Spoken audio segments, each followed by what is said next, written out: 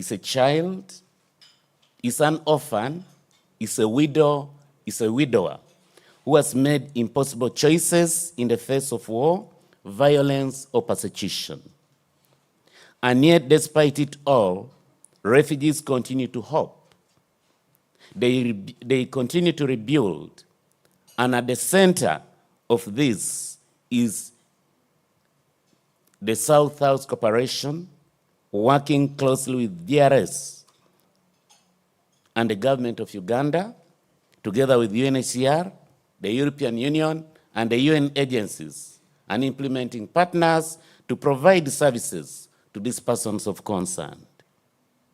Ladies and gentlemen, Uganda's role cannot be overstated. This country has consistently opened its doors and its heart, offering safety and dignity to those in need. Since the beginning of the year, we have received nearly 120,000 people who are displaced by conflict and disasters. I want to commend GRS for unwavering generosity and leadership in providing protection to people fleeing conflict, particularly from the DRC Congo, from the Democratic Republic of Congo, South Sudan, and the Sudan. I also wish to extend our appreciation to UNHCR and the European Union, in addition to the South-South Cooperation members, for their vital role in coordinating refugee response efforts and supporting our government and working tirelessly to safeguard the rights and well-being of refugees and asylum seekers across the country. Speaking about protection of refugees, the protection and the care of refugees is a shared international responsibility, and hence the protection of refugees should not be mixed with social protection at country level, but it should be accorded the international status it deserves. In a world where the refugee crisis is often met with closed doors and shrinking compassion, Uganda has shown a different path, a path of inclusion, resilience, and hope, guided by the spirit of Ubuntu, which reminds us that I am because we are. And through its progressive open door policy, Uganda continues to set a global example of shared humanity and shared solidarity. This compassionate approach not only offers protection, but also dignity and opportunity to those seeking refuge. Without your participation and support, it would have been very difficult to implement the open door policy. I stand here not only to express appreciation, but also to reaffirm our commitment to working closely with you. We stand in partnership with actors in the South-South dialogue, not only in terms of crisis, but also in the ongoing journey towards more durable solutions for displaced communities. We acknowledge the significant role GRS continues to play and recognize that sustained protection remains essential. The principle of shared responsibility is not just an idea, it's a necessary framework for an effective and compassionate refugee response in the South-South cooperation. At the same time, I'm deeply aware that we are operating in a time of global financial constraint. Humanitarian and development financing is under pressure. Needs are rising where resources are diminishing. However, these challenges should not lead to inaction. They can also become a catalyst for doing things differently, strengthening partnerships, scaling innovation, and ensuring that every dollar we invest has sustainable impact. Working closely with all of you, we remain firmly committed, not only through funding, but through high-level advocacy, policy dialogue, and collective problem solving. We appeal to partners in the South-South cooperation to continue to make the case to make this case globally and nationally, that the refugees' response in Uganda deserves both recognition and robust support. We are the only country in the world that has provided land to refugees. And the value of this land is in millions of dollars. And I think Uganda deserves to be recognized for that kind of generosity. I wish to say that all of you have made a contribution, and your sustained support in Uganda has been very crucial in saving lives. All of you, through your sustained support, we note that you have made a contribution in the provision of services from health to nutrition to protection and to the provision of shelters. But equally important is the role you have played.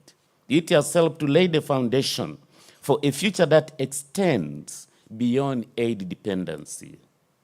Through strong collaboration with all actors, the government of Uganda has supported inclusive systems in education, in health, water, sanitation, and livelihood systems that serve both refugees and host communities. And as I said earlier, this is the essence of our open door policy, which is premised on inclusion rather than isolation, empowerment rather than encampment, freedom other than restriction, love other than hate. However, we know that humanitarian responses, no matter how effective, are not enough. Together, we must go beyond emergency aid and invest in long-term sustainable solutions. That is how we shift from managing crises to building the futures. The refugees are people. They are not animals. The refugees have feelings. They need love. The refugees have ideas. They need support. The refugees are able to contribute towards development, and hence, supporting them is the way to go. In the last 5 years, development partners throughout the region, right from the Horn of Africa to Central and South Africa, have invested immensely. In 2024 alone, we have seen an increase across this region of over 15% in humanitarian funding. This investment has helped stabilize communities, expand access to basic services, and support the integration of refugees into national development plans. The donor contributions are increasingly aligned with our comprehensive refugee response frameworks and sector-specific response plans. Let me highlight a few examples of how development cooperation has made a difference. The European Union has played a leading role in strengthening the humanitarian development nexus, improving refugee data systems, and integrating refugees into national service delivery frameworks. And the cost of this is in millions. The Netherlands, through the Prospects Partnership, has promoted socioeconomic inclusion, quality education, and protection of vulnerable children. The Danish government, through URRI, is supporting food security, agribusiness, and vocational skills training, especially for the youth and women in this region.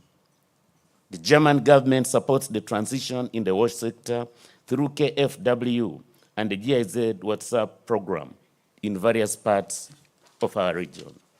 Sweden, through the Child Sensitive Social Protection Program, has provided more efficient, transparent, child and nutrition-sensitive social protection and health systems in refugee hosting communities.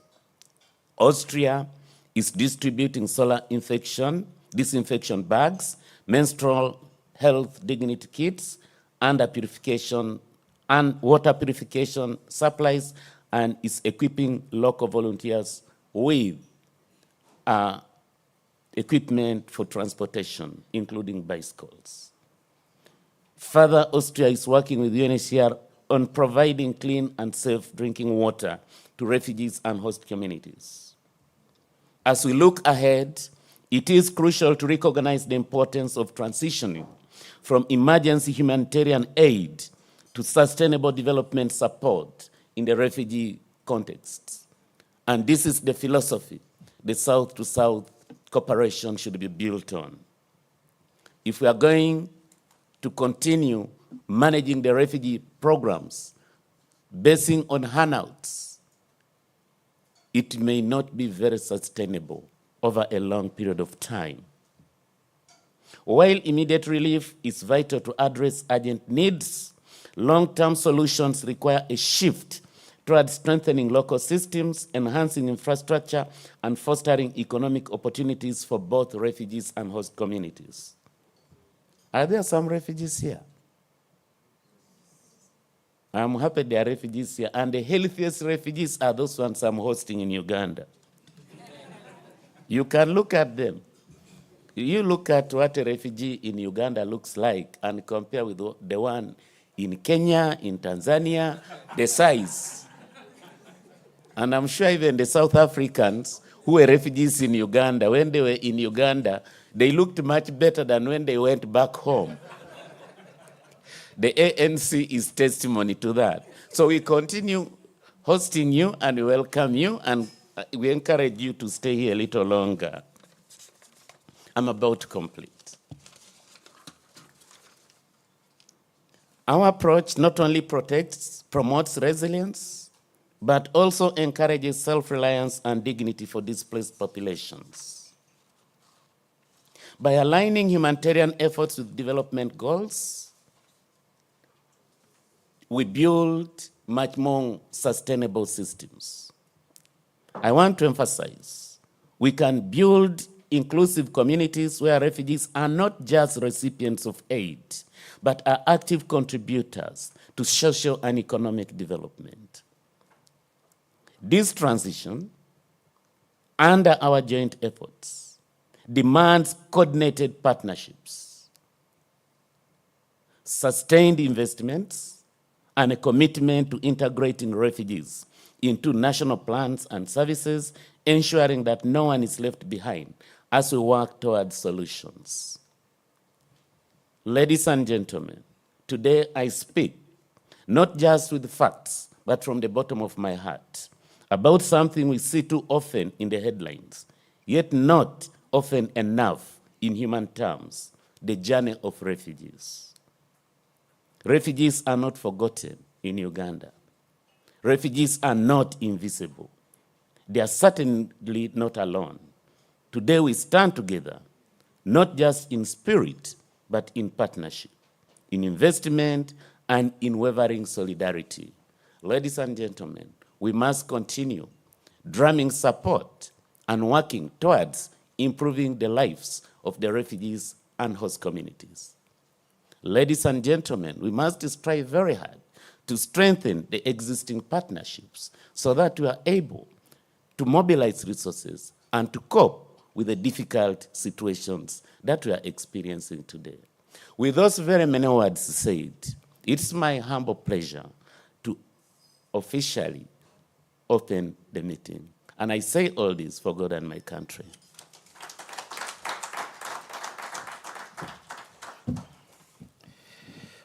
First and foremost, it is a good thing to hear the old school government official finishing off with "for God and my country." It's sort of, all of a sudden it goes lost. People speak, ministers speak, and then they forget. But Mr. Okello, that one, may God continue to rise you up. And I like the theme here.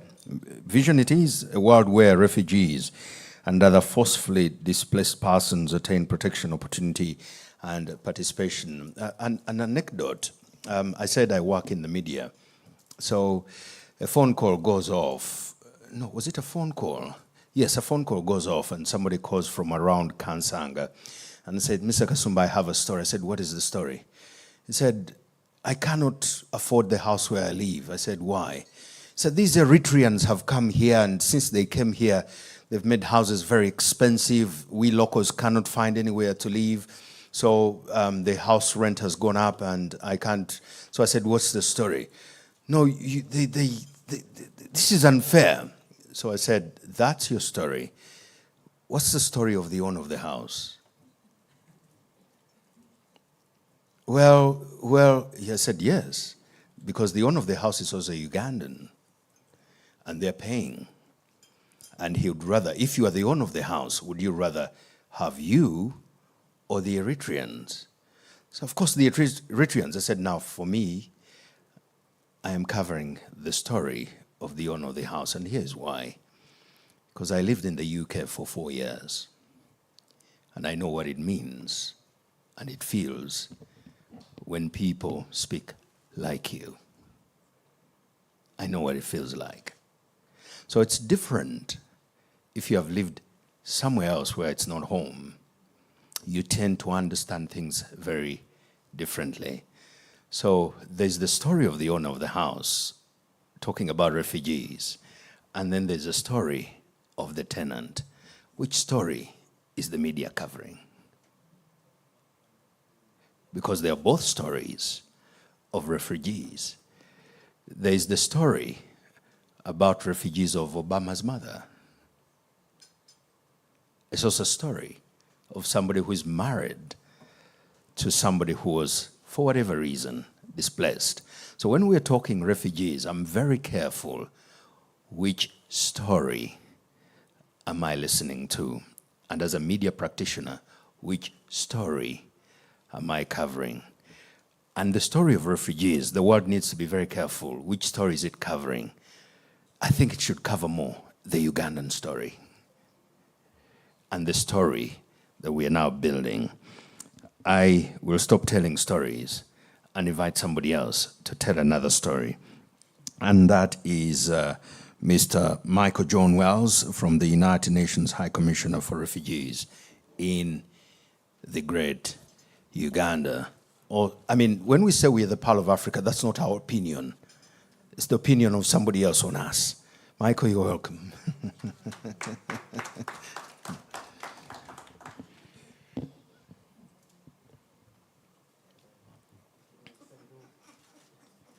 Very kind man.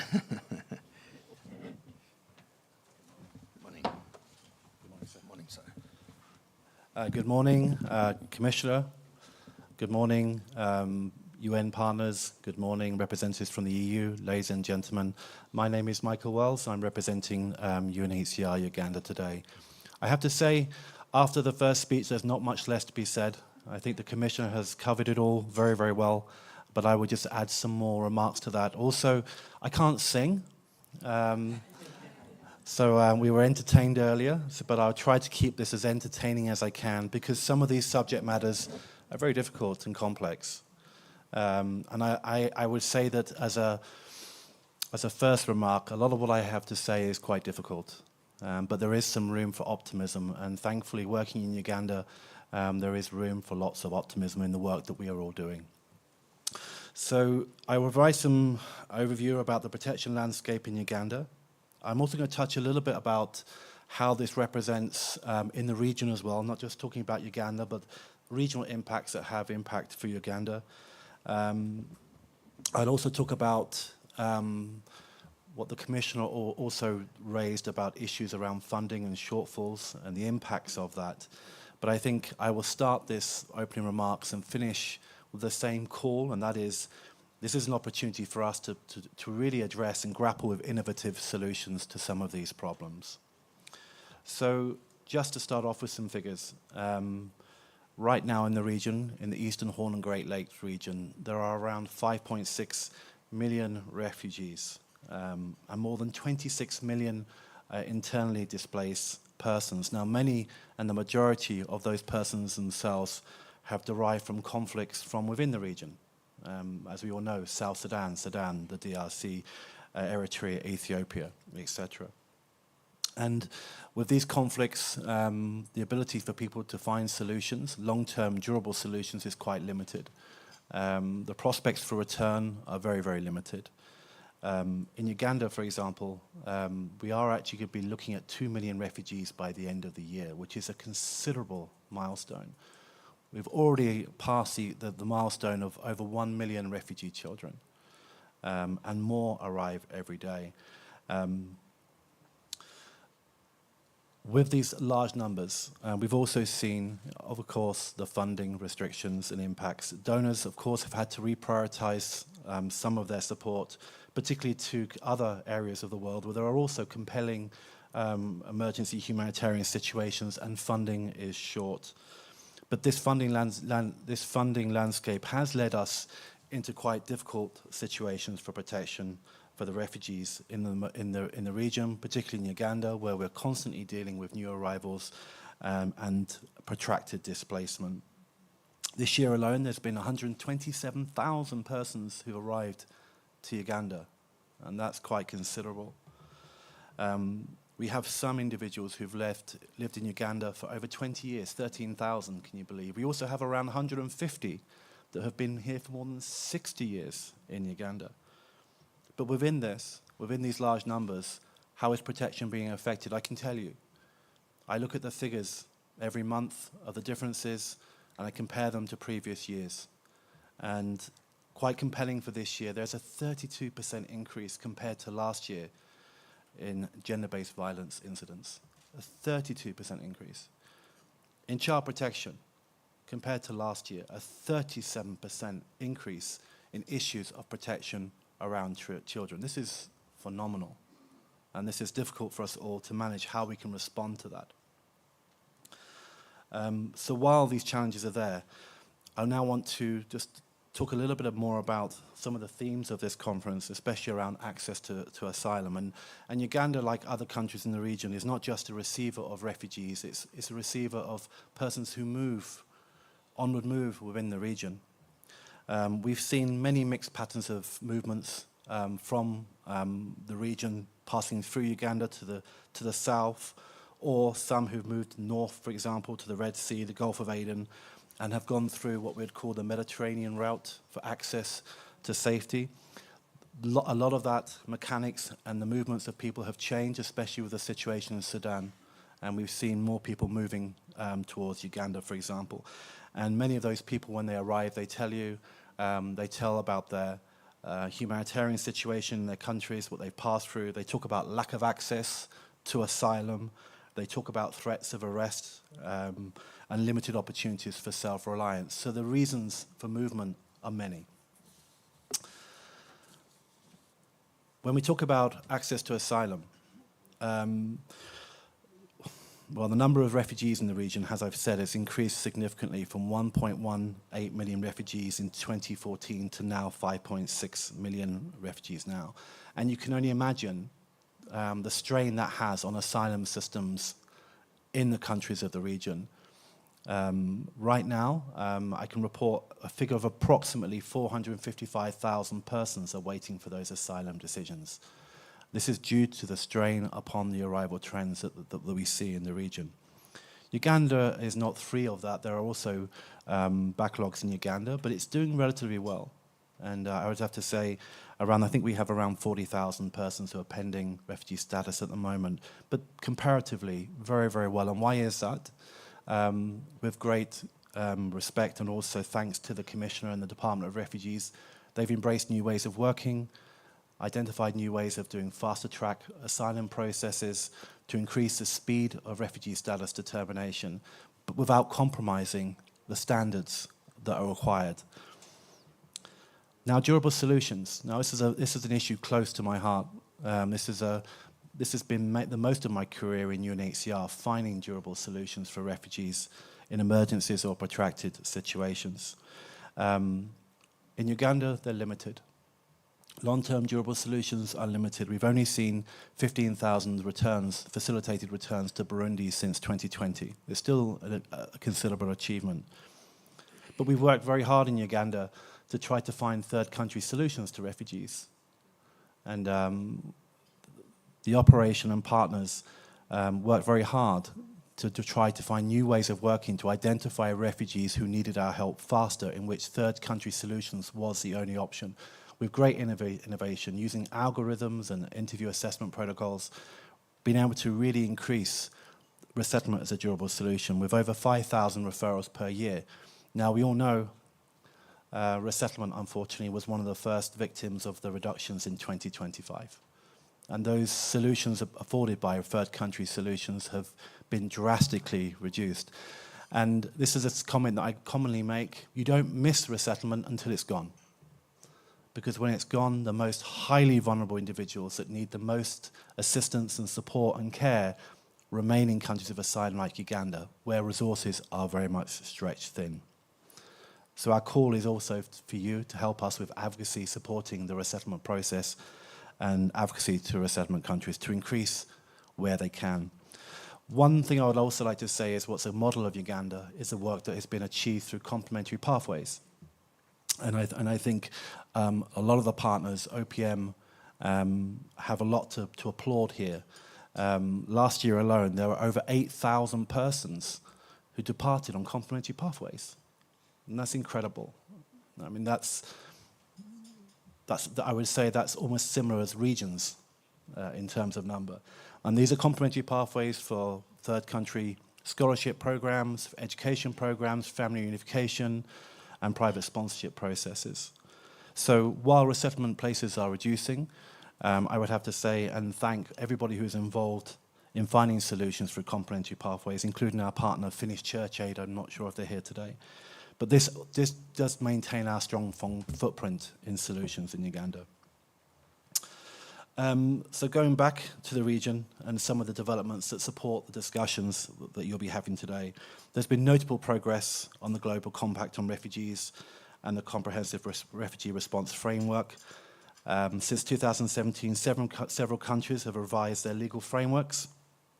Regional bodies, as IGAD and the East African Community, have developed or developing progressive policies on refugee management, creating new opportunities for resilience and durable solutions.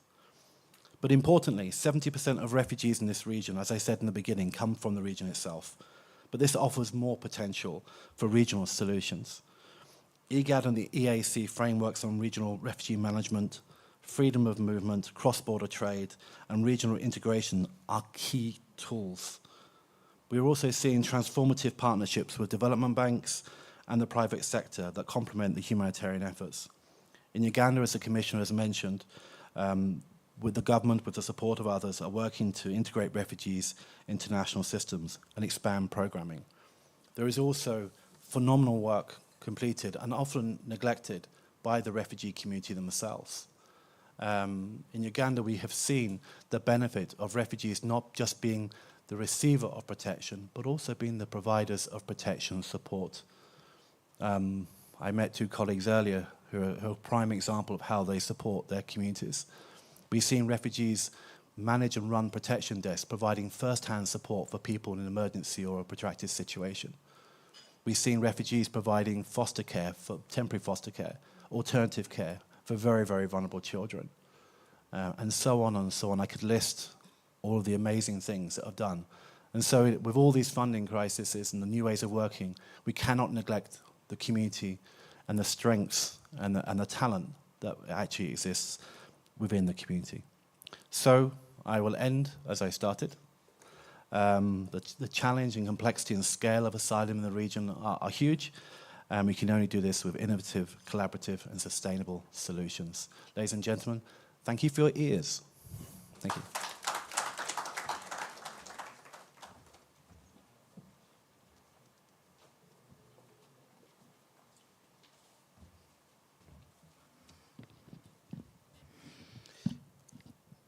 To be honest, when I tested sound, I did so for everybody.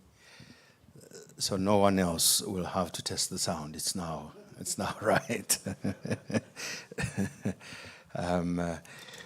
So we going to hear from Charlie Law, UNHCR South Africa, and we are now going to switch the mode of operation from physical to technological. I I'm hoping that we are ready and that the line is good, and that will be heard and seen on the screen without the popcorn.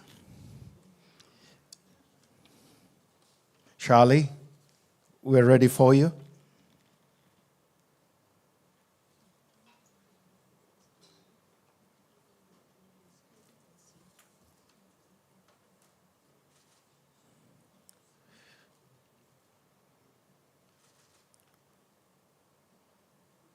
We're trying to, can you hear us? We're trying to, yes, you can.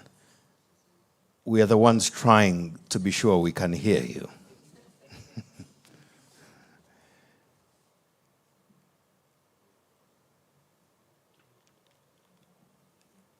Give that another go. We are trying to catch your sound. The picture is great. It's the sound that we are trying to access.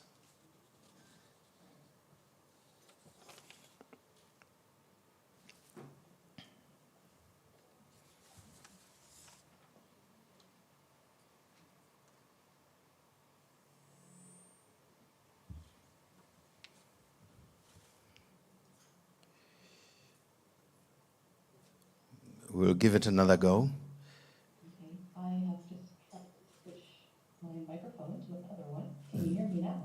That bit we hear very well. Okay. Yeah. Why don't we do it this way? I was just about to advise about a quick flight, but we will not need it.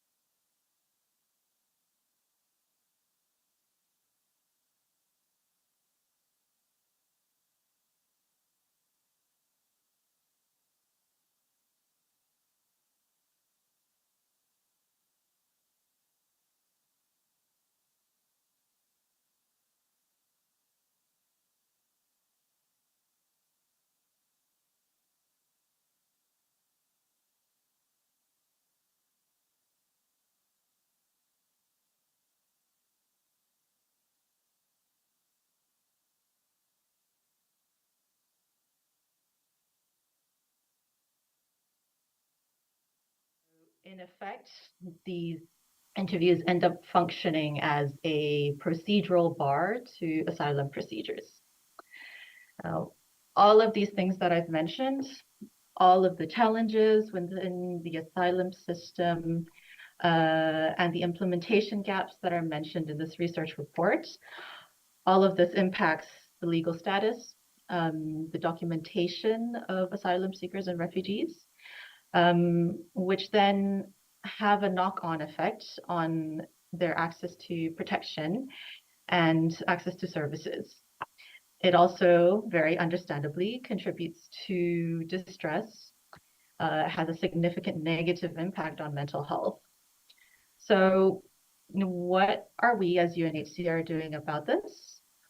For starters, thanks to the European Union, we currently have a project with the Refugee Appeals Authority of South Africa to try and reduce the appeals backlog.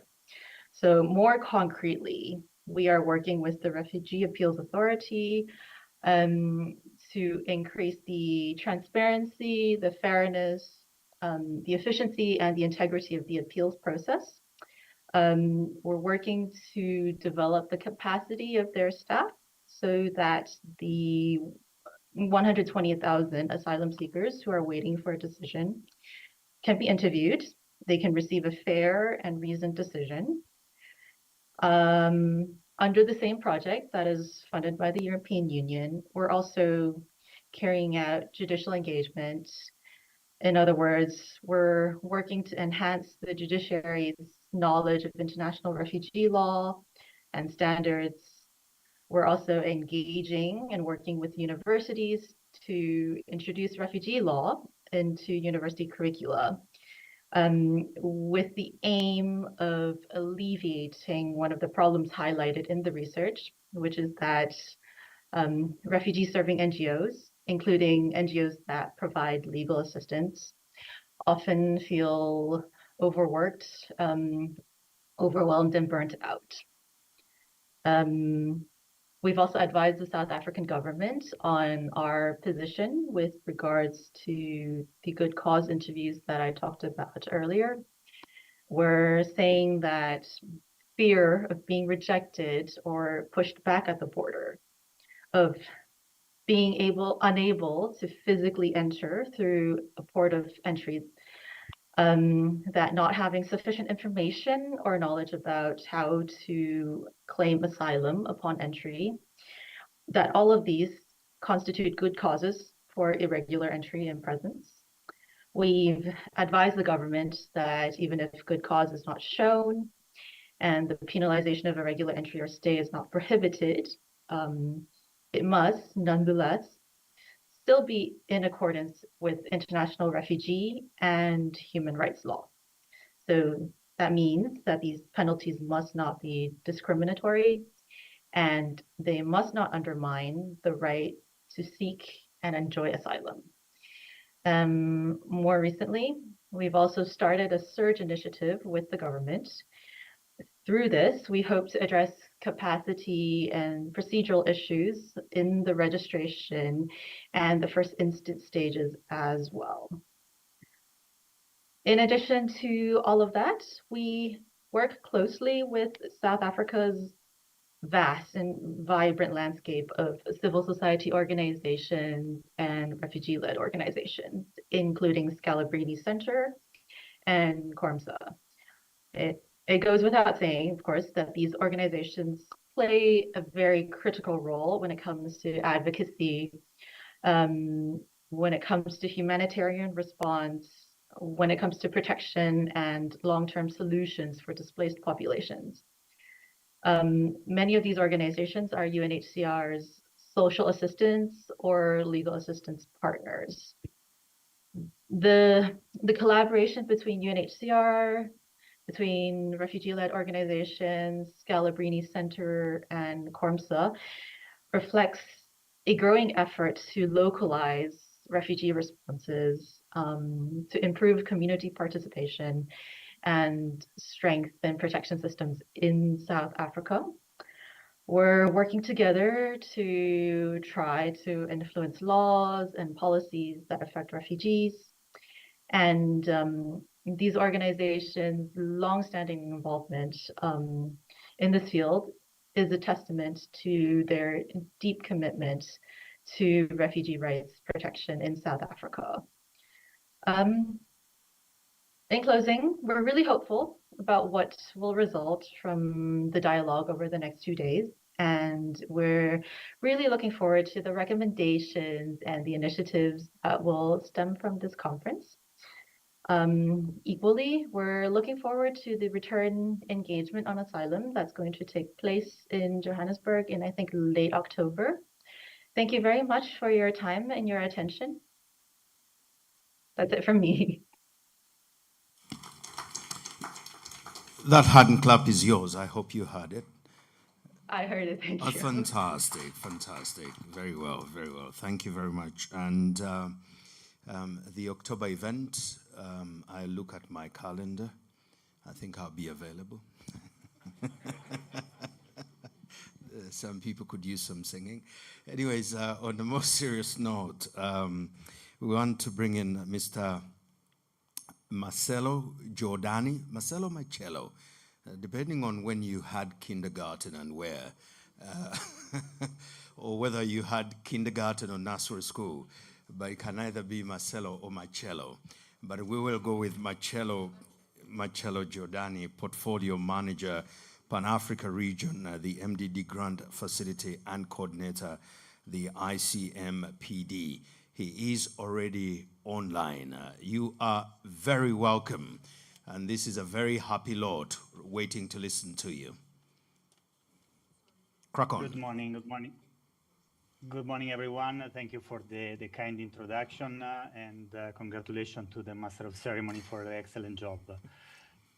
I would like to start with a proper, let's say, protocol. So I would like to start by recognizing His Excellency, the Commissioner for Refugees Management, the representatives of the European Union, the representatives of the United Nations, and ladies and gentlemen, all protocol observed. It is actually a very, very big honor for me to be here today, even though only virtually. I would have loved being with you, but I was for 3 weeks between Ethiopia, South Sudan, and Kenya very recently, and I just came back to Europe, so I couldn't manage to stay longer, though I promise I'll be back in Uganda for the next event that will be organized by the project. I would like actually to say that the conference, Enhancing Protection and Asylum, South-South Dialogue for Rights and Solution, is an excellent opportunity to exchange, bringing together civil society, refugee-led organization, and relevant stakeholders from South Africa and Uganda to strengthen refugee protection and access to asylum. This conference is part of the Enhanced Protection and Asylum, the EPA grant, which is one of the 8 grants funded by the European Union through the MMD grant mechanism, which is coordinated by the International Center for Migration Policy Development, ICMPD. Today, I have the pleasure of joining you in 2 capacities. First, the ICMPD Pan-Africa Region Portfolio Manager, and second, as coordinator of the grant facility, which includes the EPA grant. Allow me to begin with a brief overview of the ICMPD work in Africa. In January 2025, we restructured our presence across the continent, merging all sub-Saharan activities into the newly formed Pan-Africa region. Today, this region includes 10 active and 6 about to start before the end of the year, 7 offices, and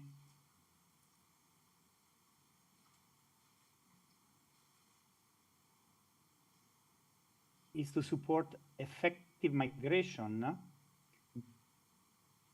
migration governance, and it is fully aligned with the African Union agenda and the EU-AU strategic partnership.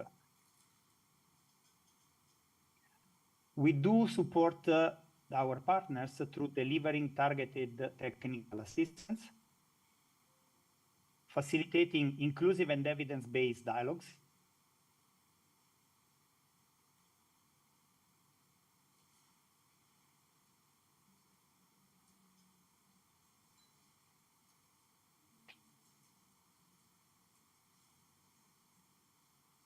thematically, our work spans through free movement, trafficking in human beings,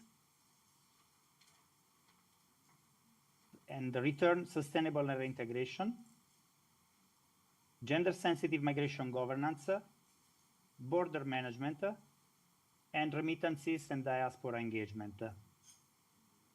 Although ICMPD has a strong footprint in West Africa, with operations in Mauritania, Senegal, Cote d'Ivoire, Cabo Verde, Ghana, Nigeria, we are now working to expand in East Africa, and we are currently finalizing seat agreements with Ethiopia and Kenya to have operations in the ground in these countries and neighboring ones. In the framework of a Migration Mobility Dialogue Support Program, funded by the European Union, ICMPD also monitors the Joint Valletta Action Plan and facilitates the regional dialogues on migration, including the Rabat process, the Khartoum process, which is also affecting the Uganda area, and the continent-to-continent migration and mobility dialogue between the African Union Commission and the European Union Commission. Under this framework, the grant facility was introduced to support civil society organization and research institutions in delivering activities related to the dialogue and the discussions that is done at the policy level between the participants at the dialogue. This project falls under the grant facility, and we are very happy to see that this initiative implemented by the Scalabrini Center of Cape Town, the Consortium for Refugees and Migrants in South Africa, the Scalabrini Institute of Human Mobility, and the JRC, and the Catholic Center for Legal Aid Services. It's a project which will actually look at how to support the third pillar of the Joint Valletta Action Plan on strengthening protection and asylum, improving asylum system implementation and fostering regional collaboration, contributing to a more effective and inclusive protection mechanism across Southern Africa and beyond. By doing so, the project advances objectives of the grant facility, which are operationalization of dialogue's outcome, translating protection and asylum policy framework into concrete strategies through legal assistance, capacity building for authorities, best practices, and comparative research, ensuring that there will be actionable implementation in alignment with the national frameworks. We heard before about Uganda, which is a very interesting and positive experience that everybody is learning from the openness of their own refugee policy and from the way they are organized. So these kind of events like South-South exchanges are really fundamental for us, and we are pleased to support it. We are also looking at supporting combination of capacity and research strategic. The project seeks to foster regional collaboration and contribute to production of robust insights and recommendations to feed the migration and mobility dialogues. So for these reasons, I'm very pleased to witness the first achievement of the promising project, and I look forward to seeing how these activities and results will contribute not only to improving programming in East and Southern Africa as part of ICMPD evolving portfolio, but also to the regional protection and asylum and cooperation within the MMD grant framework. So with the promise to come to the next event in person and be with you, so to feel the real vibes of these events and these discussions, I thank you very much for the time, and I really wish you a very good conference and fruitful deliberations. Thank you. I'm very sure you've had the appreciation of the delegates here to the comments you have made. Fantastic, fantastic.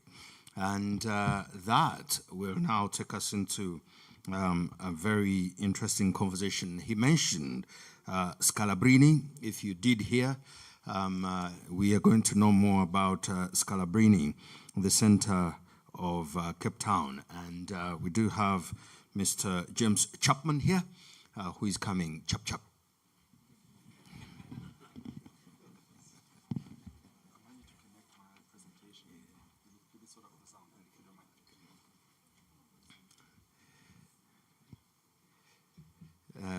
He is still making one or two connections, and then we will be very good to go.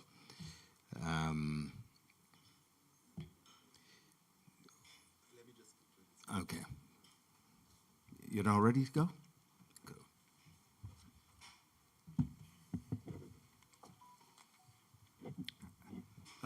Good morning, everybody.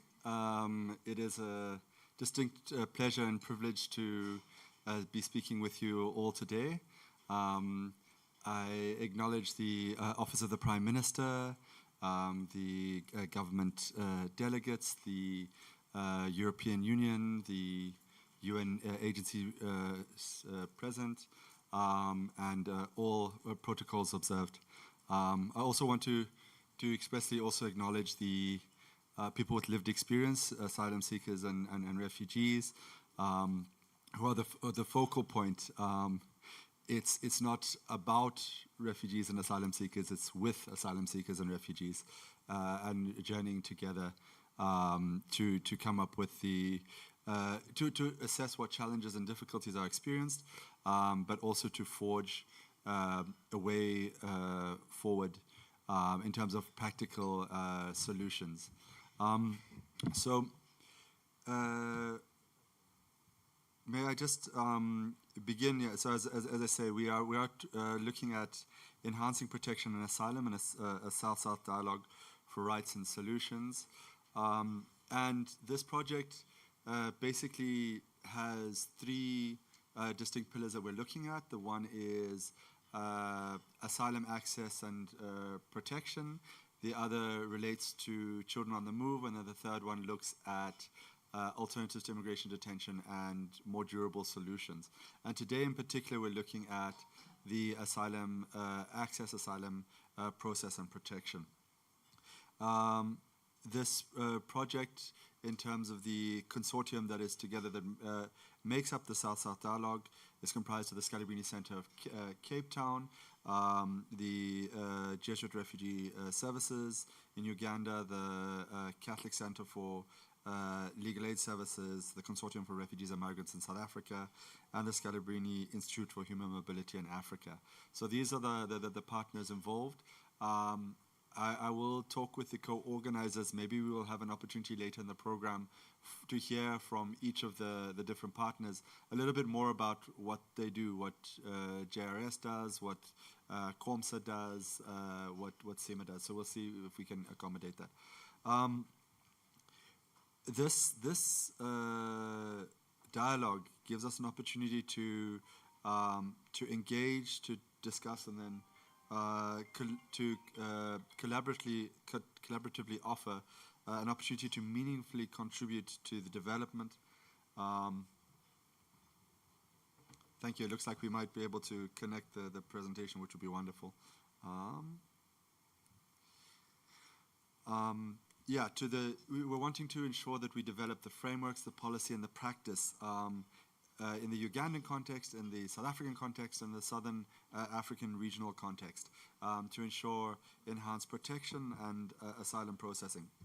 So to do so, the project is sort of well informed by experts from both areas to do so, looking at the very different context within Uganda and South Africa.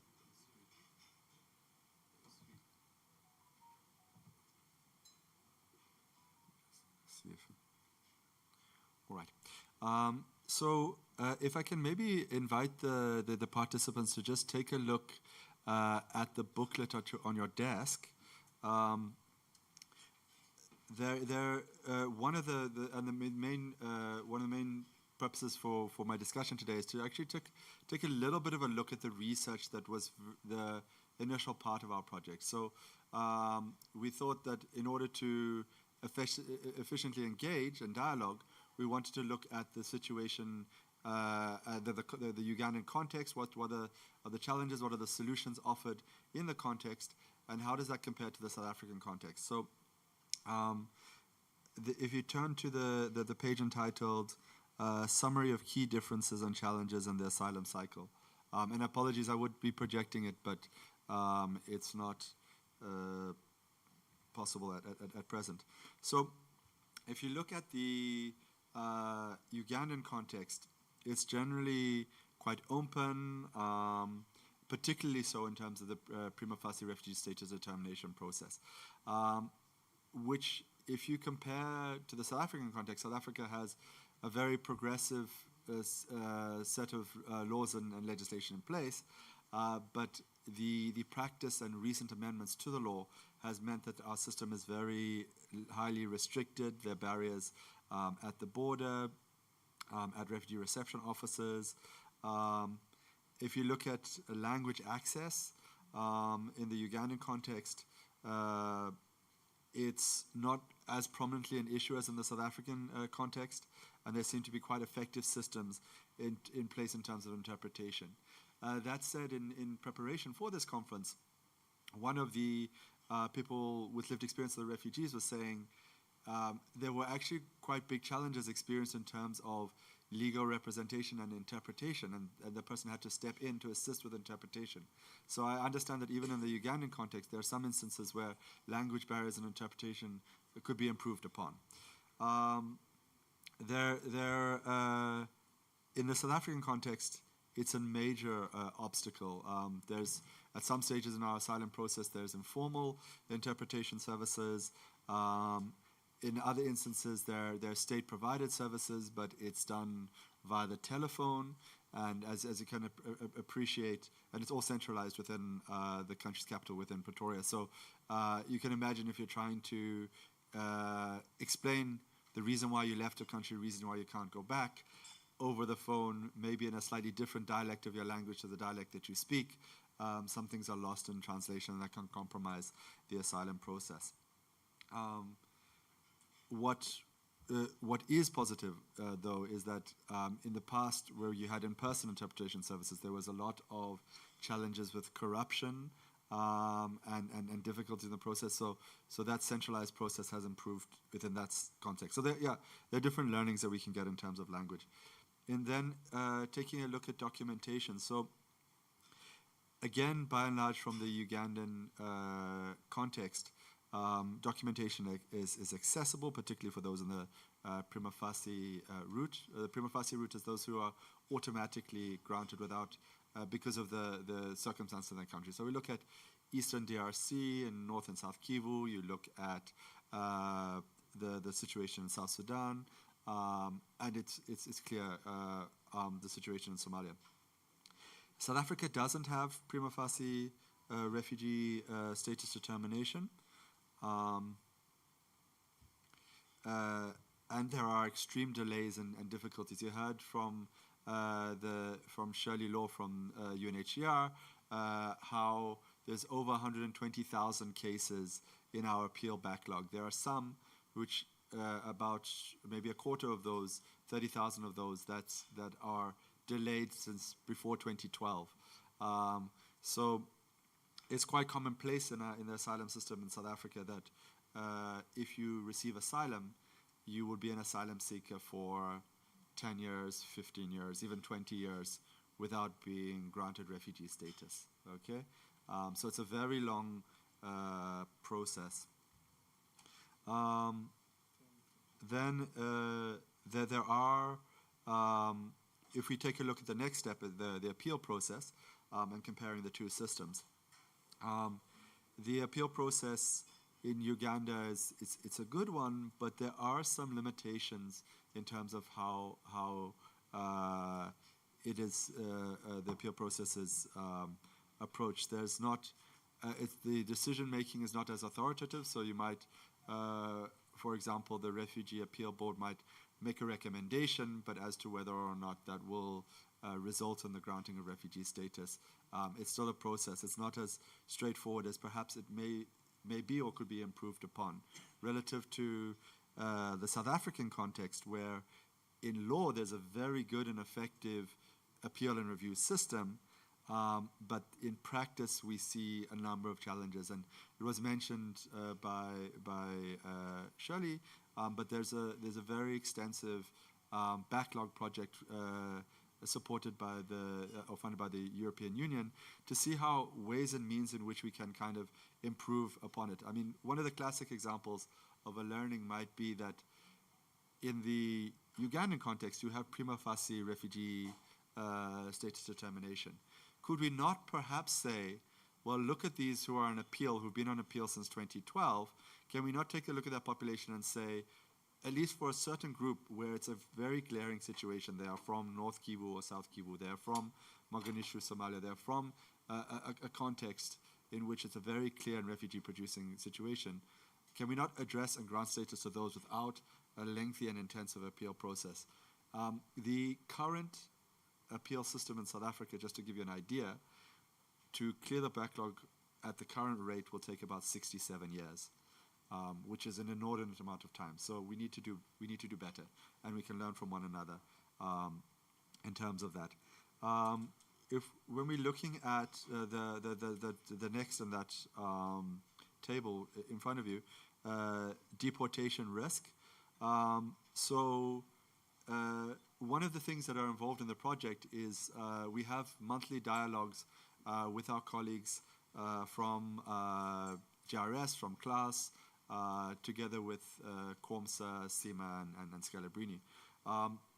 And one of the really interesting things that I found in terms of deportation risk is that within the Ugandan context, there's provision for change of circumstances and building it into the refugee status determination process. So if, for example, I fled from my country for one reason and then there's a new and developing a challenge within my country, that may be built in and may be raised, okay?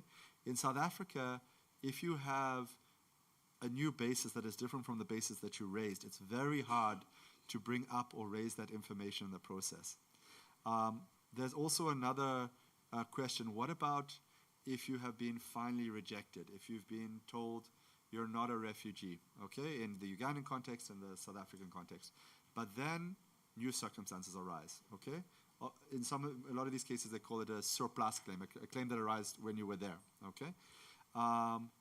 Is there clarity within the Ugandan context, within the South African context, of what you do in such a case?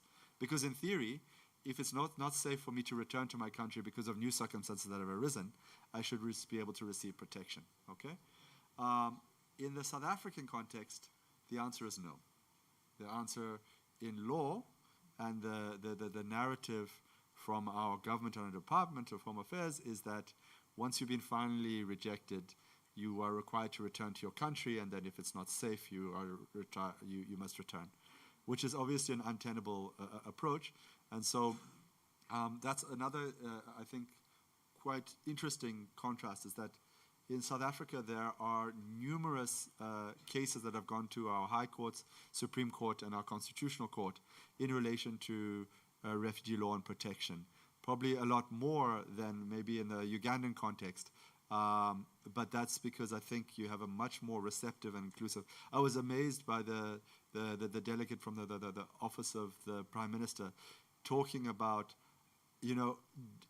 doing more and being so inclusive and receptive and welcoming to refugee and asylum communities. That's unfortunately quite a contrast to the South African context. So in any case, a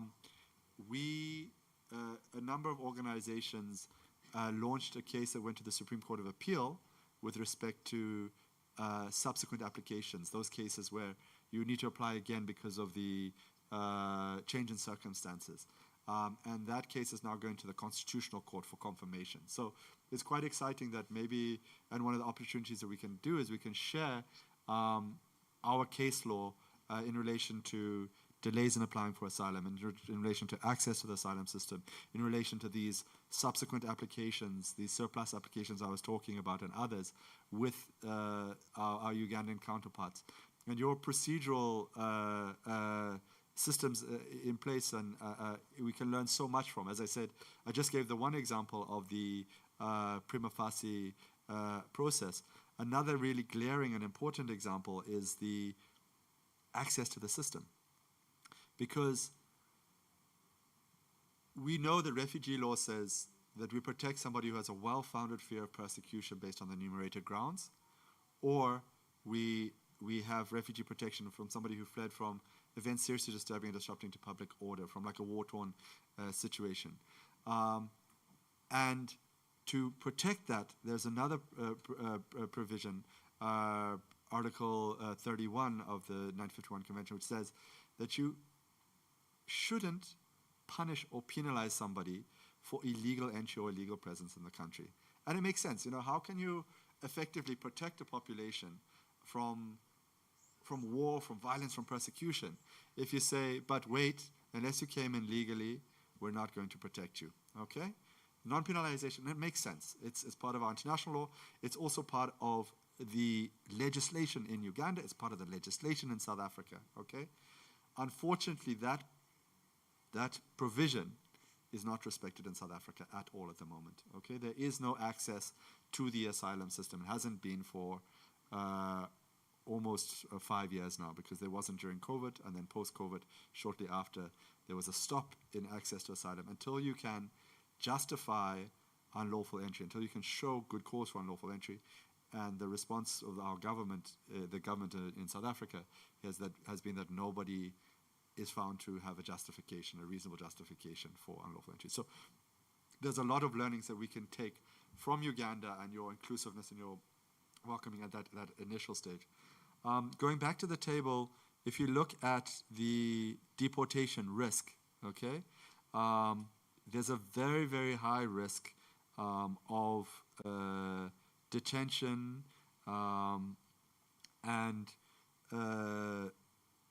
while in the system itself there may be less violations, but as soon as you're outside of the system, or if you're part of those who are not able to access the system, then your risk of deportation is quite high.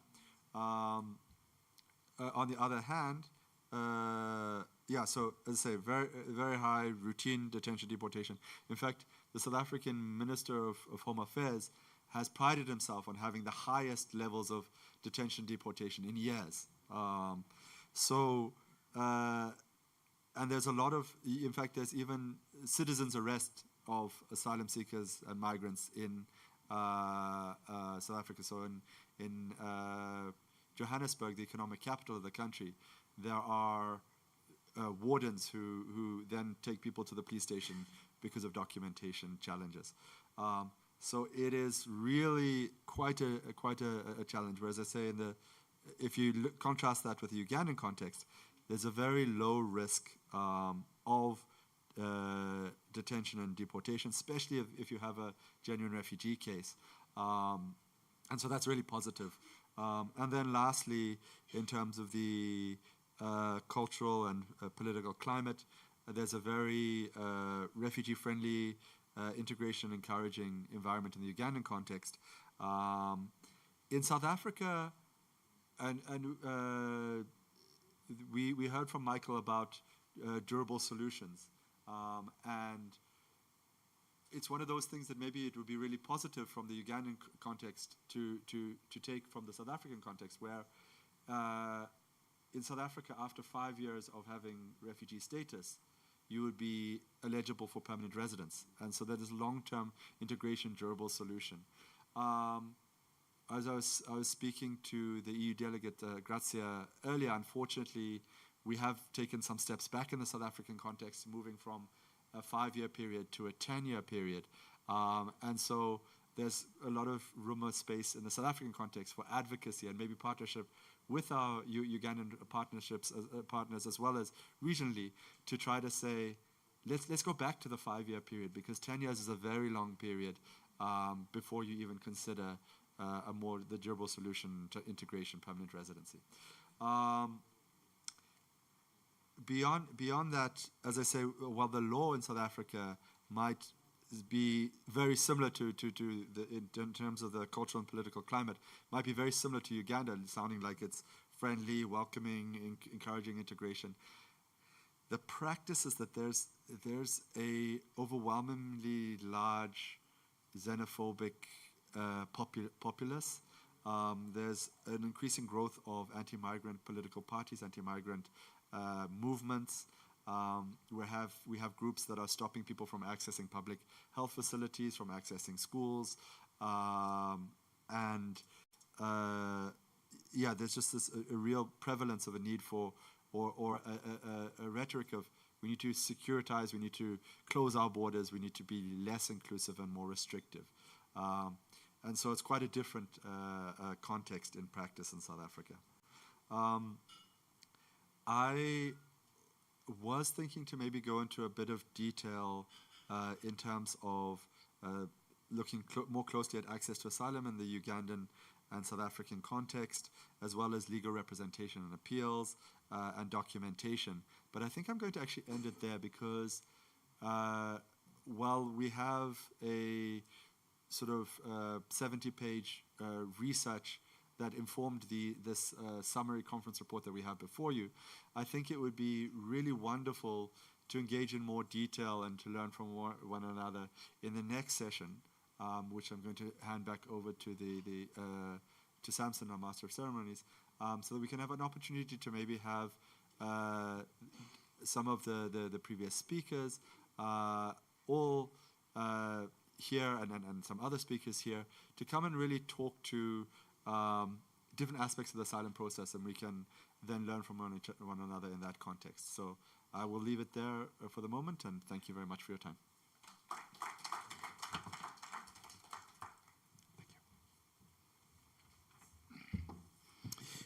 Just then, since you have invited a conversation, I'd invite you to put your laptop down and then you come back. Thank you. To join him will be three persons, and that is a delegate from the OPM, UNHCR, and the Catholic Center for Legal Aid Services.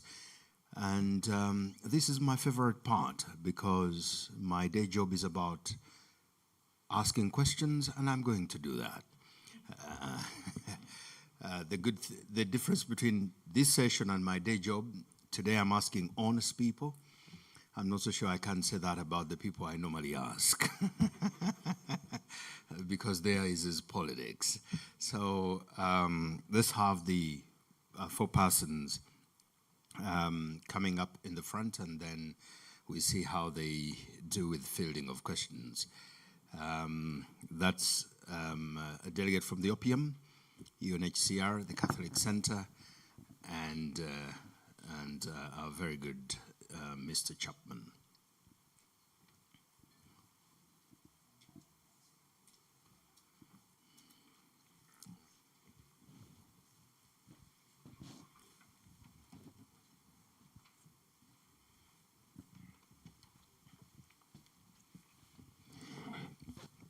So if you don't see Mr. Chapman, he's the same gentleman you just saw a few seconds ago. He's right behind me if you are on this side.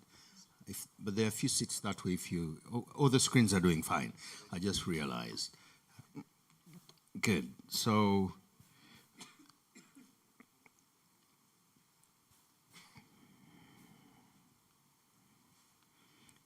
You will... Okay.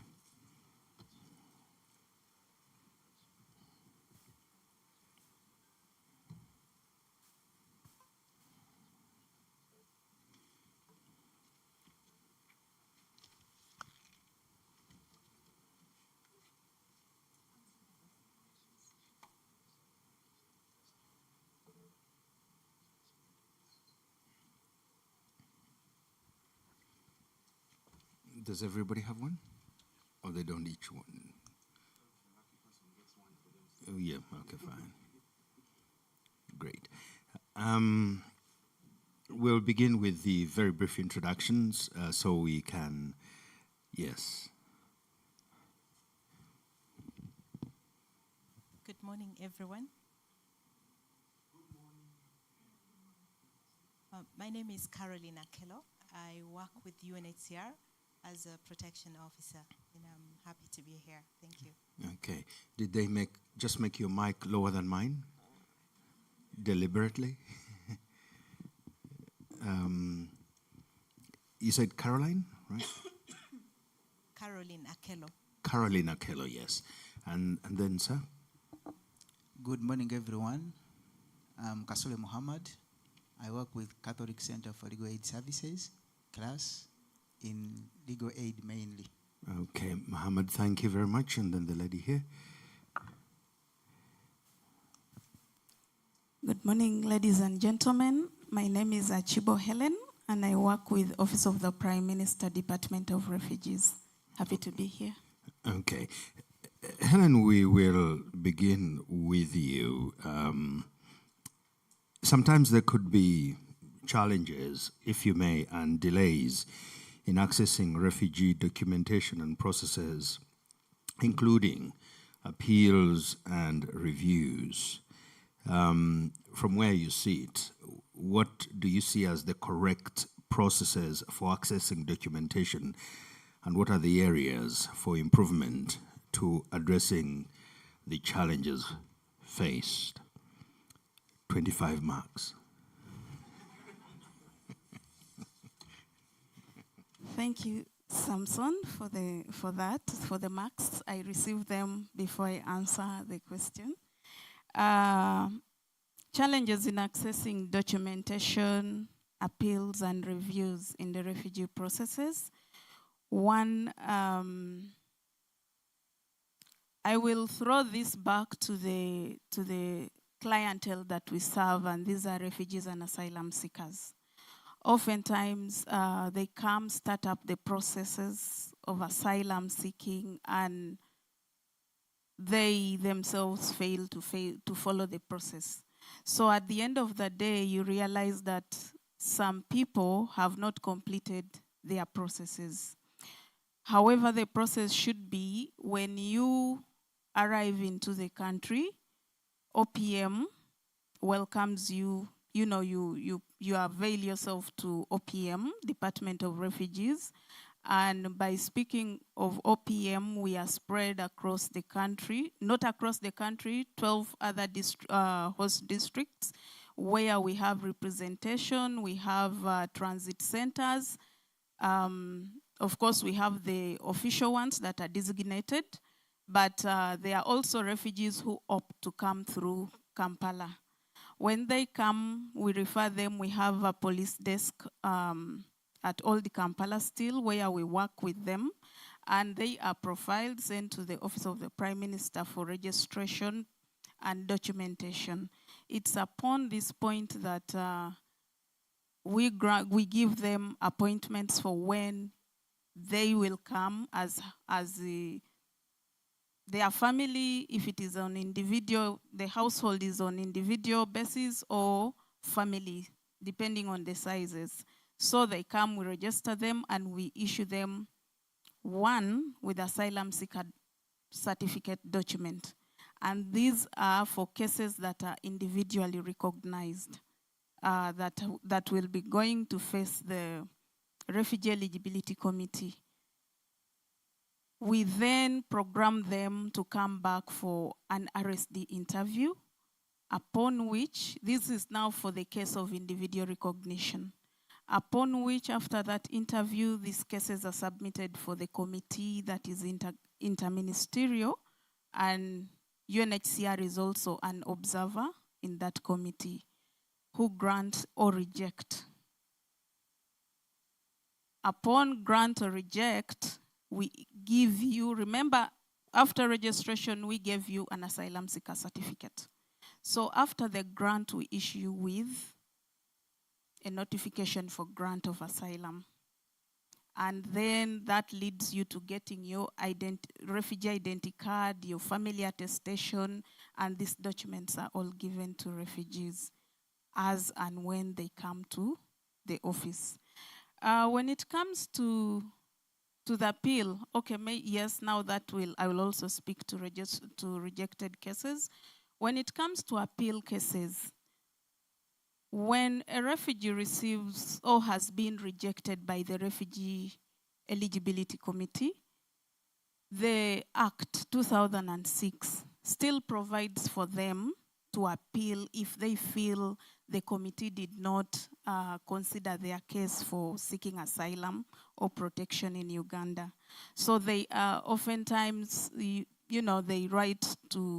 make an appeal to the Refugee Appeals Board.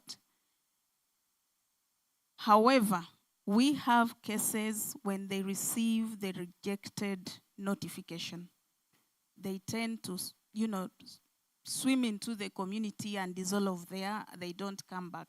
However, later on, they will come back seeking for this documentation, and some of them oftentimes even tend to abuse the process. At that point, when we get you, when you're already in the system, because the registration system, the Progress V4, provides for the fingerprints capture, oftentimes we get them and, we remind them you did not complete your process. So challenges, yes, it's because they are not there. However, I would also mention that Commissioner earlier on mentioned how many people we have received to date, just this year alone. The arrival rate is also high. It was mentioned earlier on, excuse me, It was mentioned earlier on that the total number of refugees now is 1.9 million, tending to 2 million. We receive refugees on a daily basis. So I would want to mention that it's because of the increasing numbers, and you see the work that it entails. People have to be, excuse me, people have to be registered, interviewed, programmed for another interview for RSD, for refugee status determination. And all this, brings a pile. At the end of the day, you realize there are quite a number of people that are pending, thank you, sir, that are pending to be seen by the Refugee Eligibility Committee. But when it comes to appeals and reviews, oftentimes it's these people who disappear. I want to use an example last year when the appeals board actually did not have any appeals pending. And yet we had many on our file waiting to be, to be reviewed. And these are some of the cases that we have. How can this be addressed? Yes, we oftentimes organize community engagements where we speak to the refugees. We go to communities and we address them, where they are also free to ask us whatever they think they do not know or is not clear with them. And these are our community-based protection services that we offer to the communities. We tend to go to speak to them, and we shall try to intensify and see how we sensitize communities further on the processes and of the need of completing their asylum processes. Thank you. Thank you, Bunch. You've more than deserved your water. You can go ahead and take some. Helen and Ibrahim, do you want to engage on that question? Do you have any ideas? In terms of what could be done to improve the asylum process, yes, I think Helen did mention the high asylum backlog that we have currently. I think earlier it has been mentioned that it's at about 40,000. And when you look at the current staffing levels at the Office of the Prime Minister, we have about 12 refugee status determination officers against this backlog of 40,000. And all these 40,000 must undergo individual assessment. And so one of the things that needs to be done, or we continue to advocate, is to increase the capacity of the Office of the Prime Minister to be able to handle as many cases as possible. Also, again, because of the high number of asylum seekers, the need to improve systems very, very important in terms of digitizing the systems. We are working together with the Office of the Prime Minister to improve assessment of refugees. Every 2 years, we are expected to do, together with the Office of the Prime Minister, to do a physical head count.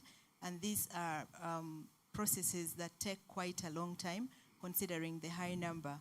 And so we're working to improve systems and ensure that there is efficiency when it comes to population assessment of refugees.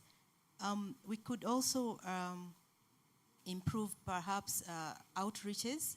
Currently we have only one asylum processing center, and all refugees are expected to go to these centers. So perhaps working to, innovatively to have improved outreach where we can move into the communities and be able to attend to refugees also in locations where they are, would help to reduce the workload on the current staffing. Thank you. Yes, still on that, I'd still like to engage briefly on the fact that you have plans and you have systems and processes, but because of the nature of the region where we are and the sheer volumes, and you don't know which volumes will be coming, you don't know when there will be the next volcano, quote-unquote volcano in South Sudan or DRC. So does that mean that to a certain extent, however much you will want to be efficient, the volumes and the regularity of them just makes it very difficult? And if that's the case, explain to us how exactly this can be a challenge in and of itself. I hope my question is clear. Yes. Yeah, it's true that the increased number of arrival, just as it was mentioned earlier by Helen, makes it quite difficult when it comes to addressing, responding effectively. It was earlier mentioned that since the beginning of the year, we have so far received about 127,000 since the beginning of the year. And so the reception capacity is definitely challenged, because in one reception center, at certain points, you're hosting up to about 8,000 individuals who have to receive the necessary, services that are expected when you have an emergency response of refugee influx. However, for Uganda case, I think we've been really privileged to, when we saw the government of Uganda declare prima facie recognition for 3 major populations that we're currently receiving in Uganda. That is the population from DRC Congo, South Sudan, and Sudan, where they do not have to go through individual status determination. And so the fact that they are recognized upon arrival then reduces the workload on the limited staffing. And for that, we're really grateful to the government for declaring prima facie recognition for these 3 major nationalities coming to Uganda to seek safety. Thank you. Before I bring in Council, Mr. Chapman talking prima facie, is that something that could be sold elsewhere? Yeah. Without a doubt. Yeah, no, that's such a wonderful solution that is offered in the Ugandan context. If I talk to the South African context, civil society organizations together with UNHCR and the EU in terms of the appeal backlog project are really trying to engage in terms of our process, and particularly our appeals and reviews, to do things more efficiently. And one of the key and fundamental solutions is the very clear cases, like you've spoken about, the South Sudan, Sudan, Eastern DRC. Why are we not taking that step? The situation in Southwest Cameroon. We regrettably, in the South African context, we see instances, for example, you spoke about earlier the situation in Gaza, and yet you will have people who flee from Palestine and don't get recognition in South Africa. As I say, the situation in North and South Kivu, it's very clear. And I do think that that is one really crucial lesson that we can learn. Coming back to, if I may, that your question about the challenges in terms of our system. Please. So I think I've already spoken about the inaccessibility of the system, because you have to undergo an immigration interview. But even in the instance where you did regularly travel within the country, so somehow you obtained a visa before you came, or you get what you call an asylum transit visa at the border, you then undergo refugee status determination interview. And in South Africa, our rejection rate at first instance is 94%. So it's phenomenally high. And even that 6% that are granted are by and large those that are granted based on the 3rd criteria for refugee protection, which is somebody who is dependent on somebody who's a recognized refugee. That's how you get your... So those that are actually granted are next to no one. And so I think we not only learning from the prima facie refugee status determination, but also to improve our refugee status determination processes for those individualized cases, so that not everybody is set aside and pushed to the appeal and review process. And then lastly, that the point about that was raised by the Office of the Prime Minister, I think that certainly we do want to get better awareness, better understanding of asylum and systems, because if you're not aware, for example, to use the right terminology, that you might have fled your country, but you don't say, I want to apply for asylum, then you're at high risk in South Africa being arrested, detained, and deported without even going into the asylum process. So awareness raising and outreaches in the community by civil society, by the state, by all key actors is a really important step. I don't know if I'm understanding this right, that there's a juxtaposition between a system where there is a higher chance of being retained and one where there's a higher chance of being rejected. Yes. and it's amazing when you put these two together to see where, because once you have prima facie admission, then the higher chance that you'll be turned back, there's the least chance that you'll be turned back. But if you want to understand a little more Mr. Chapman is coming from, first of all, try to apply for the South African visa for anything at all. We're not even talking refugee status, but for the visa to go and visit. That's also another very interesting story here. But Council, let's come to you, Council Ibrahim. Kasule Muhammad, I don't know where I got the Ibrahim name. Kojawang. Council Muhammad, let's talk some matters associated with your manner of dress. Access to justice, interpretation services, and legal representation are challenges raised by refugees and asylum seekers. What are the ways we can address these particular challenges? And I hope that the answer can have some legalese so that those associated with your education can know that the money was well spent. Yes, thank you. But before I indulge into that, I'd like to give some comment on the past question regarding asylum seekers who, after getting the peace in Uganda, go halfway the completion of the process. So my request would be to the OPM, when they have come, they should, like when these ladies go for antenatal, they bring them together in a room and give them some awareness on the process, the 9-month process, so that they are able to see the advantages of completing, so that they not drop out. So the same training should be given to the asylum seekers, those who have availed themselves for the first time. They take them through the process, because each process, whichever process they go into, it's somebody has gone to them and informed them. Okay. So, and at that stage, they will stop at that stage. So if they are taken through the process, in case it is declined, you have to come to appeal. The appeal is this number of days. So I think that one can serve better. But then, still staying with your very illustration, is also finding out how many women never go for antenatal at all.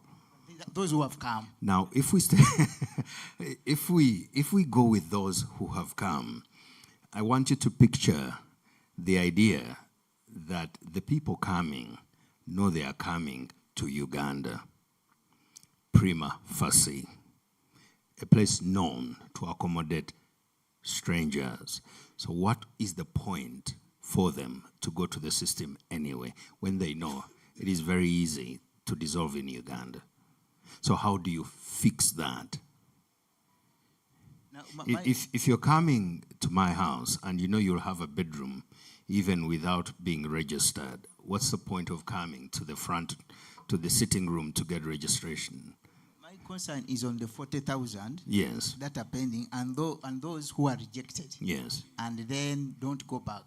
Because as OPM was illustrated here, they are the same challenges we face, referrals from GRS, who came to Uganda, was rejected, received a notification, did not turn up for notification, then is arrested. Then that's when you refer to GRS, they come to you, and when you go to OPM, he handled the process halfway. Okay. And So your recommendation to fix the problem is that when they come first instance, what should be done? they should be taken through, trained through the process. Okay. From the day they have come, the asylum seeking process, to determination of their status, to rejection and appeal. Do you think at some point there should be, I'm looking for the, I want to avoid the word threat. There should be an incentive in that quote-unquote education of the consequences of what will happen if they don't finish the process. The consequences are known.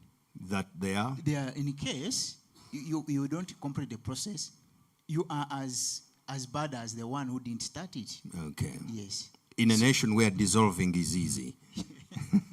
Of course. Do you understand what I just did?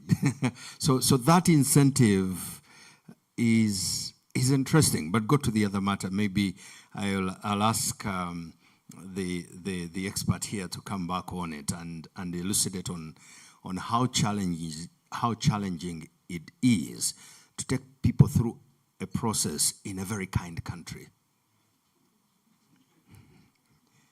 Okay. Now, on the question of legal representation, our act, the 2006 Refugee Act and the regulations to it of 2010 provide for legal representation of asylum seekers from the first process up to the end, if it's to court for judicial review.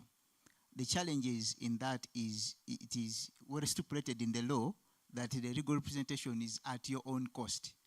Now, this is a refugee.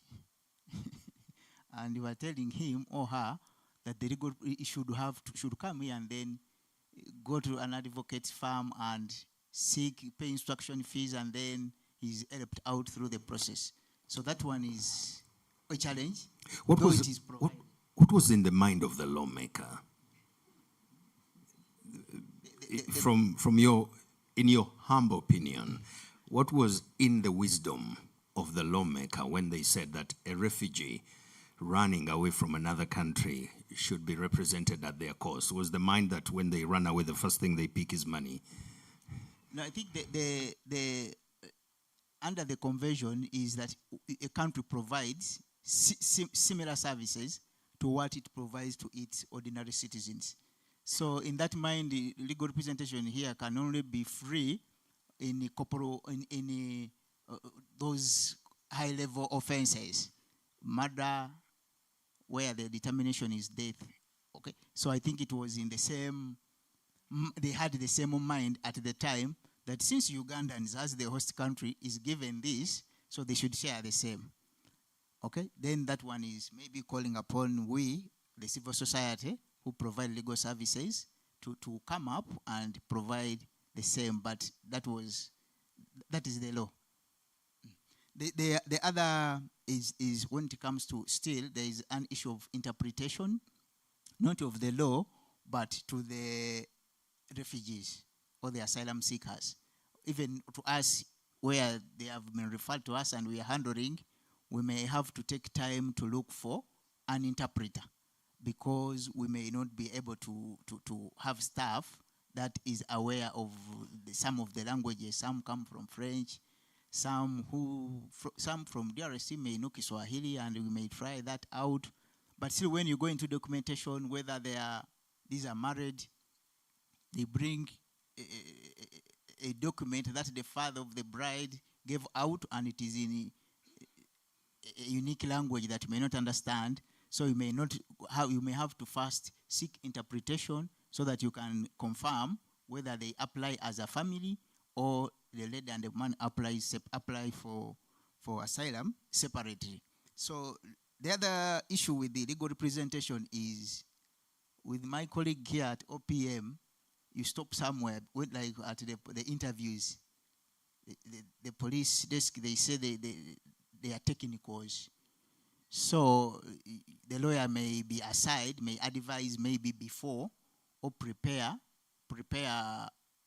the asylum seeker for the interview. But rare cases, maybe when it comes to appeals, but in the first, you're rarely allowed to be physically present on instances of such. Then the other practices where you may be given an opportunity to go through the interview before the person acknowledges ownership of the interview. Sometimes it may not happen. So the police desk where it is security. So it is between them and the individual.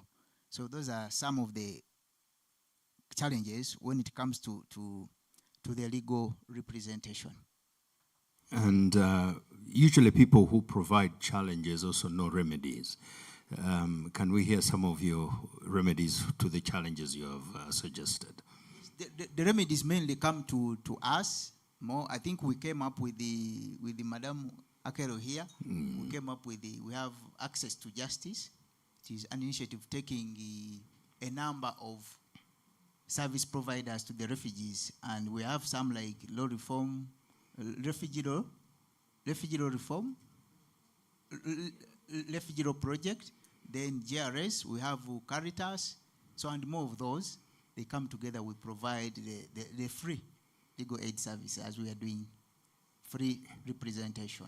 And as you spoke about making the decision to decide whether people should apply individually or as a family, there is the legal understanding of family and our understanding as Africans of family. Generally, in many places in Africa, your husband and wife, depending on either the extent of your love or how long you have lived together. And that may not be a legal one, but how you decide. People can call each other husband and wife in ways that are very interesting. And when they are applying for that kind of status, they'll say, I came with my wife here. You, the lawyers, will be saying, can we have proof? No, everybody knows she's my wife. We even have 5 children. How do you deal with those things? Yes, those issues, some of them may be dishonest, and repercussions come. You find a person who helped to seek asylum in 2022 comes back, wants a separation of the wife from the same family attestation. And their ground is we were never married, we were just friends, but when we came together, we were registered together. And the challenge is there, it's a big, because when you go to OPM, they'll tell you, depending on the officer you find, they may tell you, get a court order for their separation. And in court, for divorce. And in court, they'll need to show, you have to first prove that they were married legally. Anyway. Yes. Before they are divorced. Now there are challenges there. So most times it is challenging. Okay? But sometimes when you find another officer, the OPM may say, bring both of them. If they consent, we separate. Interesting. Yes. It's a very big challenge dealing with people who are also struggling with honesty. And we don't know whether their honesty issues are because of their status or their honesty issues predate their status.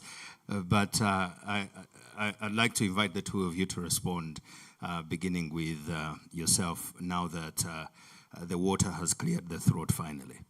Or we will test whether that has happened.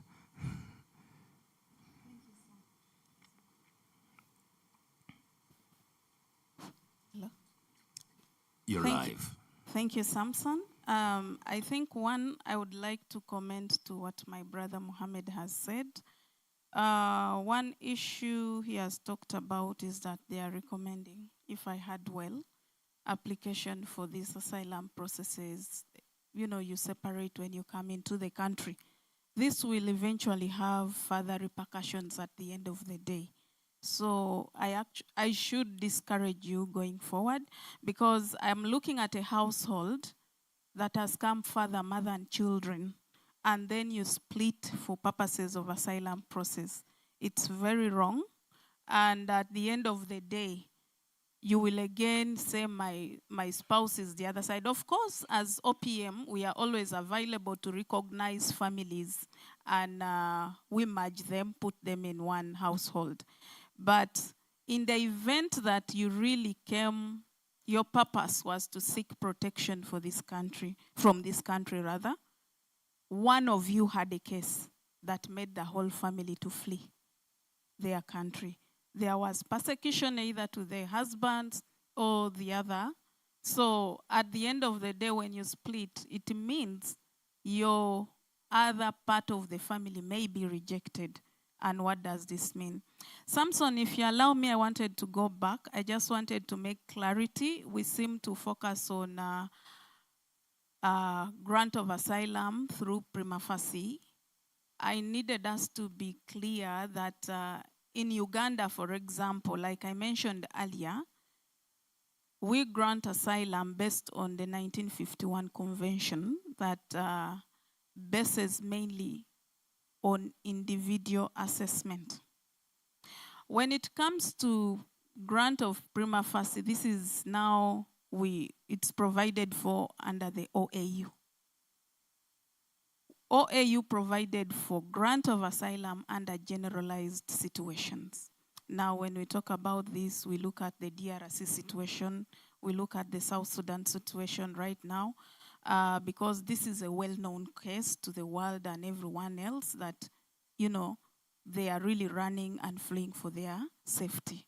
So that is where the prima facie comes in. Majority of the refugees or asylum seekers at this point that we are talking about at Kampala level, most of them are meant for individual recognition. I just wanted to make this clear. So I just want to be clear that Yes. prima facie is under OAU. Yes. That is DRC. That will be South Sudan. South Sudan. Sudan. Yes, for now. Where's Burundi? Burundi Is individual. It's individual now. Now. Because when you look at the conditions back at home, we are actually repatriating them back home. So when you look at the situation in Burundi right now, it's calm. Okay. There is no reason why we would receive massive numbers from Burundi. Okay. But in the event that, I don't want even to pray for it, in the event that many come in massive numbers, it should be known and it should be seen. CNN should be speaking to it.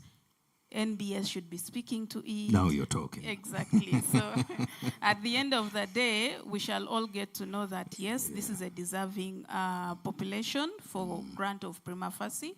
And to this then, according to the act, the minister then writes instructing the commissioner to grant prima facie. And where is Eritrea in here?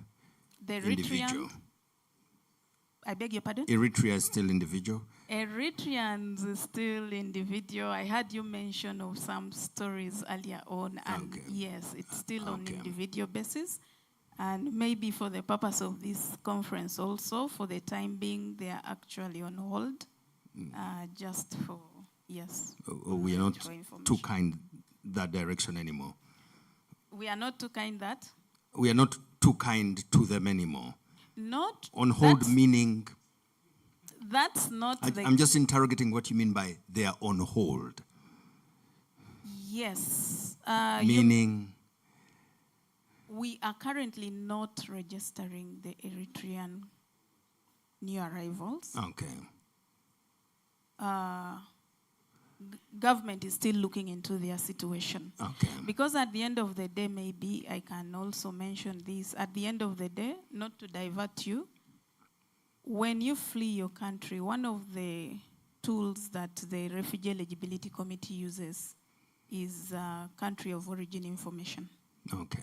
So if Helen is to flee Uganda right now, and I go to South Africa, for instance. South Africa, but they will chase me. South Africa. Okay, the UK. Okay, yes. No, let's use a neighboring country. I'm trying to use Kenya. So I'm going to assume that Kenya is Uganda. Yes. So if I go to Uganda, for Uganda, they want to know why has Helen left Uganda. Uganda. Okay. So we shall need, if you say it's something to deal with the government and it's threatening your life, that should be clear. In the papers. And so we always work with our counterparts, our UNHCR, to provide for us the country of origin information that can inform the committee that is going to handle my case. Okay. That is how it is. You had an issue you wanted to proceed to, yes? Yes, I'm just saying. No, I wanted to respond more on what some of the things that Mr. Mohammed has spoken to, and most of them I think are basically for OPM, and these are operational issues. Sometimes it is, in case of anything, he can always come back. But the issue of the cost, I do not want to shy away to mention that refugees in Uganda are like nationals. Okay. So if a cost is levied against someone, we thank the partners that are currently supporting. Yes, OPM has been supporting these justice processes and everything. We have lawyers in office, and also we've been working so closely with Refugee Law Project, who have been offering these services. Mohammed spoke to that very well. I do not want to repeat to that. But for some cases that where they are asked to pay money, of course, maybe at a certain point, OPM has not been informed of a specific case or something, and yes, they are asked to pay that money. Okay. But by and large, refugees are like Ugandans in Uganda.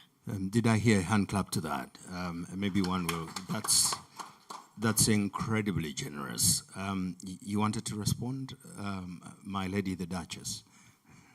Yes, so I just wanted to add on some of the initiatives that, together with OPM and the partners, we are using to address some of the challenges when it comes to accessing justice. We are also aware that most of the settlements are located in very remote locations. So one of the things that we do together with the judiciary is to move the mobile courts in the settlement. And in that way, we are able to resolve some of the cases. As the witnesses, sometimes it's difficult to bring them all the way from the settlement to the courts at the district. Another thing that Mohammed also mentioned, we're working together with the pro bono lawyers who are able to provide low-cost legal services. And so we are trying to expand and strengthen our coordination so that they are able to take on some of the cases that have delayed on remand. We're also working together with the judiciary. One of the things the judiciary mentioned to us was that they are finding problems when it comes to interpreters. We have pools of interpreters that are trained and are able to provide interpretation services in the court. So we're working very closely as well, because if you're not able to get an interpreter, when your case appears before the court, you are then, remanded, and then that continues on and on. We also working together with the police. One of the initiatives we are trying to look at is to introduce a refugee law module within the Police Training Institute, so that even the police are aware of the rights and obligation of refugees when it comes to, accessing justice. Together with partners, we're also working towards advocating for the passing of the legal aid bill, which we think will help us to address some of the challenges when it comes to legal representation, which is very costly for refugees. So there is a lot of initiatives that are ongoing, and we continue to advocate. Thank you. As a parent, and recalling my father, when we were having a conversation about my grades, he was very reluctant with the language, "I'm trying to improve." He said, "Until when? I can see you're trying, but I don't see it on the paper." So when you say we are trying to improve and expand our coordination, for how long will you be in that mode? Do we have some timelines? Do you understand what I'm asking? Thank you. One of the things that we did recently was to establish a legal access to justice working group. And with this, we are able to identify the different legal aid service providers within Uganda, and we are able to improve our coordination and allocate cases. So, yeah, some efforts are already in the process. Thank you. Thank you. That is what I was looking for, how to measure that effort. Now there are places where we can measure it. Mr. Chapman, I saw you taking a lot of notes. Do you have something to add? Yes, indeed. So, coming maybe back to the question about what was the thinking of the legislature in denying legal aid. And I started that point because we have the same problem in South Africa, that there isn't provision of free legal services to asylum seekers and refugees. And part of it is within the context of a constitutional democracy. You have progressive realization of rights. So you need to prioritize criminal matters. And so if there's a criminal matter, you have an automatic right to legal aid, legal assistance. But because refugee processes like divorce or contract, etc., are civil matters, there wasn't provision for legal aid. Now, what's happening in the South African context, however, is that there's been a step forward where the Legal Aid South Africa and the Legal Aid Manual has been promulgated in a way that it now does provide for free legal assistance in civil matters as well as criminal matters, but only for South Africans. So there's a misstep there, that now there's the availability, but not in the case of asylum seekers and refugees. And I would say that it's one of the most crucial things to provide for asylum seekers and refugees, particularly in the context of violation of non-informal arrest, detention, deportation, because administrative deportation proceedings, okay, which are civil proceedings, have close to criminal ramifications because you lock people up and then you deport them to their country. So it's seemingly, and one of the challenges in South Africa is that people are often in prison for up to 120 days before they're returned, or even in prison for years for the violation of the Immigration Act before they are returned. So I think that when you talk about legal aid provision, it needs to be better. What is contrasting between the Ugandan context and the South African context is another point that Mohammed was speaking to about legal representation during the process. So you do representation prior to or post in the Ugandan context, from what I understand. But in South Africa, you have recourse to legal representative during the appeal hearing. So that is something that may prove useful. It is at your own cost, like in the Ugandan context. Fortunately, in South Africa, we have quite extensive civil society organizations, which are much more extensive prior to the funding cuts, but providing legal aid or assistance in the asylum and refugee process itself. The problem happens with that which is beyond the asylum process, like final rejections that you have a genuine claim, or representation of asylum seekers and refugees where the legal action needs to be taken because of prejudice based on them being an asylum seeker or refugee.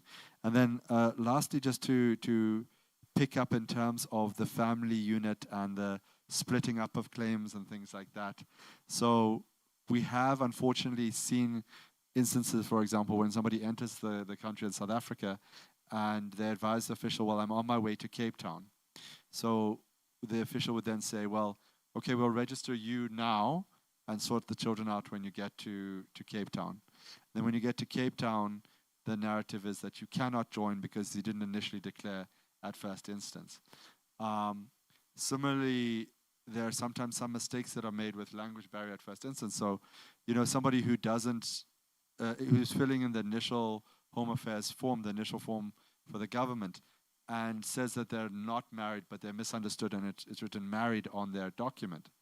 Then when they want to marry while in South Africa, they say, but no, your document reflects that you're married. And it's very difficult to change biodata once it's on the system.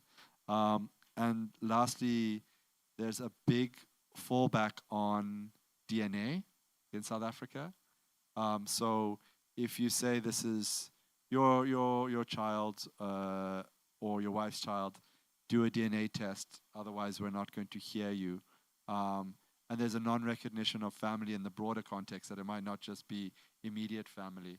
And that is financially prohibitive for many who can't afford the really high cost of DNA. Very interesting. And on a separate but light note, there are 3 questions that are very difficult to answer for African men. 3 questions. Are you married? How many children do you have? And how much money do you make? Those 3 are very difficult for African men to answer very honestly, because when you ask, they don't know what you're looking for. Are you married? What if I still have intentions? How many children do you have? What if the wife is in the room? And how much money do you make? It depends on what relationship I want to have with you. So I don't know how you go about these to get answers. But anyway, that was on a very light note. Coming back to you on, I don't know even if this is, because the Uganda situation is a very interesting one. We have Banyarwanda, who are now a tribe. We also have Bafumbira, and it could be a very long conversation to separate the Bafumbira from the Banyarwanda. So when we're talking of the challenges, and I was going to ask, what are the challenges of integration when conflict persists? Then I remembered, should even be asking about integration when you have a tribe in Uganda called the Banyarwanda. I don't know, but I'll ask the question as well. What are the ways in which we can ensure durable solutions for refugee population, including integration, resettlement, and repatriation, particularly in the context where conflict persists? So the idea is you're here for a bit because of conflict. And when the conflict stops, then you go back. You talked about repatriation of the Burundians. What are the challenges there? Who determines that the conflict has left? You who hears from the place where they came from, or me who ran away? What if I decide, oh no, go back home, the conflict has gone away. No, I'm not safe. By the way, I'm very comfortable here. They have integrated and settled and become such an important part of a very kind community. How do you go about these things to avoid taking back people for whom home is no longer home, but the new home?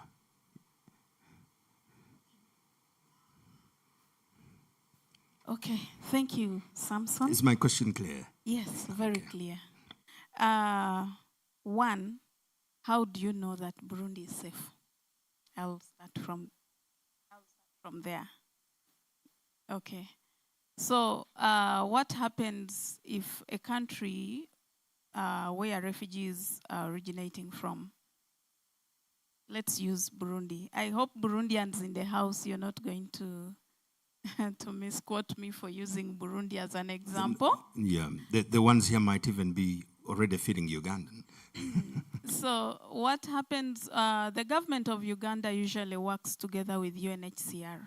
And like you are aware, UNHCR is also in Burundi. So we depend more on our UNHCR counterparts, but also we are able as the world to see that yes, Burundi is safe now. Let's look at South Sudan for this matter.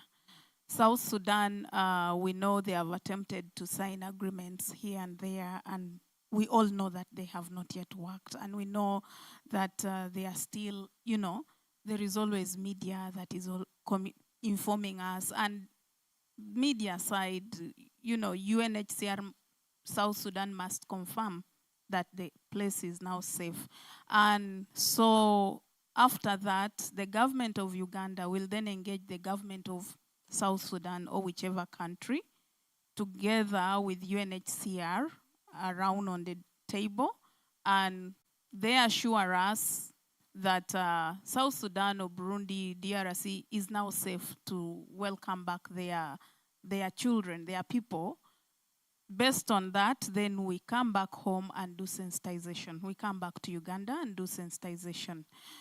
Many times, these are called tripartite engagements, and many times we also co-opt the refugee community to participate in these visits back home.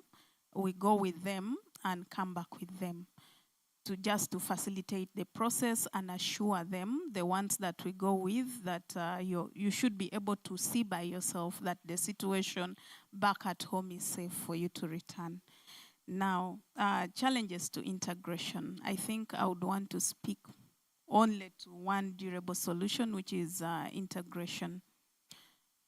As I speak to it as a challenge, yes, one, it has taken long for the government of Uganda to conclude this process for reasons that you in the room might be suspecting and the like, which I wouldn't even want to speak to. You know what it means for you to decide that let's now integrate refugees into our systems. It goes through parliament and everything. One time we almost passed through those stages and we got a hit at parliament. But this is understandable where they're also coming from. And we are trying to co-opt members of parliament to appreciate who refugees are and what we are trying to do for this plight. Now, the beauty that exists is still falls back in the law. I know Uganda, as of now, we are still in the development process for the Ugandan refugee law, and I mean policy. And for now, we still rely more on the law, which is the Act and its regulations 2010. The law is clear and grants refugees all the rights that they deserve. For us going forward, as that process of naturalization or integration is still taking time, we are still relying on the law. And what gives us a bit of comfort is that refugees can access services anywhere. I will repeat again and say, like any other Ugandan. They are free to move. We give them conventional travel documents where they are able to even go and study out of the country, go and do business out of the country, go wherever they want to go, and come back to the country of asylum, which is Uganda. So integration it's still something on the table for discussion, still going on. But for now, for me, and as the OPM, I would say, at least the law is there and it has provided. It's not restricting them whatsoever. Very interesting. Councillor Kasozi, do you want to Yes, on the issue of durable solution, as she has commented, with the Article 12 of the Constitution provides for citizenship by naturalization. For South Africa, it's very conducive at that stage. 5 years, you can apply for citizenship. That's good. But for us, you have to have gone 20 years to apply for citizenship.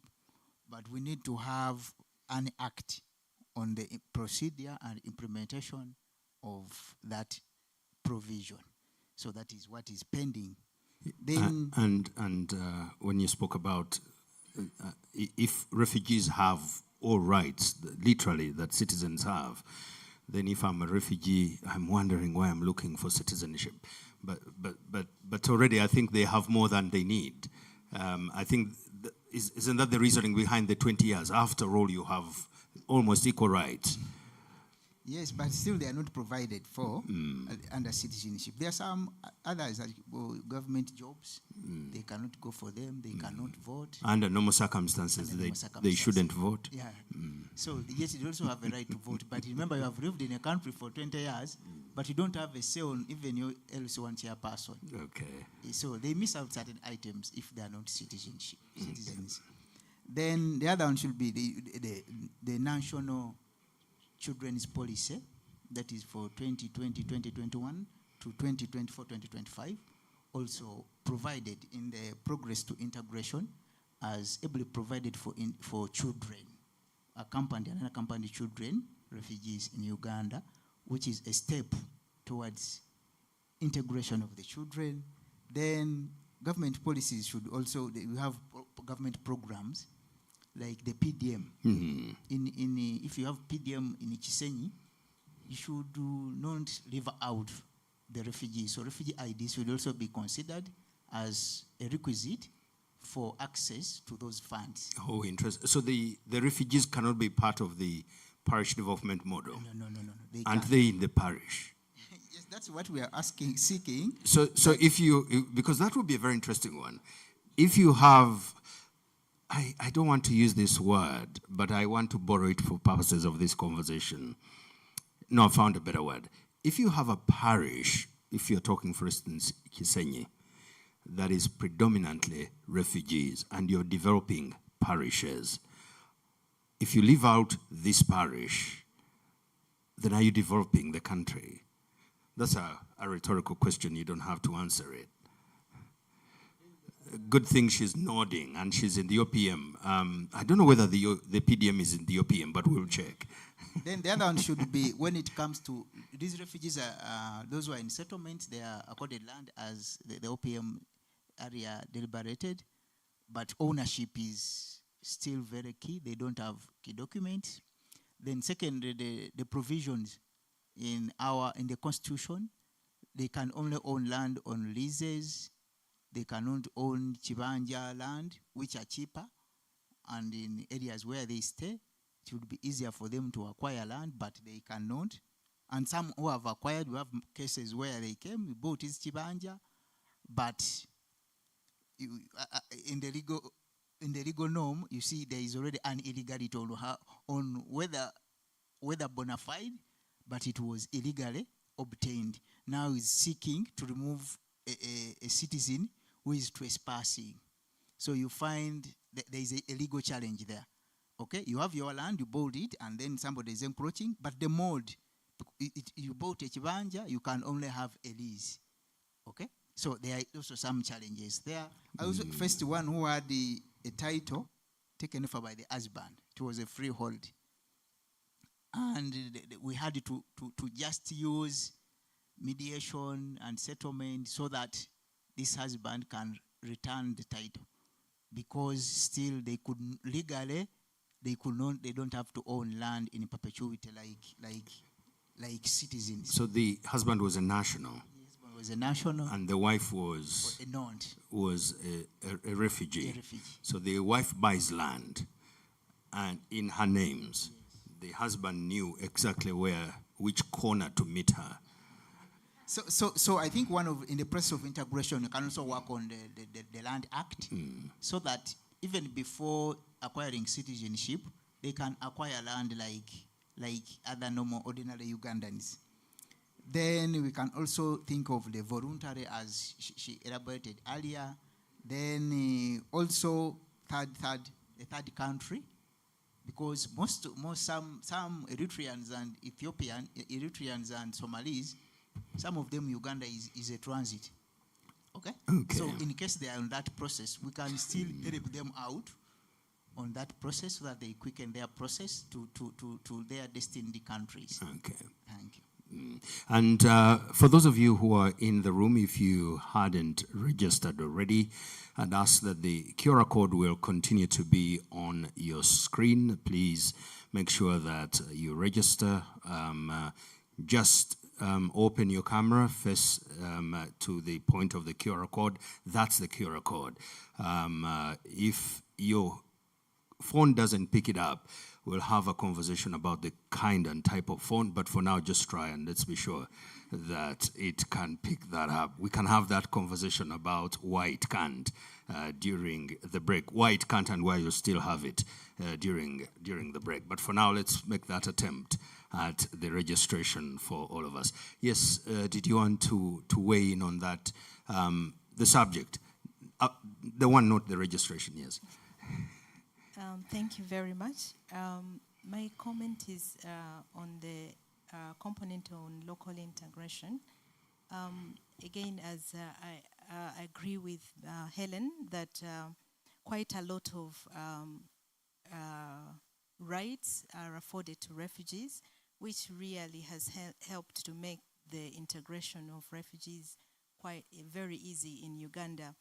Our challenge is for a category of people that have been here. I think, as you heard the assistant representative mention, about 129 people who have been here for more than 60 years. There is no 1,000 or just persons? 129 Persons who have yes. been here more than 60 years. Yes, they came during the Lumumba crisis. Okay. They are mostly from Congo. And here you have people of about 2 generations that have lived in exile.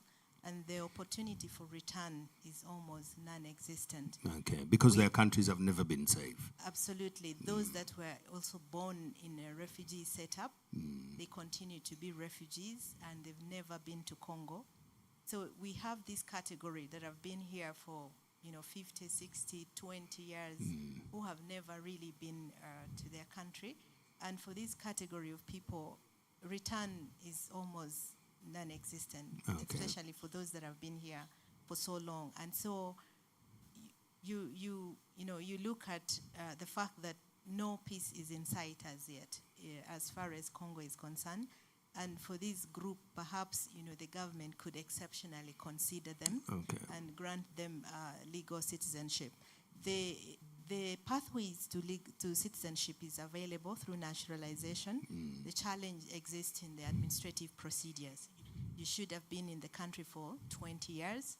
And then after that, and the 20 years begin to apply when you turn 18 years, meaning the earliest you can start to apply for citizenship is when you're about 37, 35 years old. And so, and even when you eventually granted citizenship, you still cannot pass that to your child. The child has to go through the same process. So there are certain administrative procedures that has made it quite difficult. And these are areas of advocacy. And we continue to advocate together with OPM that the government can maybe consider case by case. We have a few refugees that have indicated they would wish to acquire Ugandan citizenship. We did a study in 2022, and about 6% did mention that they were interested to gain Ugandan citizenship. Okay. The interesting thing in what you are suggesting is that it has to go through Parliament, and that's a conversation after a very good lunch, how to get it through our Parliament. And more interesting is that some of the people who I have heard making these unnecessarily laborious conversations are persons who are of Rwandan descent. And I find it difficult that they don't understand this because they became Ugandan and they forgot. But you raise a very important conversation. We would like to imagine a hypothetical situation of a young man who is 21. Parents came from South Sudan and they are here. And he has become an IT techie and wants to do business here and own land here. Does that suggest that our systems now can't allow such a talent to be part of us, and that the law, the way the law is, that we lose something by not allowing this chap to do all he wants here, even though he would have done it in South Sudan, but he chooses to be here? The law has been very lenient to refugees. As soon as a refugee has legal documentation, they are able to access almost everything. And in some banks are also able to support and grant them credit. So to a large extent, they are able to access most of the services. But as Mohammed mentioned, you may have somebody that has lived here for a while and may want to participate in political affairs, but because of his status, he is contributing to the country, he pays taxes, and he is a law-abiding citizen, he speaks the local language. Basically, he's really more or less integrated. Can he play for any of our national teams? Yeah, they can play in national teams. I think refugees are allowed to participate now in Olympics, even as they are refugees. That has been now. But not as on the Ugandan team. There is specifically an Olympic teams for refugees. For refugees. Yes. But if he's a talent, is there a way we can get him to be our goalkeeper now that we're struggling? Shipping in too many. Absolutely. Do you see what I'm asking? Or if he's exceptional talent, as the systems be as they may, are there processes of OPM, the OPM talking to the president and said, Mr. President, this one has to play, and an executive order. Do you want to answer that?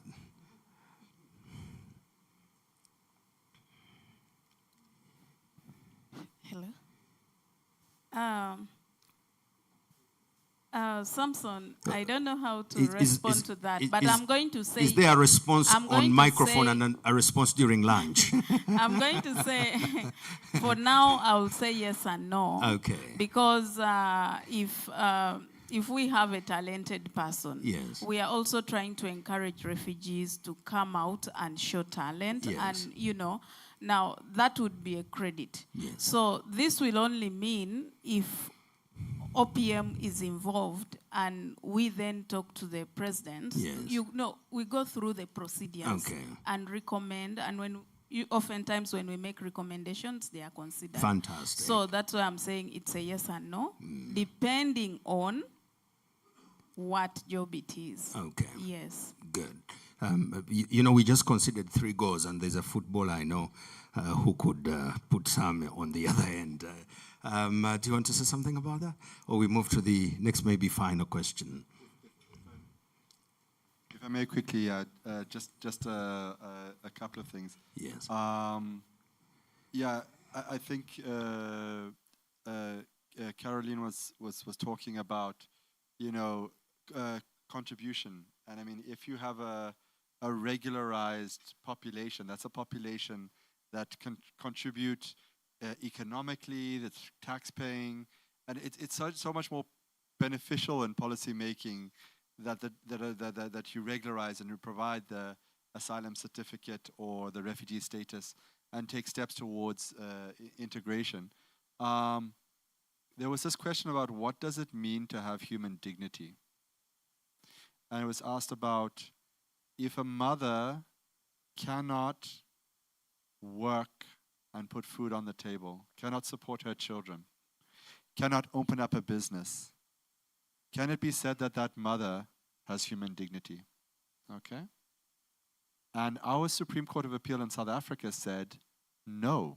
It said the fact that asylum seekers are not able to open up businesses, that they are not able to work, is a denial of the fundamental right to human dignity. Okay? As a result of that case, it's called the Wachanuka case in South Africa, from then onwards, asylum seekers had the right to work, had the right to open up businesses. One of the challenges, though, is that with recent amendments to our refugee law, there's a direction to say, well, if UNHCR can provide, or the person can self-provide, then we're going to take away the right to work. So it's quite a challenging space that we are in there. Talking to your... The question I'd like to ask, I'd like to understand the back end of things. Does that come from the thinking that if they are allowed to work, they'll be benefiting more than South Africa does? It's an excellent question, and it's a misunderstood narrative. So whenever you're trying to make legislation, policy, you should do so in a way that is evidence-based. So there's a lot of anti-migrant populist narrative that says foreign nationals are coming to take away our women. They are coming to take away our jobs. They are coming to commit crime, okay? But when we look at the statistics, focusing on the right to work, okay, there is a plethora of research outputs in South Africa that says opening up businesses or working in an employment is beneficial to the local population, okay? There's a World Bank research on South Africa from 2018 which says for every foreign national employed, that results in the employment of 2 South African nationals, okay? And I would posit that with this long stay refugee population in Uganda, you probably have a similar situation. If you have people who are speaking the local languages, who are so integrated, it is likely that their contribution and their working is not taking away, but rather job creating. It's fueling the economy, okay? One of the ways in which we've seen in South Africa a recognition by our legislature of the investment you put in people and the outcome is an amendment to our citizenship law that says, if you are born in South Africa to 2 foreign nationals, okay, then you are a foreign national, but when you reach the age of 18, you are entitled to and eligible for citizenship. So you've spent 18 years integrating part of the country, you were born in the country, you then can apply for citizenship, okay? I think those kind of initiatives in terms of durability are very positive. Just to correct Mohammed, it is great that we had that 5-year and then 10 years towards permanent residency in South Africa. Unfortunately, it takes 15 to 20 years to get refugee status. Then it can be that further 10 years now in terms of our current legislation. And then to add to it, you have to have been 10 years of the refugee status and prove you're going to be a refugee indefinitely. So you have to somehow have a refugee situation that has gone on for, let's say, 25 years or so, so that you can prove that you should be able to receive permanent residence. So I think while it's a really good durable solution, it could be better. And then lastly, just to also mention that statelessness is also an important part of the equation. So you need to provide that if somebody is stateless and no other state is recognizing them, then you also need to provide for a durable solution in the form of, like our South African Legislation Citizenship Act allows for awarding of citizenship in such a case, and that would be positive. What I'm catching here is that how we deal with refugees depends on whether we think of them in light of human dignity or as a problem that we are solving. And that also deals with, when you think of the legislation, the thinking behind is, these people, how can we make sure that not many of them come here? But if you start to see them as an opportunity, then probably changes. I'm just thinking, but let's get to a very interesting conversation. Money, declining budgets, and the pot is getting smaller. I had the conversation, is priorities elsewhere with conflicts elsewhere. Nations like ours, we have a kindness that also comes at a cost. How are we going to provide services to refugees in a world where economies are shrinking and budgets are shrinking and priorities are changing? And our friends and friends of our policy of yesteryear are now saying, may the Lord be with you. We are praying for you. We are looking around for a young man with 2 loaves and 5 fish, and they don't seem to be plenty. Neither is the Jesus who turned that around, who since went to heaven and is working through individuals. How's the OPM coping? And where budgets are shrinking, again, you need to talk to MPs, our friendly MPs that you know very well. Is there an MP here? May God bless you.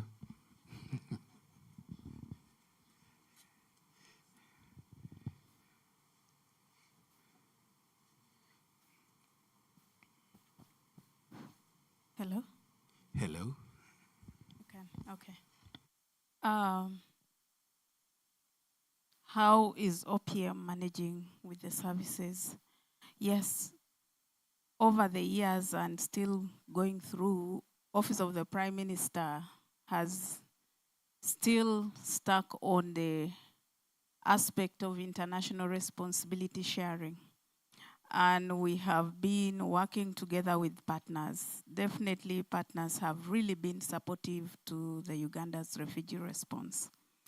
Going forward, there are quite a number of discussions going on now. One, there are ideas coming through when it comes to seeing how best can we provide services to the refugees. One aspect that is being discussed is on transition. And we are saying humanitarian funding has gone down and development funding is also going down. Maybe you want to separate the transition you're talking about. You know, transition is a very interesting conversation in some East African countries. So which transition are you talking about? Transitioning of services into the government systems. Sorry, I'm assuming that everybody in this room has been in there, so forgive me for that. So yes, that's where the discussion is. And as government, we have also, since 2014, I think, we also went ahead and included refugees into the national development plans. These are some of the initiatives that government is trying to push for refugees.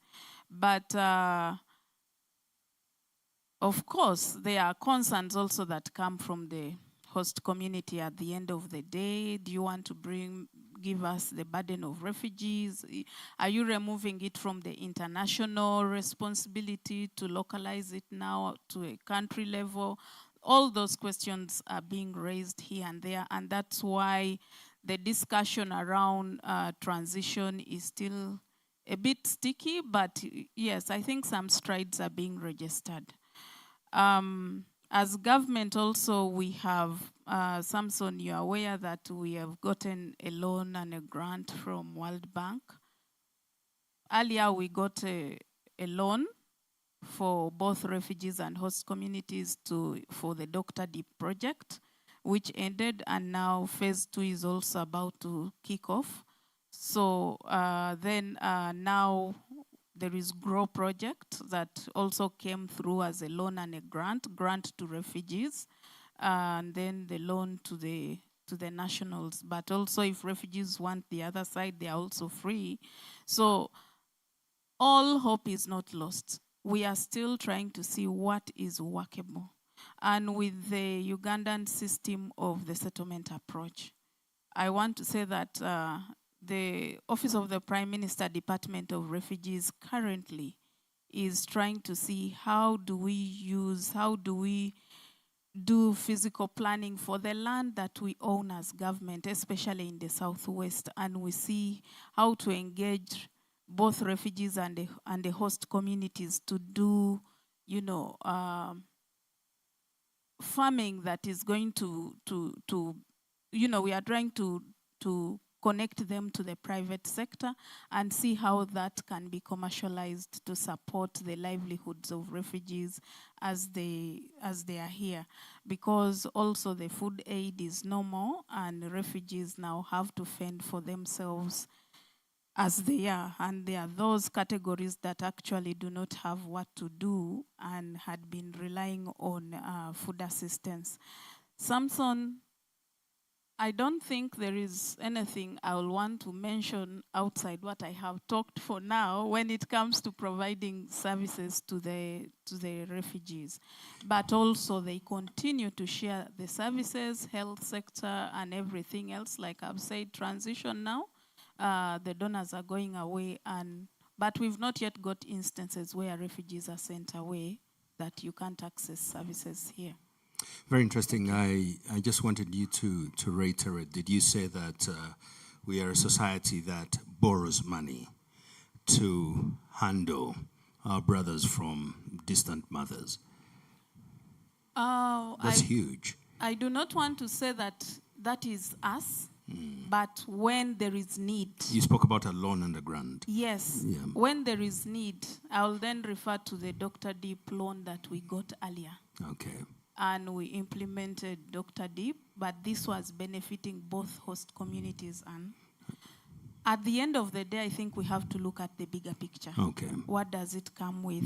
In this case, we are looking at development. Okay. When we got money from Dr. Deep, I think infrastructure, environment, a lot of services. When you go to host districts, you will see big structures by Dr. Deep to the host districts at district local government level. So at the end of the day, we are saying, okay, we are hosting refugees, but at the end of the day, what is it that the host community is benefiting from hosting refugees? Okay. So if money is borrowed, yes, I know this is also another discussion of its own, but if it is put to proper utilization and you see the results, I think for me this is where it's a given. Okay. Now we have GROW.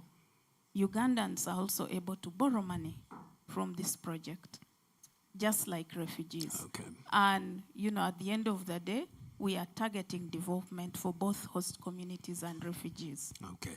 I was coming from the largeness of heart of a nation that borrows money to support both communities and refugees. There are very few communities in the world that will do that, I can guarantee you. On a very small scale, think about a parent who has hosted children that are unsafe in another place, and because he can't feed them, he will borrow money to feed these children. That is a very large heart in a human being. Bravo to that. Council, you're weighing on that. Do you think that you'd like to take that approach to provide legal services, look for some big loans? No, but our approach would be a little bit different, in that as civil society organizations, whether providing awareness, whether legal aid or utilities or food assistance, we intend to work together so that if you have Caritas and GRS providing, we had a discussion where a refugee or an asylum comes to GRS, gets rent for 3 months, and startup capital, and then the next week he goes to Caritas for the same. Okay, the same happens in the legal department, where somebody is represented by Uganda Law Society. You find the refugee having 3 lawyers. Okay, so we come up with the access to justice, where we have a platform where we all register, and we intend to enter the names of the beneficiary. So where you went to like Uganda Law Society, and you are a beneficiary. When you come to class or GRS, when they enter your name, they say, yeah, but you are receiving services under Uganda Law Society. So if you're not satisfied with Uganda Law Society, then get off Uganda Law Society and get benefits from what? From class. And the question I would ask is, if you find out that they're trying to beat the system, is that a crime? No, it may not or be. Or they are just ill-mannered people? No, it may be that, as I have stated, may not be satisfied with the way the lawyer was handling him at law reform. Just an example, Yes. Law reform project. Not that they are bad people. Not that they are bad people, okay? But still we have to see. Do you want to remain with, you choose. Yes. Do you remain with us here or there?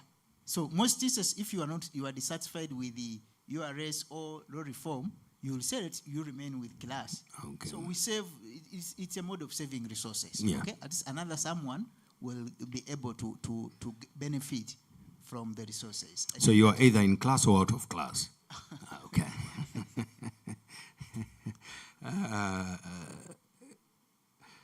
Thank you. Yes. Yes, so the reduction in funds has been a major issue that has affected the refugee response.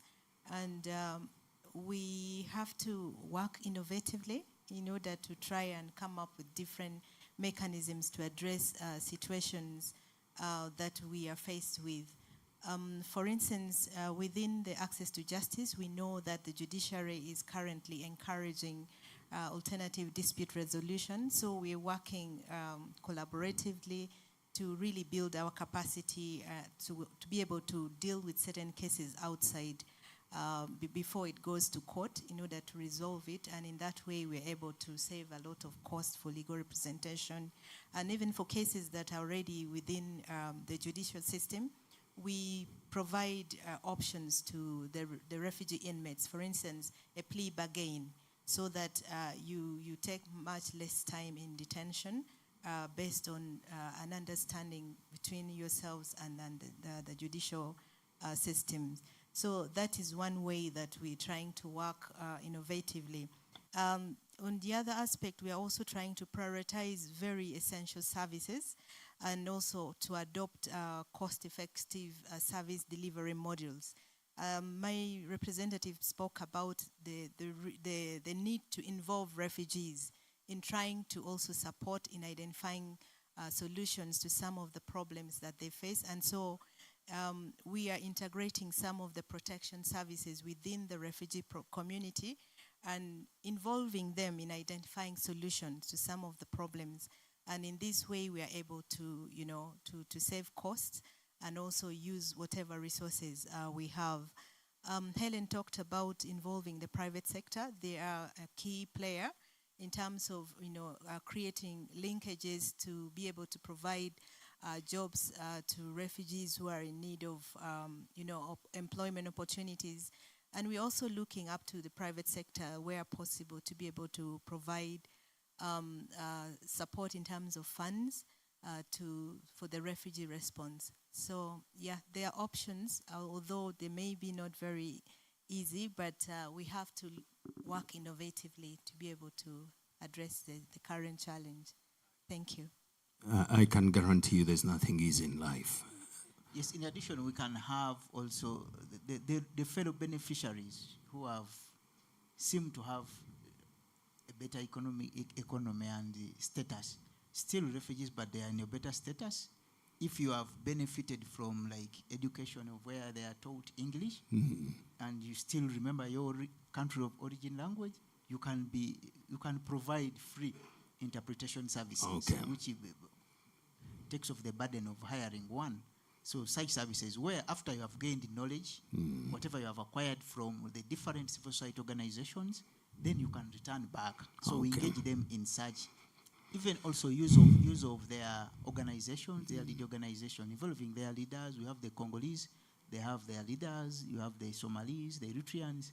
So if you use them, they can recognize for you someone who knows both languages and can freely, with just transport facilitation maybe, come and provide the service that would have it at a large cost. Absolutely. Mr. Chapman, you will wrap up for us? Thanks very much. Yes, indeed. Okay, so what to do in the context of the reduced financial situation? Yeah, so maybe you don't even have that problem. I think it's everywhere, unfortunately. So, I mean, I was encouraged. Helen was talking about the provision from as early as 2014 and the National Action Plan. We, I think, have a slightly different position that we're starting from in South Africa because of the high levels of anti-migrant sentiment. So we have a National Action Plan against racism, racial intolerance, xenophobia, and other intolerances. And our Department of Social Development is doing social cohesion awareness, but there's very limited funding for that, and so it's difficult to figure out how we within the context of the current situation, how we address matters. I know from the perspective of the South African government, there are very limited prospects to step into the gap in terms of providing with the funding cuts. And one of the reasons for that is our Department of Home Affairs, as it stands, is operating at 50% capacity. So at less than 50% of that which they need to for the operations are in place. And so I think the reality is that whether you're looking at civil society organizations, funders, UN agencies, government, we need to find ways of working smarter, working more efficiently, finding alternatives, seeing how, can we work? And I mean, there was a great example that Mohammed gave now of the paying it forward with respect to interpretation.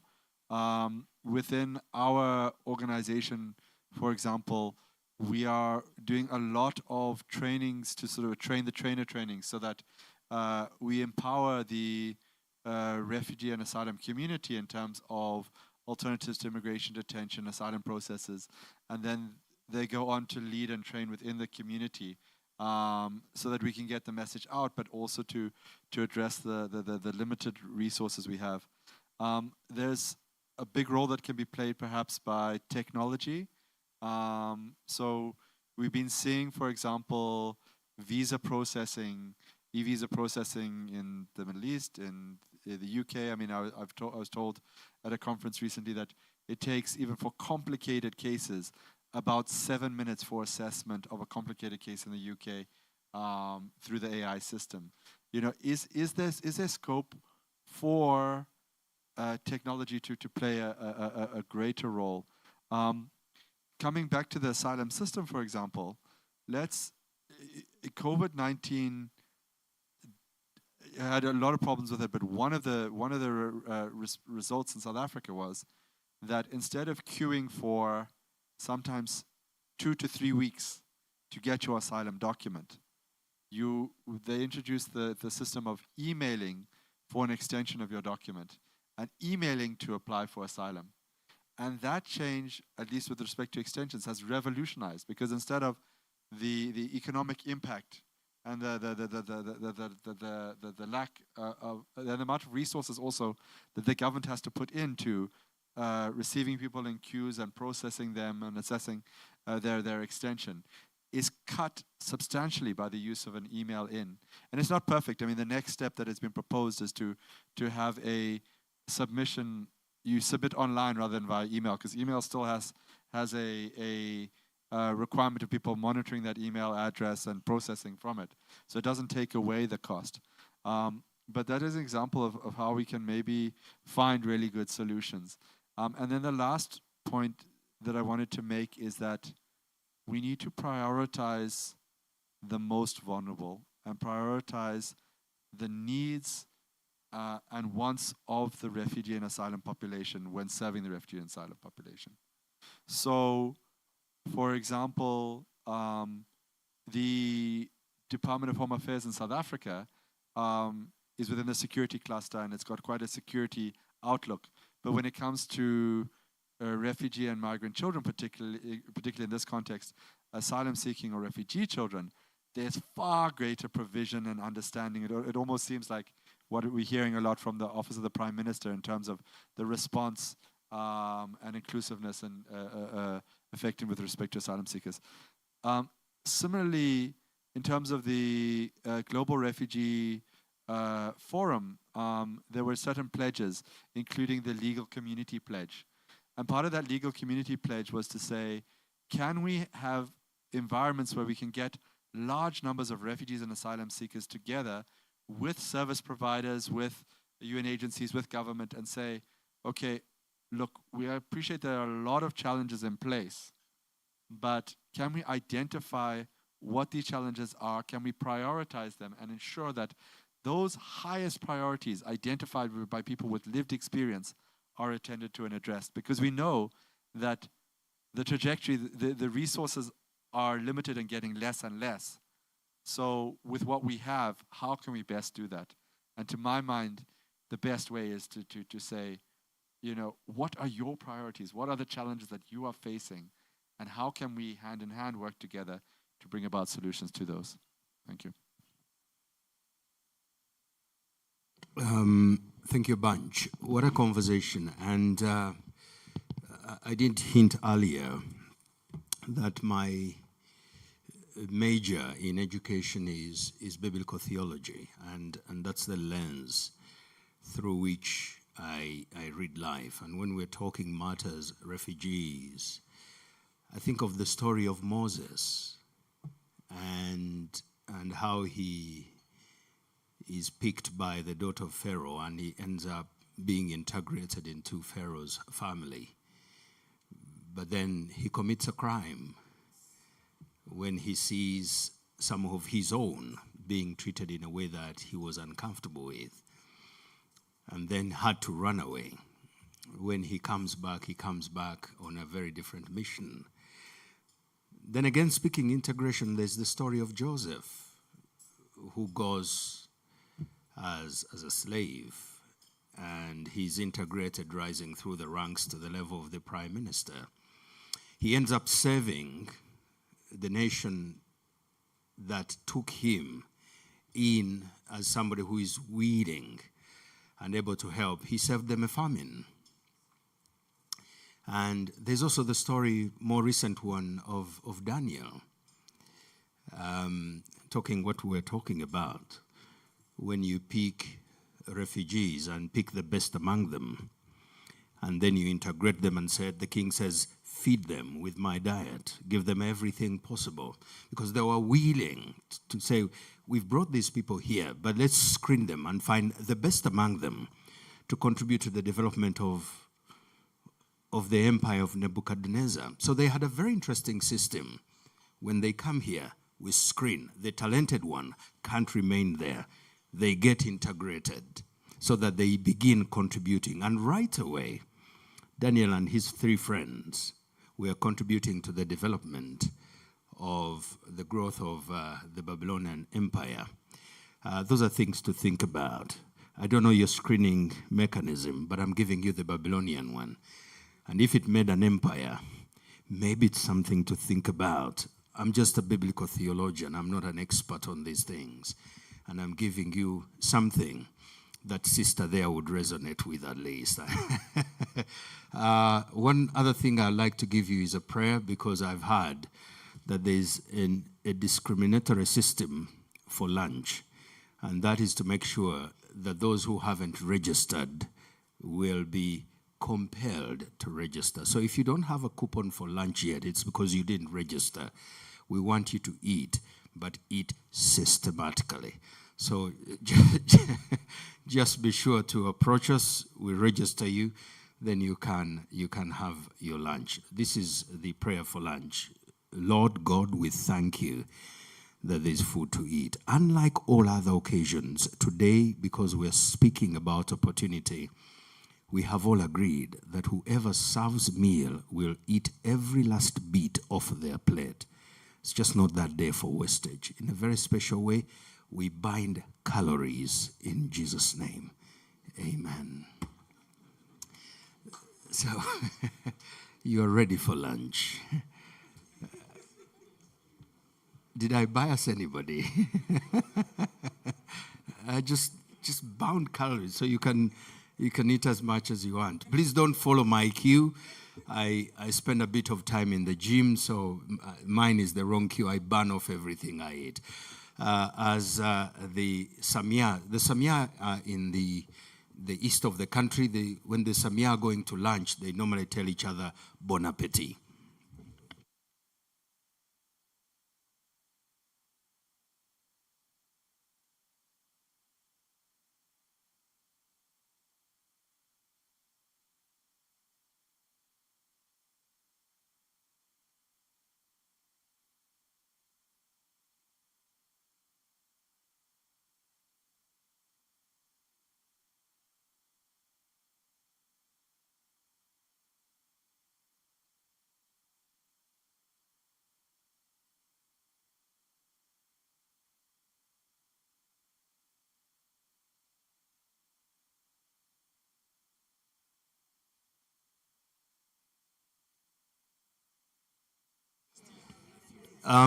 Two quick announcements. One, lunch is in Paradise Restaurant. Now, Paradise Restaurant is downstairs. Number two, and more importantly, for accountability, there is a picture here. My good friend here, Eugene, will be making note of the fact that a few heads of delegations and representatives will come here for a group photograph for very obvious reasons. I will miss that picture for now. There's a special tie I need to pick, and it might take a while. The one for pictures. So please, UNHCR, the Office of the Prime Minister, the European Union, refugee leaders, and those involved in making sure this happens, please come for a picture.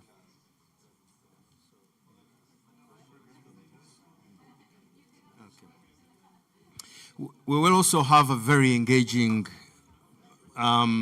open question session right after lunch. So let's come to the front for the pictures. Thank you. Generally speaking, those who have been in the front are certainly going to be in the picture, and a few other persons that I mentioned. Thank you.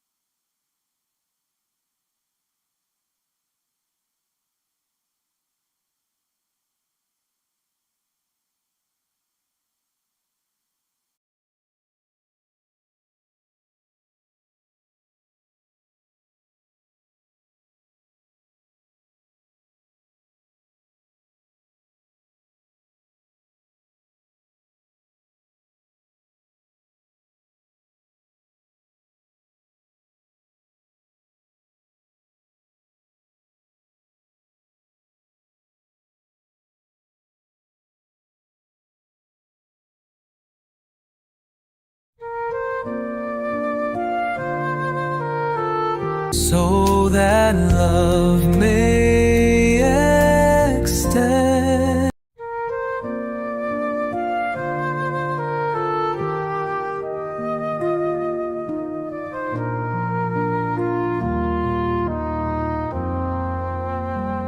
When shadows fall upon the roads and exile shatters so many fates, we walk together, hand in hand, carrying the light of tomorrow.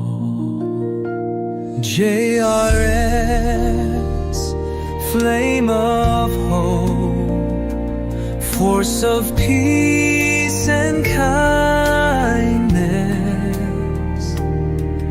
to serve, accompany and defend, so that love may extend.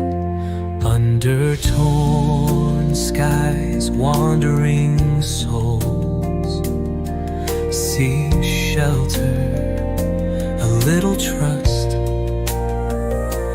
JRS hears the cries and silence, offering education, comfort and assistance. When hope fades, when fear prevails, a path shines beyond the battles. JRS rises, a heart full of faith. For every exile it opens its arms.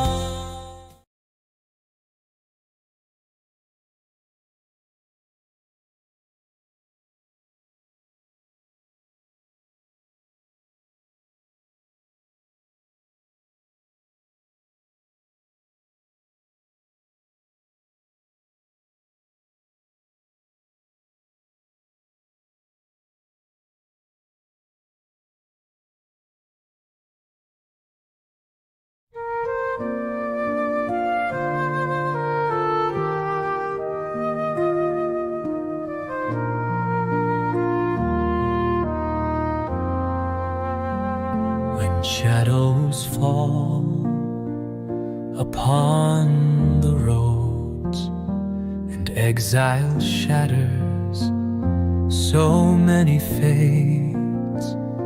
We walk together, hand in hand, carrying the light of tomorrow. JRS, flame of hope, force of peace and kindness, to serve, accompany and defend, so that love may extend. Under torn skies, wandering souls seek shelter, a little trust. JRS hears the cries and silence, offering education, comfort and assistance. When hope fades, when fear prevails, a path shines beyond the battles. JRS rises, a heart full of faith. For every exile it opens its arms.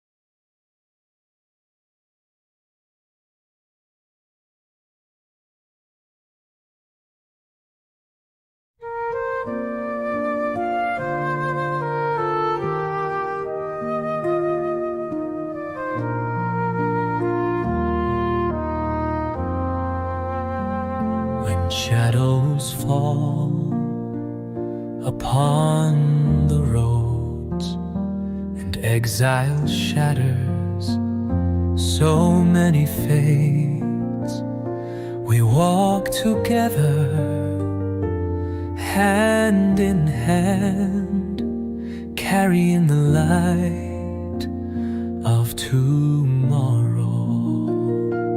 JRS, flame of hope, force of peace and kindness, to serve, accompany and defend, so that love may extend. Under torn skies, wandering souls seek shelter, a little trust. JRS hears the cries and silence, offering education, comfort and assistance. When hope fades, when fear prevails, a path shines beyond the battles. JRS rises, a heart full of faith. For every exile it opens its arms.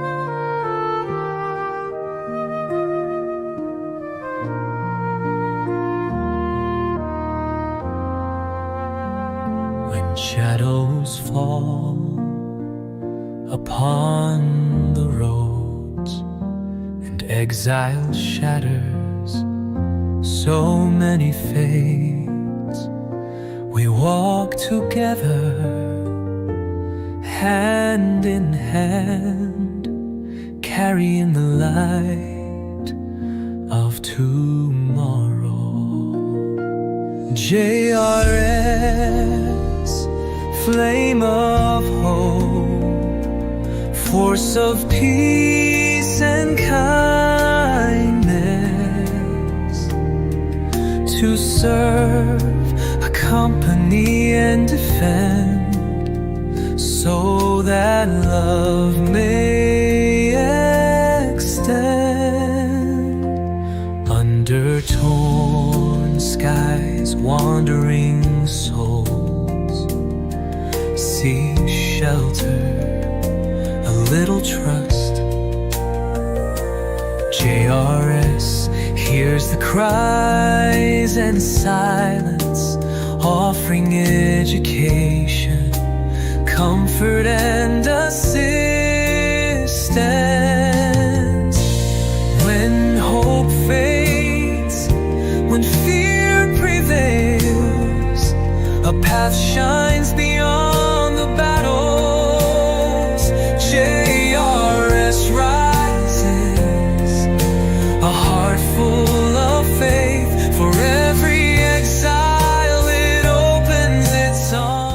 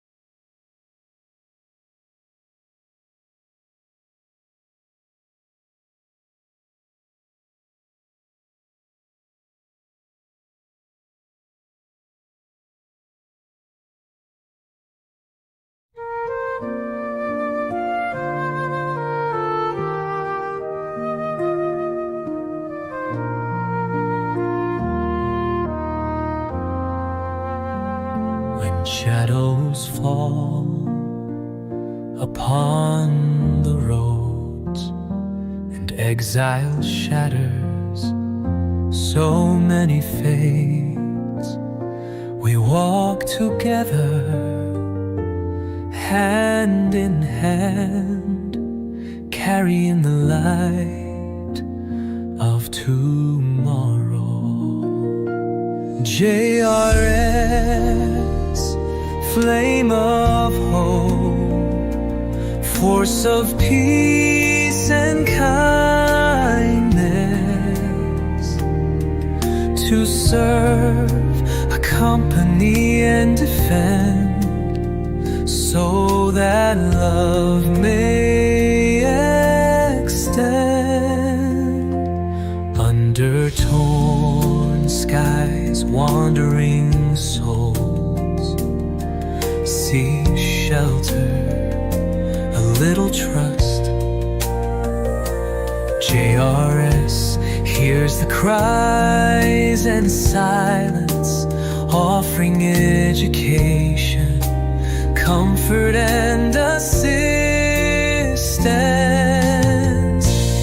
When hope fades, when fear prevails, a path shines beyond the battles. JRS rises, a heart full of faith. For every exile it opens its arms.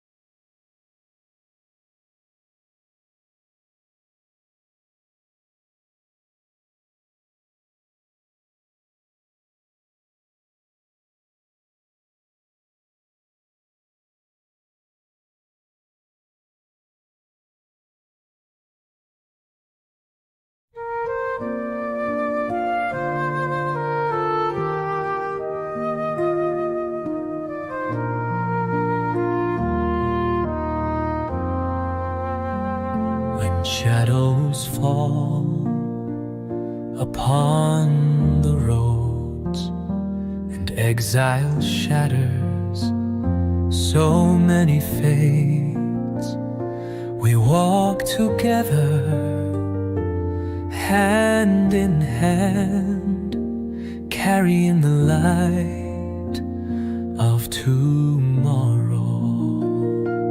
JRS, flame of hope, force of peace and kindness, to serve, accompany and defend, so that love may extend.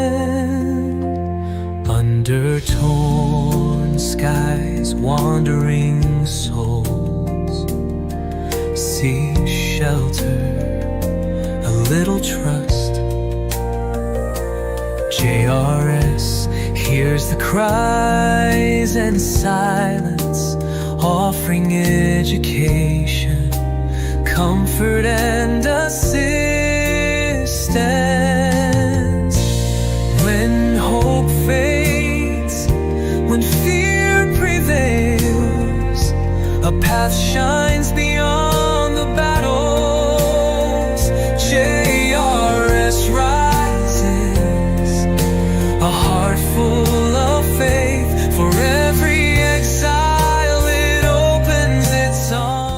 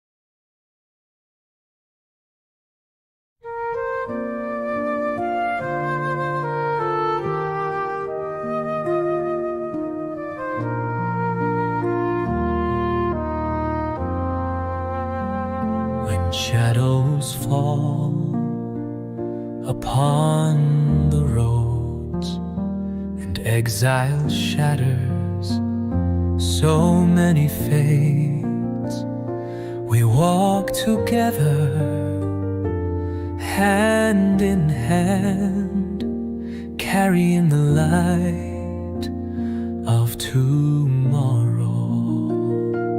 JRS, flame of hope, force of peace and kindness,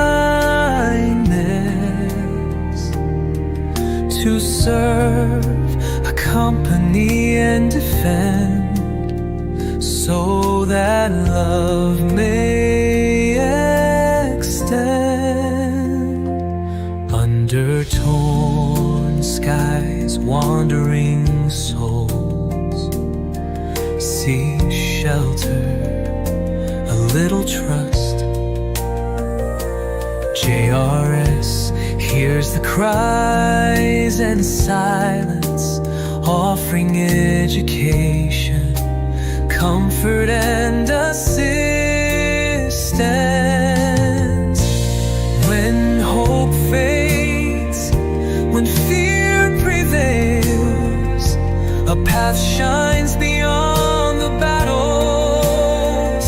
JRS rises, a heart full of faith. For every exile it opens its arms.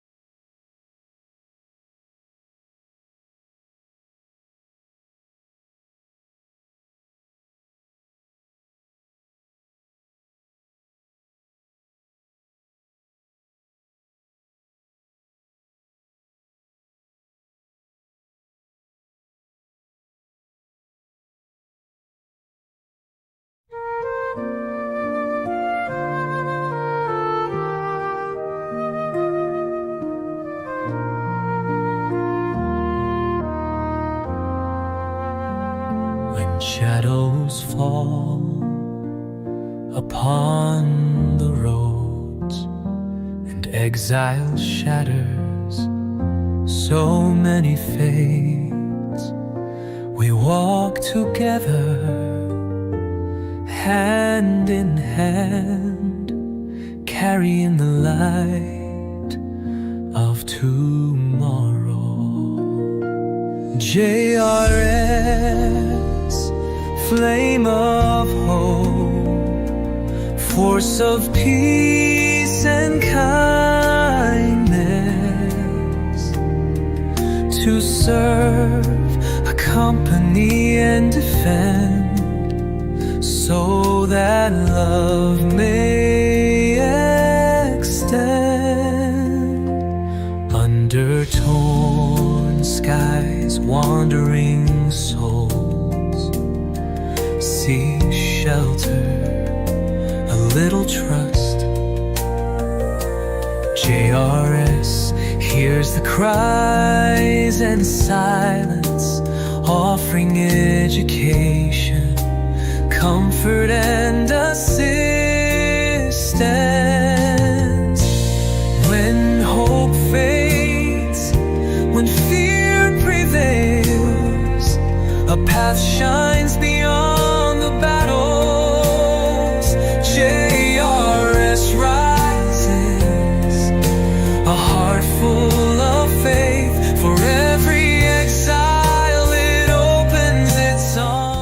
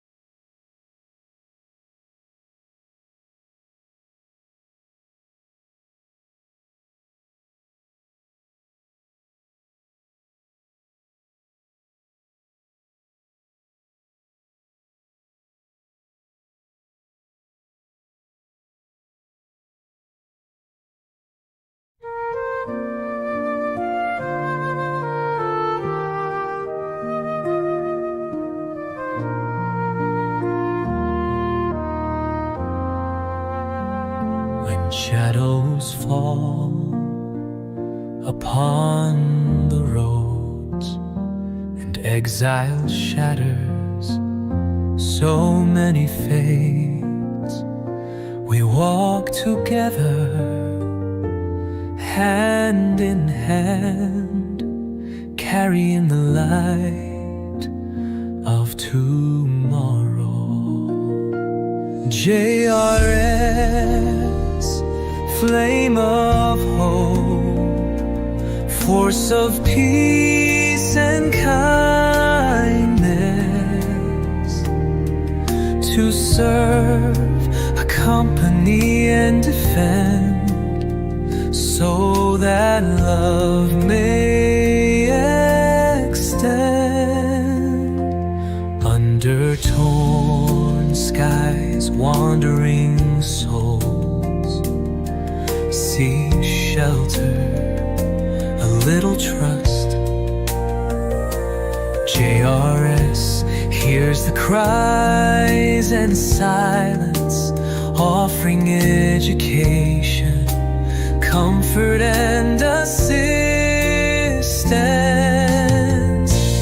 When hope fades, when fear prevails, a path shines beyond the battles. JRS rises, a heart full of faith. For every exile it opens its arms.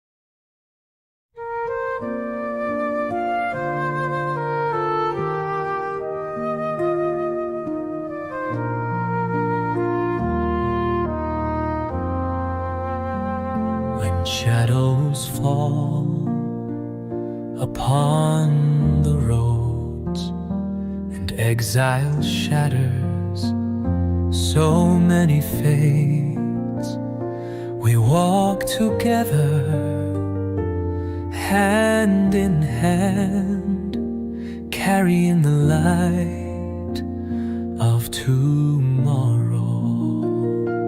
JRS, flame of hope, force of peace and kindness, to serve, accompany and defend, so that love may extend. Under torn skies, wandering souls seek shelter, a little trust. JRS hears the cries and silence, offering education, comfort and assistance. When hope fades, when fear prevails, a path shines beyond the battles. JRS rises, a heart full of faith. For every exile it opens its arms.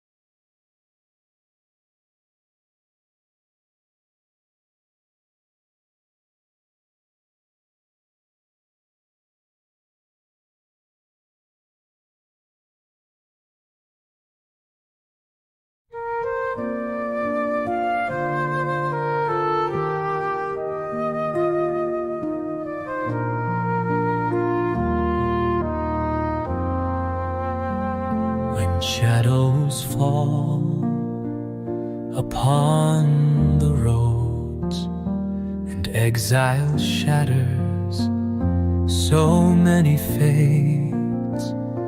We walk together, hand in hand, carrying the light of tomorrow.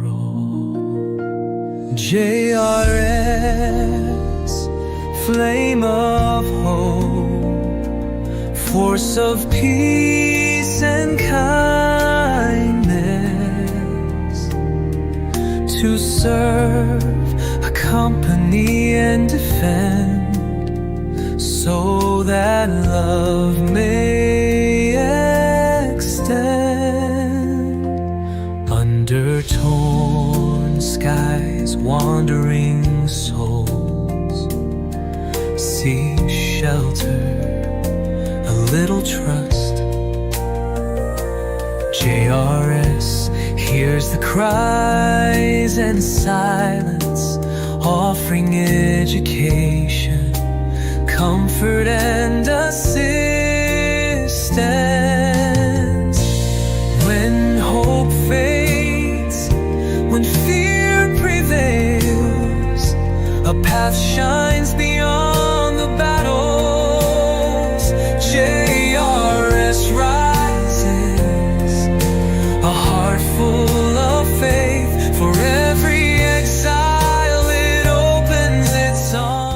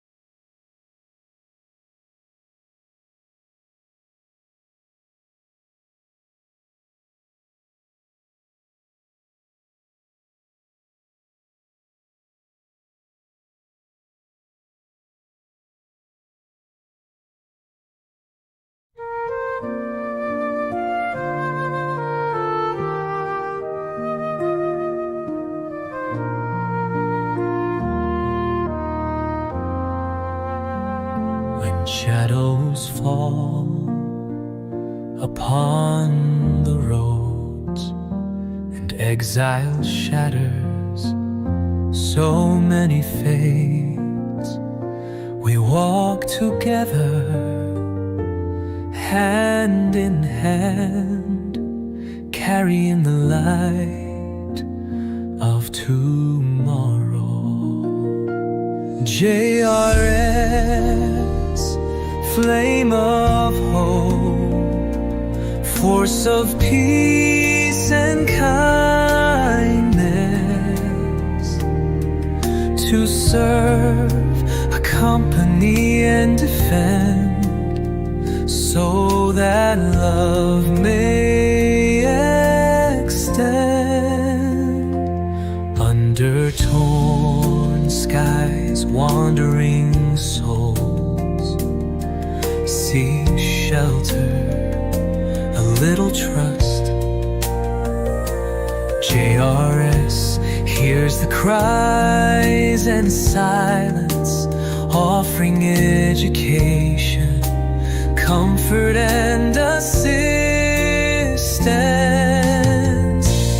When hope fades, when fear prevails, a path shines beyond the battles. JRS rises, a heart full of faith. For every exile it opens its arms.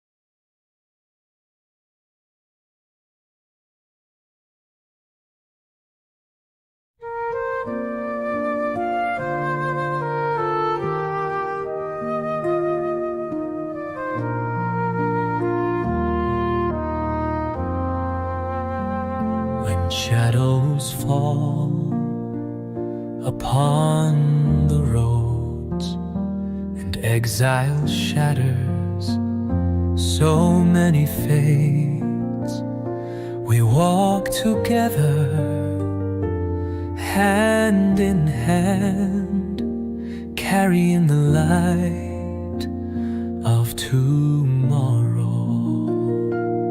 JRS, flame of hope, force of peace and kindness, to serve, accompany and defend, so that love may extend. Under torn skies, wandering souls seek shelter, a little trust. JRS hears the cries and silence, offering education, comfort and assistance. When hope fades, when fear prevails, a path shines beyond the battles. JRS rises, a heart full of faith. For every exile it opens its arms.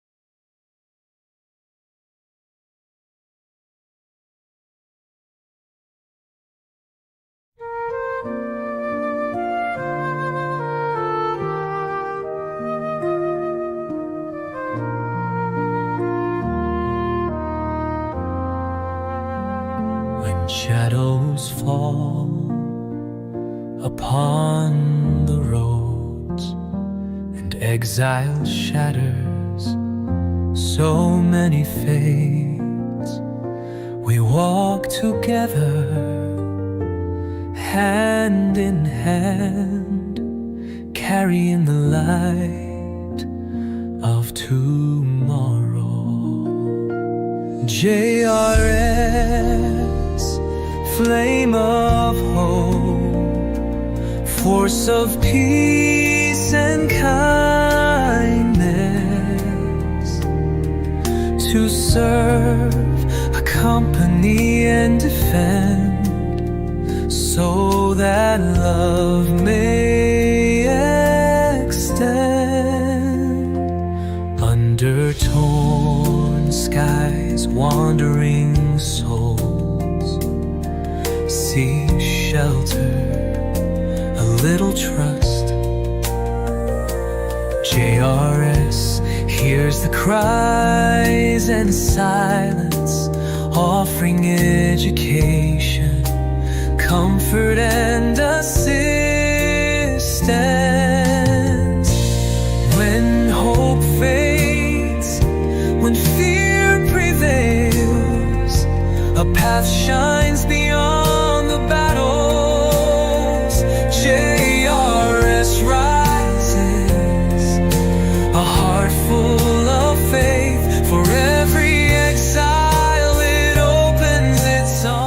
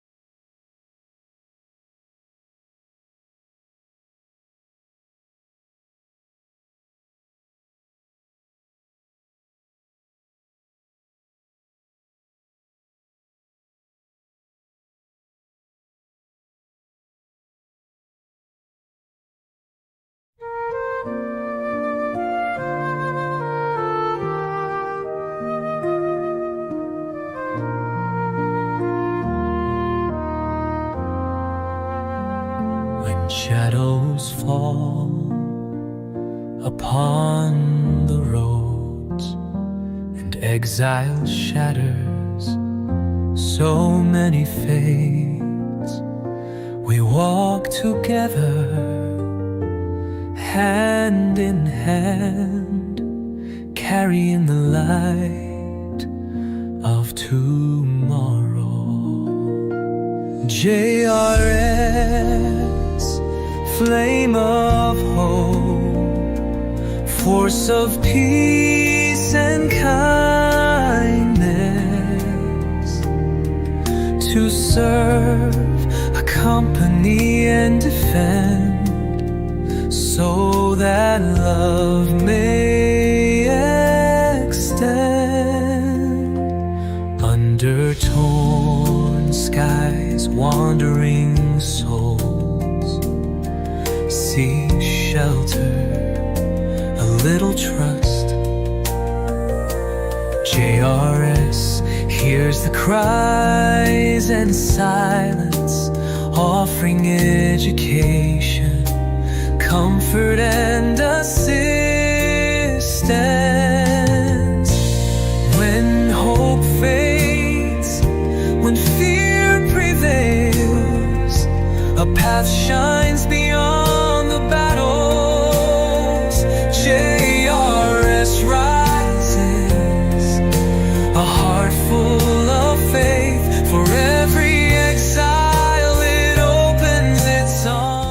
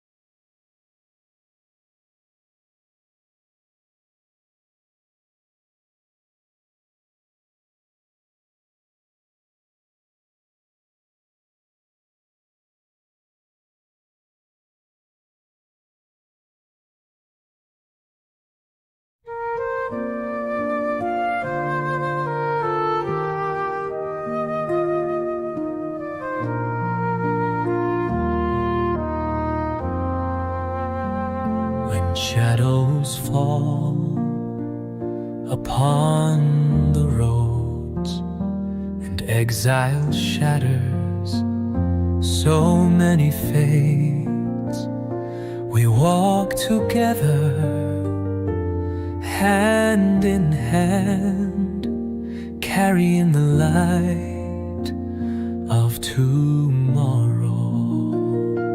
JRS, flame of hope, force of peace and kindness, to serve, accompany and defend, so that love may extend. Under torn skies, wandering souls seek shelter, a little trust. JRS hears the cries and silence, offering education, comfort and assistance. When hope fades, when fear prevails, a path shines beyond the battles. JRS rises, a heart full of faith. For every exile it opens its arms.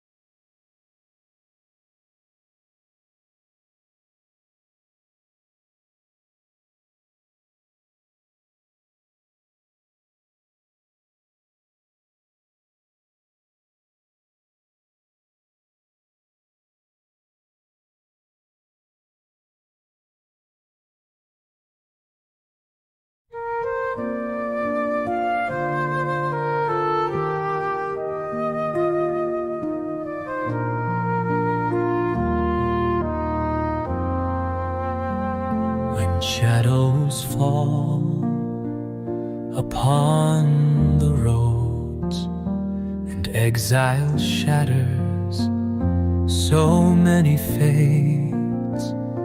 We walk together, hand in hand, carrying the light of tomorrow. JRS, flame of hope, force of peace and kindness, to serve, accompany and defend, so that love may extend. Under torn skies, wandering souls seek shelter, a little trust. JRS hears the cries and silence, offering education, comfort and assistance. When hope fades, when fear prevails, a path shines beyond the battles. JRS rises, a heart full of faith. For every exile it opens its arms.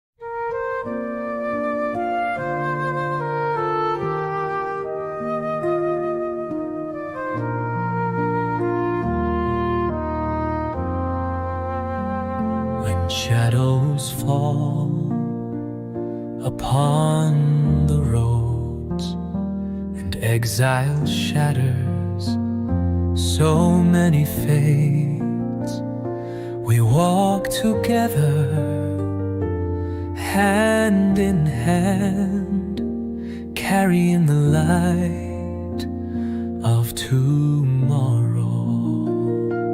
JRS, flame of hope, force of peace and kindness,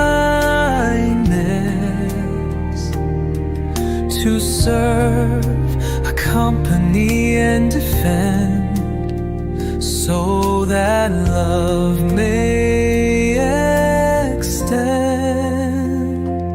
Under torn skies, wandering souls seek shelter, a little trust.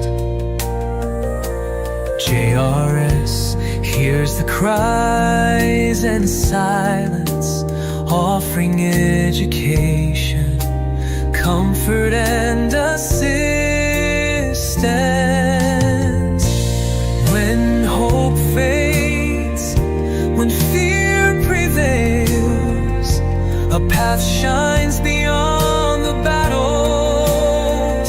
JRS rises, a heart full of faith. For every exile it opens its arms.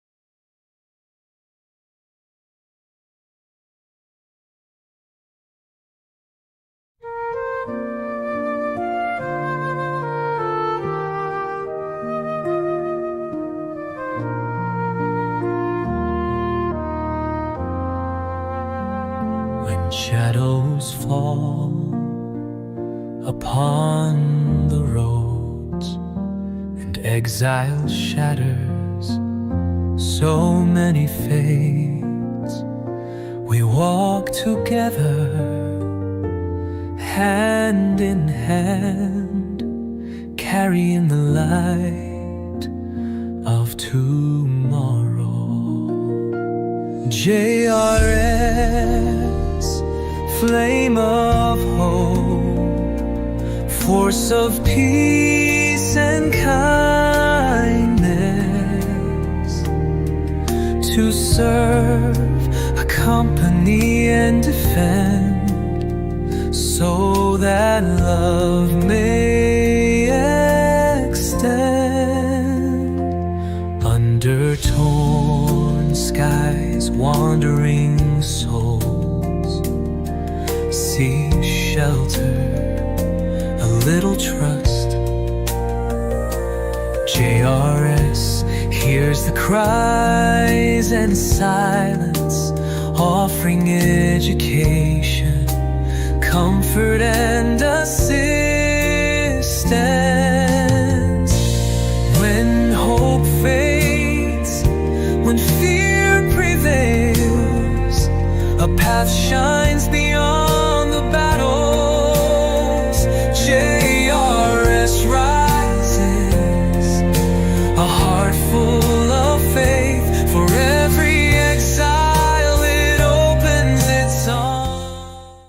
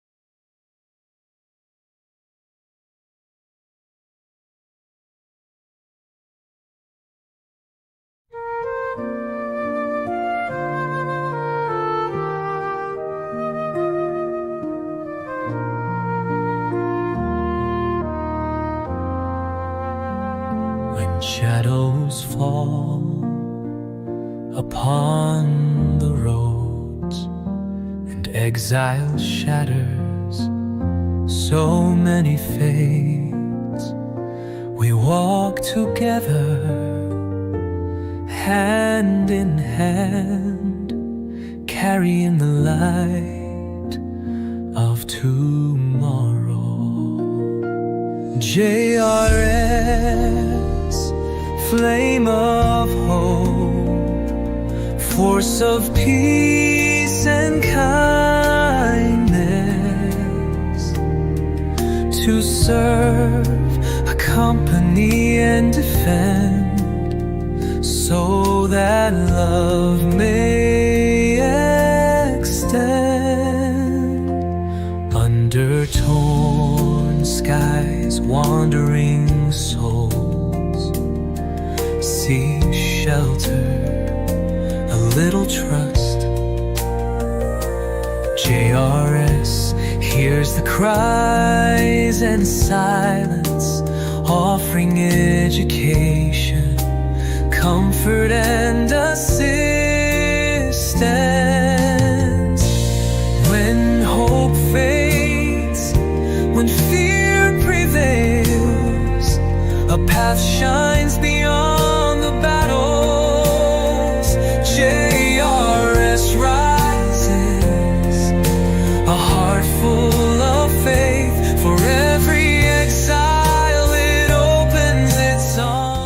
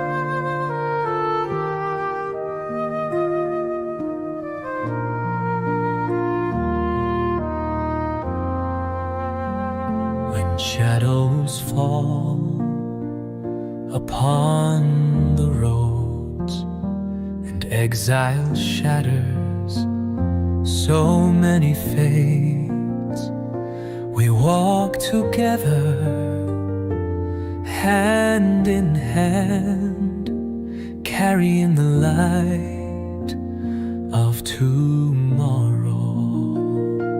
JRS, flame of hope, force of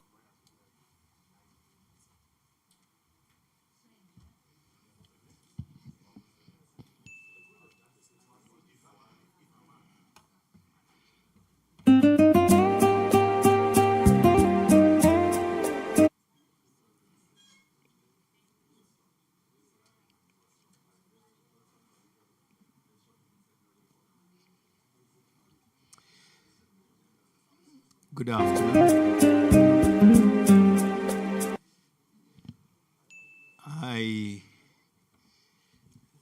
did teach.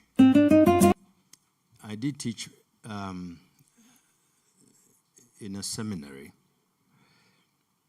and I used to teach biblical Greek in the afternoon. Biblical Greek in the afternoon. Now, when you're teaching biblical Greek in the afternoon, and many of my students were significantly older, so you're teaching biblical Greek in the afternoon to students who have consumed a significant amount of starch. One of the things that happens is you learn to be very creative because they've had quite a bunch of starch. They are significantly older, and two, they also had challenges with English. So you have to teach them a new language using a language they are challenged by. So I learned to be very creative with afternoon conversations. So you are in the right hands. I know how to get human beings out of power-saving mode.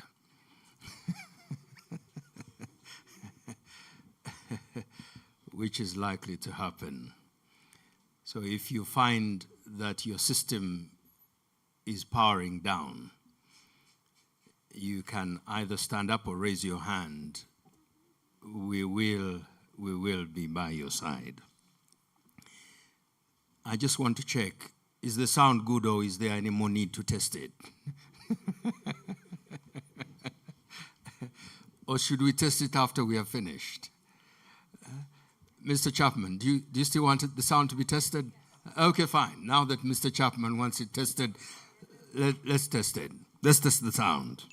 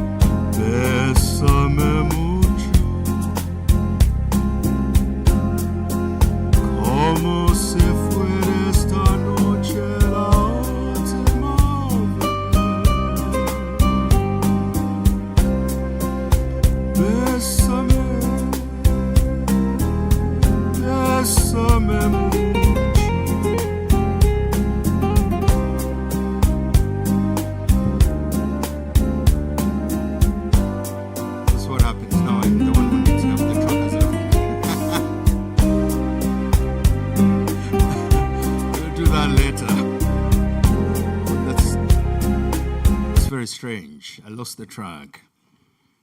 Should I repeat it again or do it later? We'll do it later. Now everybody's attentive. So we will have the panel back, and we'll have a significant amount of time to quiz the panel.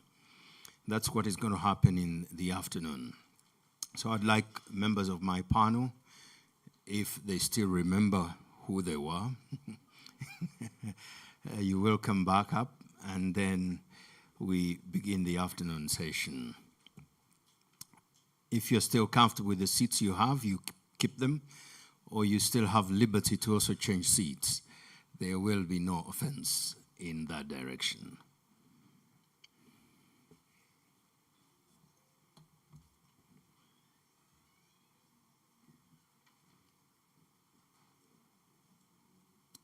We have at least 50% of it. Not too bad.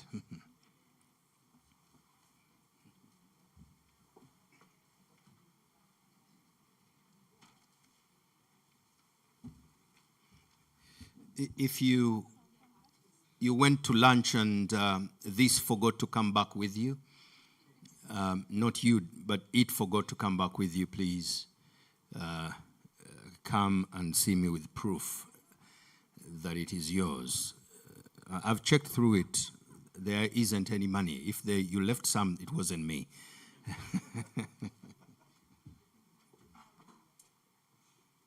says judiciary. All right. So our mics here, good?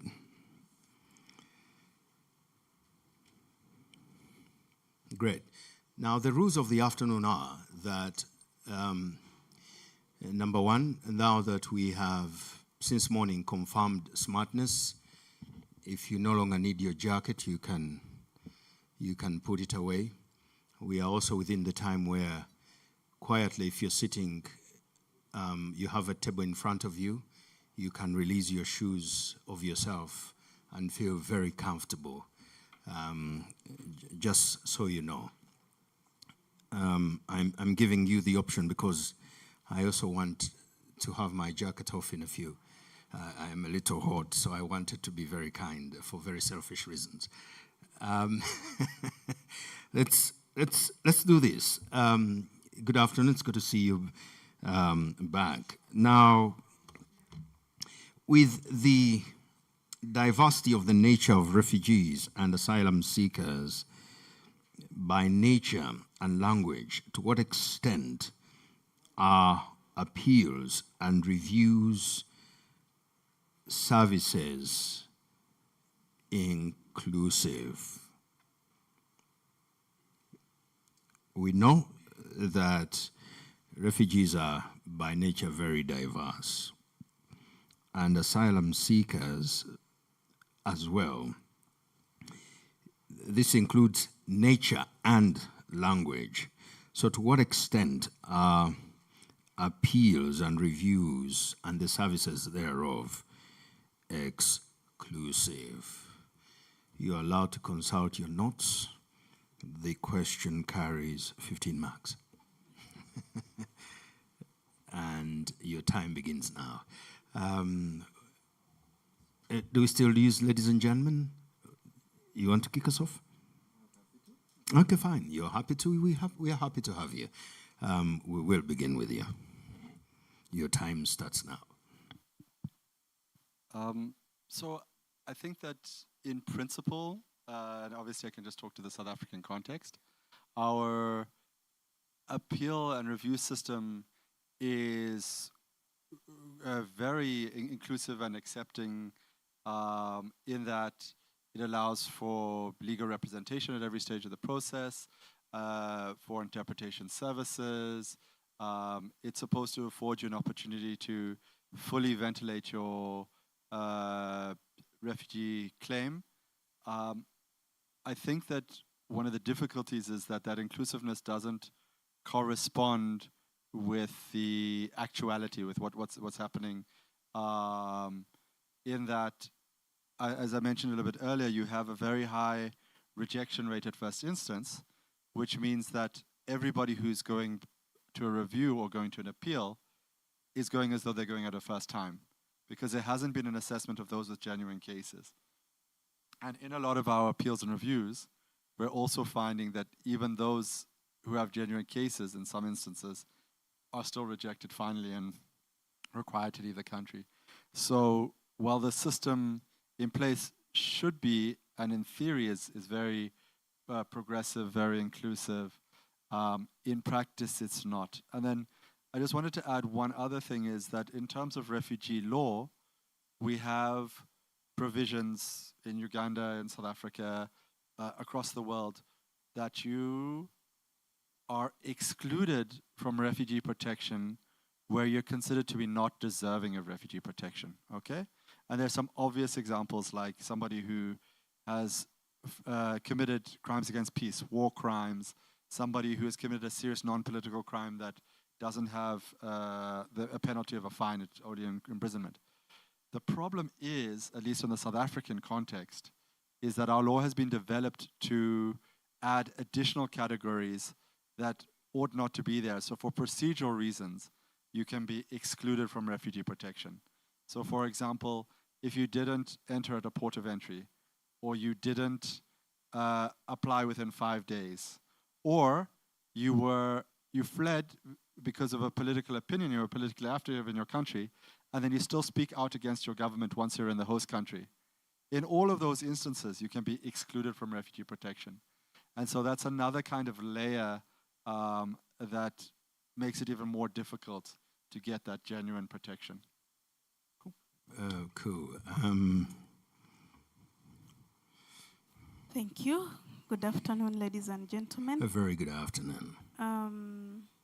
The appeal reviews. I think for the Ugandan case, I wouldn't say that these processes are exclusive, or what is in practice is that, and I would want to speak also right back from the very first RSD interviews that we get from the refugees or asylum seeker for this case.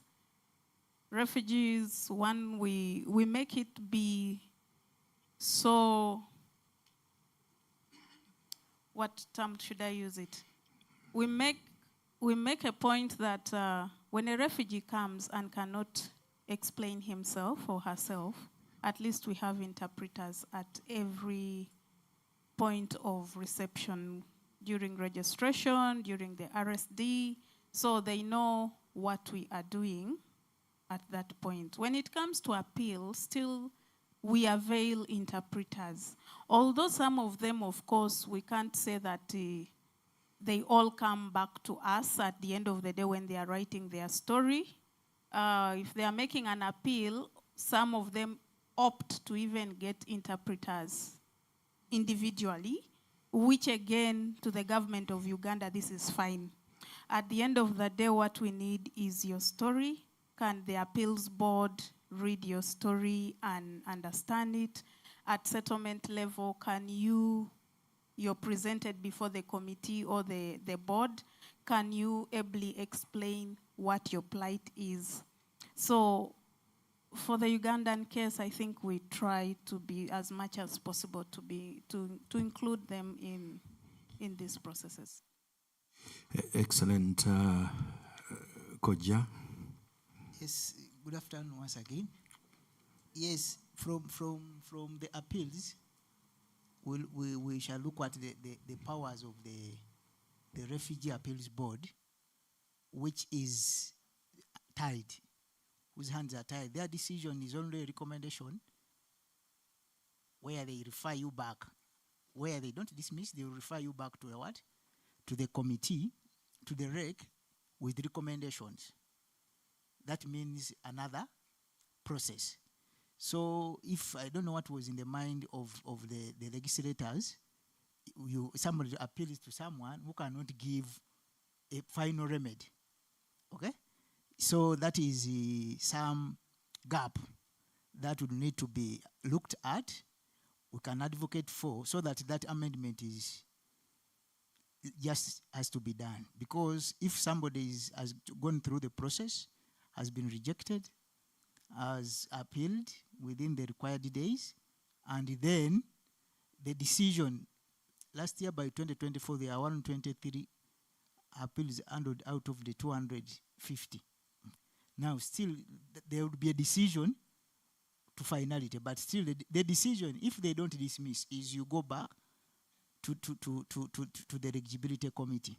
So that is one of the loopholes in the law. The other good practice is you are required to give a reason for coming in late, but here they are known as the judicial court system, where you have to go through a lot to assure for your appeal to be heard out of time. Here, OPM and it's ordinary. Any reason they usually take, okay? But still the decision. Then when it comes to, the law also provides for where the rejection has been done, you go to the appeals board, they recommend, or they dismiss. Where they dismiss, you can still appeal to the courts, the ordinary courts of law, and that's the High Court. And there, of course, there a lawyer is mandatory, because in the High Court, you don't go orally, you go formally. Formal means you have to move court with the document. So they are at that process. But in Uganda, we have, if not no case, have come across where we go up to that level. Okay? Then there are also instances where if you have your matter handled, then it is rejected. Before you appeal and you have got some other further information that you think is necessary, evidential material that is necessary for the grant, you may still present it, ask for an interview and you present it. It may also be considered. But when it comes to appeal from there, as I've said earlier, if it is rejected, you can appeal. And also when you go to the reg and the decision, they don't take up the recommendation, you may as well have no remedy apart from going to court. But because of the lenience in the law, rarely do we come across matters which go direct to High Court. Most matters to High Court are to do with the citizenship, mainly, of the refugees. Thank you very much, my lady. Thank you very much, and good afternoon. Good afternoon. So, the cases that we currently have before the appeals board are quite few, as Helen, I think, earlier noted. And this is just because the recognition rate has been exceptionally high. By December 2024, we had a recognition rate of 97%. And as of June this year, the recognition rate is at 85%. So when you see very few cases coming up for appeal, especially at the central, it's based on the fact that the recognition has been exceptionally high. And then for the cases that are coming before the appeals board, generally they review the cases based on law and procedures. And what we've seen, which I think is fairly good practice as well, is the fact that they encourage the physical appearance of the appellant. And in that case, they're able to do credibility checks. They're able to observe the body language of the refugee to assess if they are credible, and also their emotional state. And this has really helped to really make the process very inclusive. We've seen almost every case where you see, people appear physically, the decision has been extremely fair, and they also get an opportunity to understand the country of origin information in terms of the cross-examination. We do recognize that the fact that the appeals board does not have the authority to grant status and has to return to the REC as a bit of a procedural kind of complexity, which causes a bit of delay. But we've also seen some fairness where the appeals board is requesting the Refugee Eligibility Committee to rehear the case because they felt perhaps the interview was not properly done, perhaps certain information was not picked up, which was material to the asylum claim of that individual. And so based on that, we really believe the process has been extremely inclusive, and we applaud the government for having a very good Refugee Act and also the regulation. Thank you. I can tell you the OPM is very happy with your last remark, the applauding of the government. I'm very sure that we will move from applauding the government to a particular individual in there, and that won't take too long.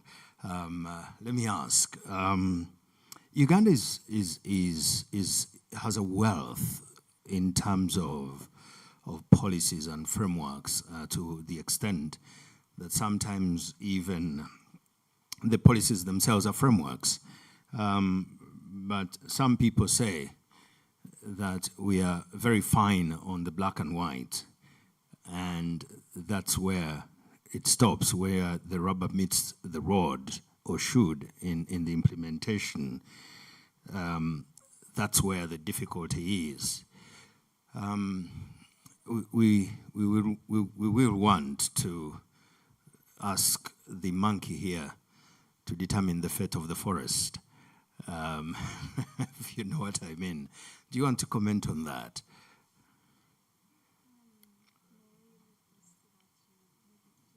Yes.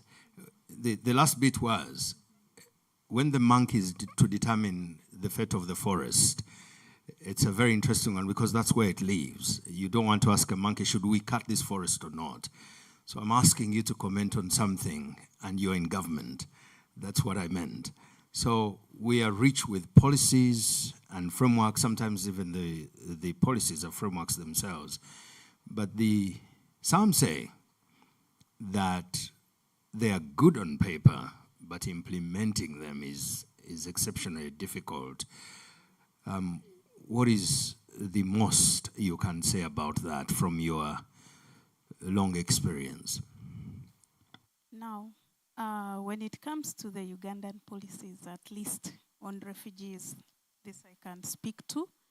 And I think all of us in this room might have interested in ourselves in one way or the other to read these policies and see the actualization of these policies. If you ask me, I think Uganda is really doing well. Save for a few hiccups here and there. I think since morning, what I've had Council here comment more of, he's more of a critic of what is not being implemented or where the hiccups are. Like it has just been mentioned, when it comes to process of asylum, especially when it has to be an appeal case and it goes to RAB, you know, that ping pong, RAB, then back to REC, and these are all delays. So at the end of the day, it's a bits and pieces of that. But by and large, when you look at our refugee policy, I think if I'm to mark, I would give it 80%. Okay. And I think that is way above the average, yes, and we are doing well. Yes. Thank you. For somebody who could you. easily have given 95, I think you've been very mean. So when you cook your food, yes, you give room to others. You do not serve and taste and, you leave the 20 to others also to give you the credit. Not when I'm cooking. When I'm cooking, it's another matter. Councillor Kasozi, you have been the one accused of, it's alleged that you've been dwelling on criticism. You want to redeem yourself now, you have an opportunity. Yes, I am appreciative. Really, your opening statement on government policy and implementation is right. I think not referring to laws relating to refugees. Yes, there are other laws which good on paper, but when it comes to implementation, and I think some of them require resources to implement. Yeah. But with the refugee, the type of laws you don't want to talk about here. Yes. Yeah. With the refugee law, the government, as the laws are good, and the implementation is proper. Though still there are some irregularities and hiccups in the implementation, which are normal in a sinful world. They mayn't, because now if you look at the one of the work of the RAB, the Refugee Appeals Board, which is strictly that an inquiry. So when it is sitting, it does not sit as a court. Because if it's a court does not inquire. What you bring, it listens to you, then determines from what you have availed. Listens to either side and then comes up with a decision.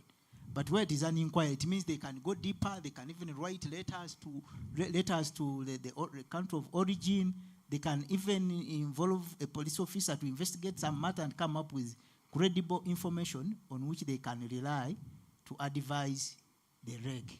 Okay? Some of those interventions have not been seen with the RAB, yet it has the powers. I think that's why they cut their hands off in the final decision, because they have been involved in the process. Because the moment you go into an investigation, then you report, you cannot then award.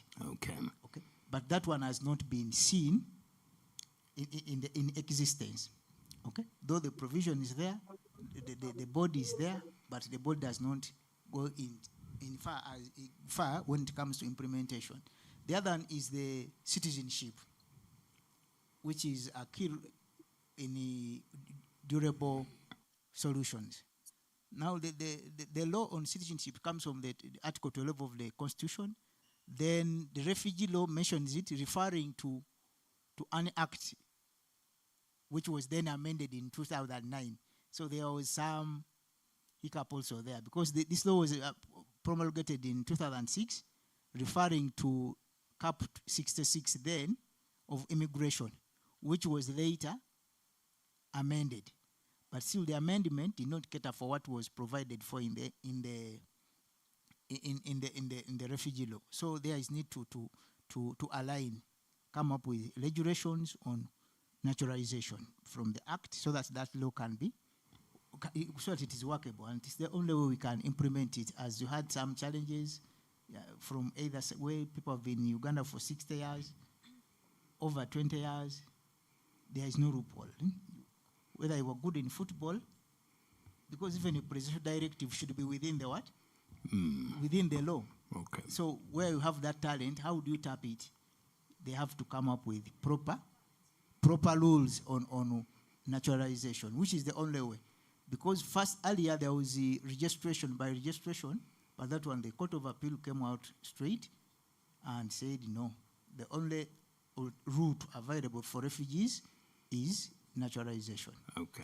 So that one is the other part of the implementation, is the role of United Nations High Commission for Refugees. They are awarded, they have an observer seat on the reg, and they are given leeway, and they are doing some good work there. Yes, that one is good. They are doing some good work. They help out refugees. They help inform the committee in case of any questions that may be put to refugees and they are not able to answer. Thank you very much. Just checking, how many of you understood that last bit of the explanation, including the caps and everything and the laws? Okay. How many we are following? Oh, good. Okay. Thank you. In terms of the policy, we think the policy is generally very good, although there are still areas where there is need for improvement. For instance, the Act requires that an asylum application must be resolved within 90 days. When a refugee arrives and applies for asylum, within 90 days, he should have either been rejected or granted. Currently, I think as of 2022, we had people who had waited for over 2 to 3 years to have their case attended to. But the government has tried to come up with an accelerated procedures where as of December 2024, we had people waiting up to about 392 days from 2 to 3 years, which I think was a really great improvement. But we think that if this is being made as an official kind of directive, it would really help us to address the backlog, and we wouldn't have to have a backlog of 40,000. So if the government could improve on granting, employing other alternative processing modalities, then you will have few people waiting for long, because when people wait, they don't have documentation, then they are arrested, detained because they don't have documents, they cannot integrate, they cannot work without documentation. So those are areas where we think there's still a need for improvement. And then there are also certain procedural safeguards which we think could still be employed in order to improve the way the government is managing the asylum process. And these are all work in progress. We are seeing a lot of interest on the side of the government, especially where we are sharing experience from other jurisdictions. The government is interested to employ certain new initiatives, and so we think it's a work in progress. Thank you. Very well done. And lastly, then we will now get the questions from that end. So one is a kind of a reflection and observation that, there's talk about the Refugee Appeal Board and looking to potentially revise in terms of powers. And I think it's got to also do with how you apply the law as well. Because in South Africa, our Refugee Appeal Authority has the right to confirm a rejection, to rather grant status, or to refer back. And we recently changed our law so that the Standing Committee for Refugee Affairs can do the same. It now has the power to also grant status, whereas previously it only had the power to reject or refer back, okay? And so what we're seeing in practice is a lot of sort of referring back and ping-ponging and not taking responsibility, or rejection, and very little in the way of granting. So it's got to do with how you apply it. I'm also wondering, when you talk about it going from the Refugee Appeal Board to REC, then can it go back from REC to Refugee Appeal Board and then back to, because that's also what we're seeing. Okay, I'm seeing a shaking head, and that's at least a positive thing. In South Africa, it can go everywhere. It can go, you can get rejected as manifest unfounded, you can go to Standing Committee for Refugee Affairs, back to the Refugee Status Determination Officer, to the Appeal Board, back to Status Determination, so it can go up and down, up and down. And I think the rule of thumb that I would advocate for is there is a need for, in your life and in your determination, to have a degree of finality and certainty. Because if you can't plan and you're living day-to-day, extension to extension without that finality, it's very hard to live the sort of meaningful existence that we want. And then just to mention two other things. The one is that we're really trying to advocate in South Africa away from the backpedaling that's happening with respect to nationalization. Because nationalization, it's the gold standard, it's what we want to work towards. But we're seeing that legislative development is going the opposite way. So it's something that we want to work against. And then lastly, to say that when we're applying, whether it's at the appeal review level or the first instance level, I'd just love to applaud the Ugandan context, because that's amazing. This 85%, 97% previously, 85%. That is incredible. I mean, in South Africa, it's by far and away the norm to reject rather than, and the exception to grant, you know? When I talked about that 94% rejection rate, it's above 80% rejection rate at appeal and review. Everybody is being told, even those really strong, clear, deserving cases, that you don't fit. And so to recognize and to appreciate genuine cases is something that we can only learn from and applaud coming from the South African context. Hi, James. So that's the place where we applaud the government of Uganda through you. Kampala. And when you see the president telling him that we appreciate. Of course, it's in the panels. No, not me. I'm watching. We will come to the floor. This is costing me an arm and If a you have a leg. question, At least let me watch. raise your There's a hand penguin and that's your doing the envelope. MC. Look at it. Dressed. Very, very professional. Oh, better is cute. Okie dokes. Let me see if I Yes, have it. there are church settings where you raise your hand, then you pray for the hands. Vision. Yes. But here so we I just will want to raise have your hand. nothing Yes, there's happening a hand in the down background there. that distracts me, or that I had to see too. No, I did this. That's just Keep it short and brief. Is your team still sick? With blood pressure. Thank you for great. Yeah, she said the blood pressure was very sorry, Father. And Hi, Father. discussion as well. My name is Kilwell Agor. I work as a program coordinator for the Refugee-Led Organization Network based in Kampala, Zambia. Assalamu alaikum. Wa alaikum salam. Kalam wade. But my question is going to a South African presenter. On the screen, yeah, he will be there. Yeah, we have made a presentation. As comparing the laws, as I really observed the discussions, we're comparing the laws of Uganda and South Africa, which is really a very great thing. That I was smiling, and the learning is good. When in 2022, we had a refugee conference in South Africa. Many of our colleagues that came, some of them were really complaining. And that in South Africa, it is really very difficult that when you don't declare to apply asylum, within 5 days, they can deport you. Which means in Uganda, when Ellen talked about it from OVM, he responded that he was saying it is maybe sometimes 90 days, or maybe 3 months. 90 days, yeah. How are you sure the South African authorities will learn and cope with the Ugandan open door policies? Has a researcher, or maybe has an entity that is independent advocating for maybe Kampala Declaration, which is a continental policy that is being adopted by the East African region and is being influenced by the IGAD? That is my question to you. Coming to Ellen. Ellen, my question is, how do you see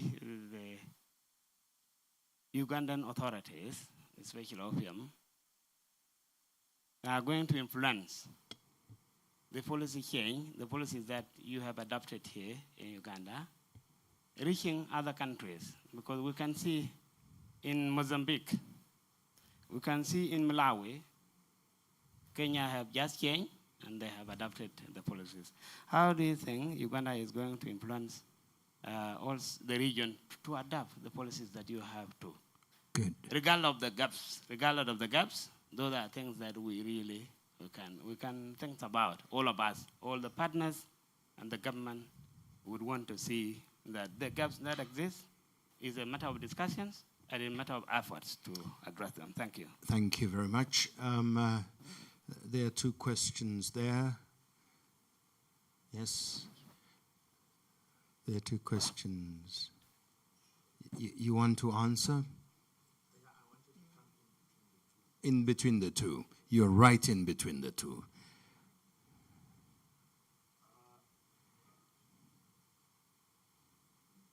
He just took it off between you and him. Yeah.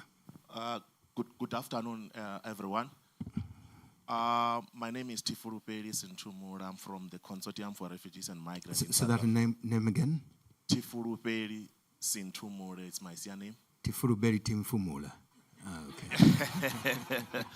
I'm impressed.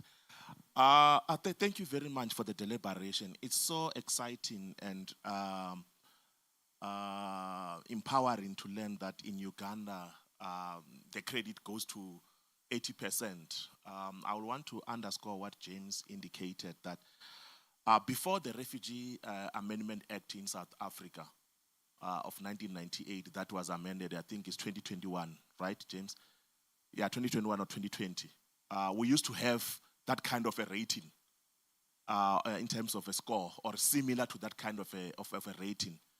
So now that with the amendment, that's why you have realized, maybe you have read in the news, in terms of us as the civil society organization trying to get the government on board in terms of having an open policy to issues of refugee protection in the country. It's quite a very closed space in terms of open discussion between the civil society organization and the government department or authorities, where CSO sometimes they are seen as the adversaries to the state, or they are seen as the enemy in terms of being accepted as the guiding or providing some kind of skills, knowledge, and expertise, which we're still open to doing so, and we continue to advocate for the collaboration with the government so that we can have a very constitutional aligning policies and pieces of legislation. The unfortunate part is that as civil society organization, for us to have that open policy that is inclusive, quite a number of organizations, we resort to the litigation, which then compels them to actually align their policies to the Constitution. For example, Scalabrini, they just had a recent case where if you are applying and you are rejected, you are arrested on the spot, you are detained, and then you are now have to be deported. So that court judgment came in as a relief to quite a number of applicants who were seeking asylum at the refugee reception offices, because now they can't be arrested on the spot because they have put down the claim of saying we are seeking an asylum in the country.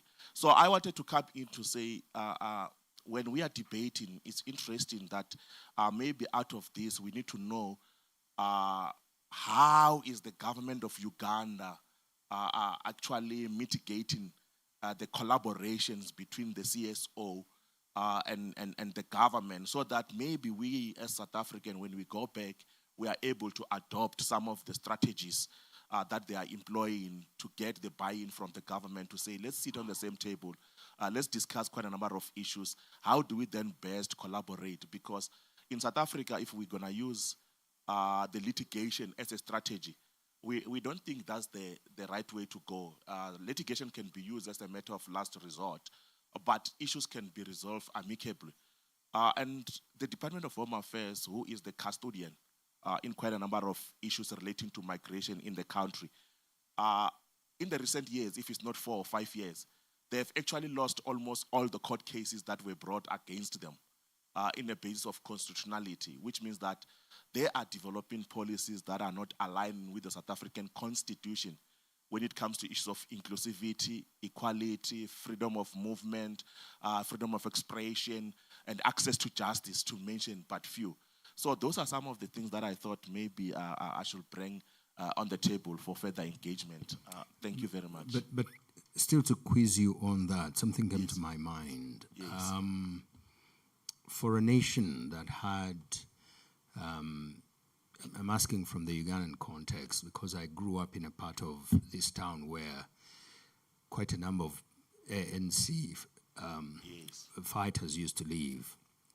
So to hear the developments happening, do you think, where do you think this, if you may, xenophobia and the tendencies that we hear come from, given that not too long ago you were benefiting from policies of some of these very nations where these individuals are coming from?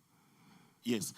It's an interesting question that we have actually analyzed as the sector. Like I indicated that we at COMSA, we have got about 33 member organizations in South Africa that works to promote and protect the human rights of asylum seekers and refugees and migrants in the country. What we have been observing is that after the previous local government elections, where we saw quite a number of minority political party emanating ex-victorias in some of the major municipalities, and they were outshining the current ruling party by that time in many municipalities, which is the African National Congress. And most of those minority political party, their manifesto were mainly based on the anti-migrant sentiment to lure the voters to vote against the ANC. So that has led to a situation where when ANC went to the NASREC conference to prepare for the upcoming national election, they came up with a document that was called ANC Policy Document on Migration, which then proposed quite a number of changes in migration policies, which include some of the challenges that we are discussing here. And we saw that draft document from the NASREC conference debate on the ANC position on migration. It was then escalated to become a white paper on international migration, refugee and immigration and citizenship issues, where the government of South Africa was even proposing, and they are still proposing, just that it has been put on the shelves. We don't know where the conversation is, where they were suggesting through the ANC government. You will remember that previously the Minister of Home Affairs used to be the ANC Honorable Mtswaledi. So when they introduced the white paper on international migration, refugee and citizenship, the biggest part was that they want to withdraw from the 1956 convention and re-enter with reservations so that they can be able to align with what the other minority political party are canvassing based on, because with their current policy, they are unable to canvass openly against migration pattern in the country. So those are some of the trends that we are seeing. And with the upcoming local election again next year in 2026, we are about to see the regressive kind of approach from the ANC government, because they have lost the national elections. Because they continue to canvass based on an open policy kind of a dialogue that then include the migration pattern as part of the benefit of the country, like you rightfully indicated. So those are some of the things. But now we are going to the local elections. Where does it leave the African National Congress cadres? And with the GNU being formed, because they lost the outright majority in the last national election, hence we had to form the government of national unity. So where does it leave now the engagement that we solely depended on previously, which was ANC, because of the cadre, because their background and experience and understanding of how migration and issues of refugee works. These new minority political parties, quite a number of their representatives, they have never been to exile. And their understanding of issues of refugee, that you flee to seek protection from your own government, they quite don't have that extensive experience. Yes, of course, they have read about it, but they didn't live it compared to the ANC cadres. Okay, very interesting. And you understand why the president here is very strong on these issues, because he's lived in exile himself in Tanzania, in Mozambique, and many places. And sometimes when he says we have agreed in Uganda, it is his firm position. The rest of us follow it. There were two questions there. Yes. And I think in a sense you answered some of the question that was asked. I'd like to capture many questions from several sectors. Yes. Thank you so much. Call me Moses Okot. Is that a yellow shirt? It's I work for the International Rescue Committee, and our we were going to get to where you work, but I was yellow, just asking so the color. Yes. Okay, it's not the NRM, but no, I was saying Catholic yellow. Thank you. Okay. So Moses Okot is my name. I work with the International Rescue Committee. My feedback and point of advocacy is in terms of the East African community. We have a vision of free movement of we East African around the East African community. But how is this vision applying to refugees?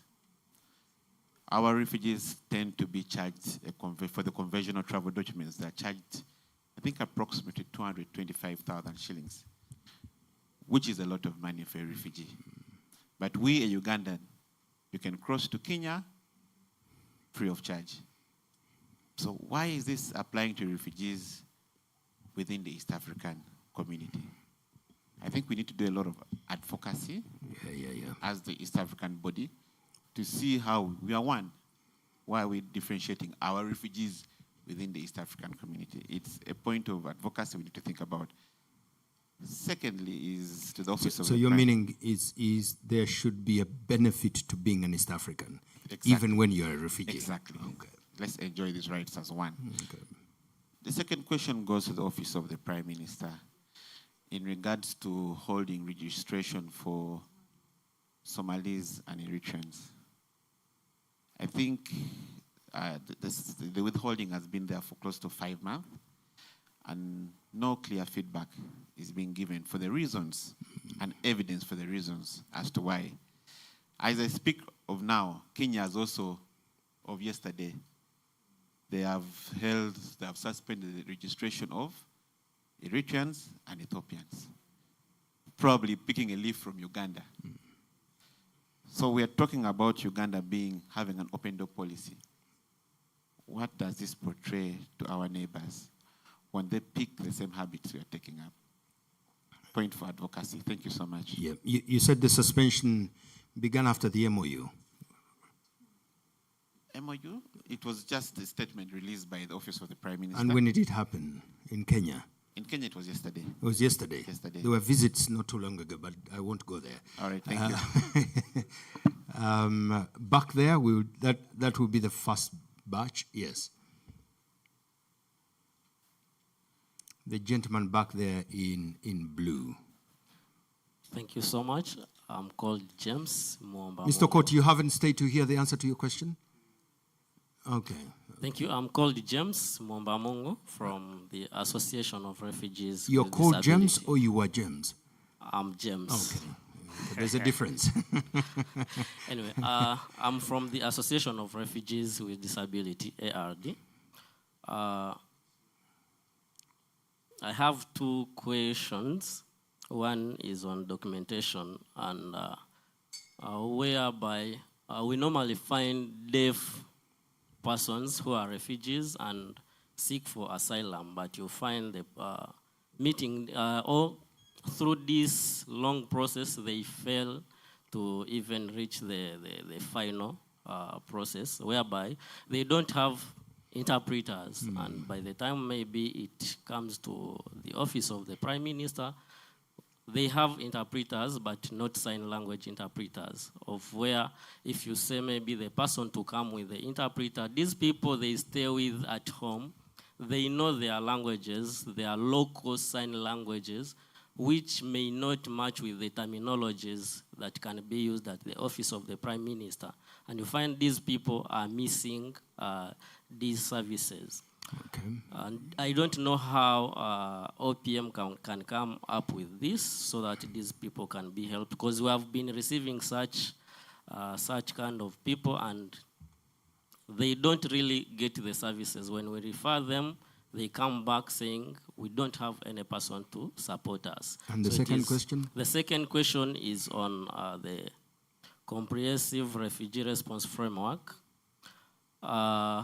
On the point of repatriation as the part of durable solution. This CRRF, it is not inclusive enough for persons with disabilities. And you understand Uganda has policies that protect persons with disabilities, like the CRPD, the Persons with Disability Act, but if you compare to our countries of origin, we don't have such policies. And when these persons with disabilities are repatriated in their country, it becomes another level of vulnerability in their home countries. So I don't know how maybe the government can make this framework more inclusive to persons with disabilities by the time they are being repatriated to their home countries. Thank you so much. Thank you. How long is your question? A minute? Okay, fine. I can give a minute. Thank you so much. I'm Gato Joshua. I work as a clinical specialist with the Tutapona. My question is almost similar to his. Mine is about refugees or asylum seekers with mental health issues. You find that many of them miss, they are not considered, they are not given refugee status because their stories are inconsistent, not because they intend that, but because of their mental health issues. I'm wondering if OPM and UNHCR have psychologists in place who do mental health assessment together with the appeal board to find out whether the inconsistencies in their stories are caused by their mental health issues or they are intended. Thank you. Thank you very much. Gentlemen and ladies, you heard the questions, and I encourage you to feel free to...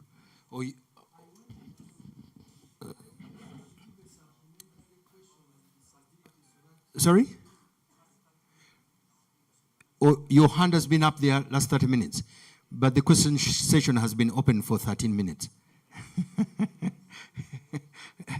It felt like 30 when it is up, I know.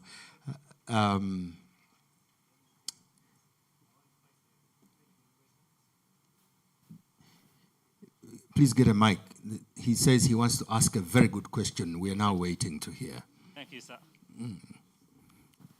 Good afternoon, all of you, my brothers and sisters. My name is Sid Ahmad Musa Alim. I'm happy to be here today. And this discussion is very good to us, generally, and especially as United Somali Community, By the name is Sid Ahmed, the chairperson of United Somali Community. I would like to ask a question, Madam Helen. She's my good friend, but today I have got a chance to ask a question since she's come from the OPM side. The opportunity, my question is regarding to Somali refugee registration.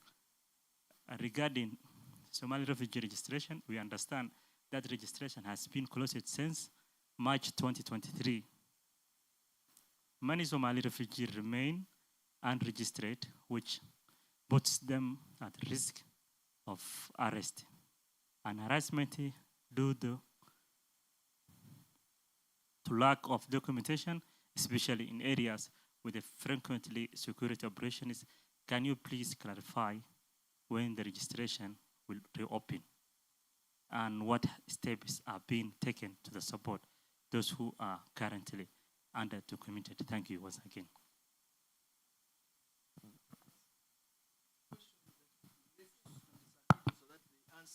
At once. Yeah, we discussed about the diversity of refugees and asylum seekers. Yeah, Senoga Martin, I work with the National Union of Disabled Persons of Uganda, NUDIPU. Earlier on, we had a discussion on the diversity of refugees and asylum seekers, and we're discussing the extent to which the services are inclusive. Of particular interest is access to education by people with hearing impairment. Our work in Nachivale refugee settlement showed us that refugees with hearing impairment can only access education up to primary level. Beyond that, they are not able to access services, and the commandant told us that the reason is that the mandate stops at primary level. So many of the deaf refugees in the settlement, however much they really want to access more education, they are not able because the mandate stops there. So as we discuss the issue of inclusive services, I wanted to hear what we can say about this. It would be interesting to hear how the South Africans are handling it, but also to get a confirmation from higher authorities in Uganda. Thank you.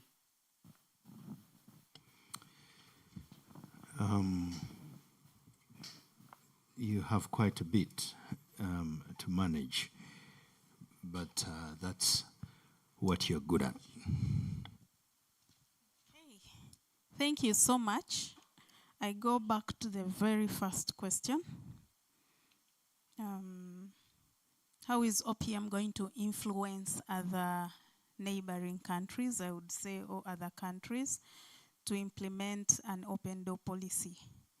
To this, I want to say that IGAD has been supportive in this area and has facilitated several countries to come to Uganda, appreciate what Uganda's policy is like, to see it physically, and we have had several workshops here and there, and I'm very sure they have not yet closed that opportunity.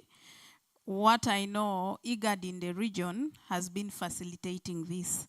So as OPM, our doors are still open to whichever country is willing to, to pick a leaf from Ugandan example, from Uganda's good practices. We are always available to come share our experiences, or they come, we take them through, and they appreciate it physically.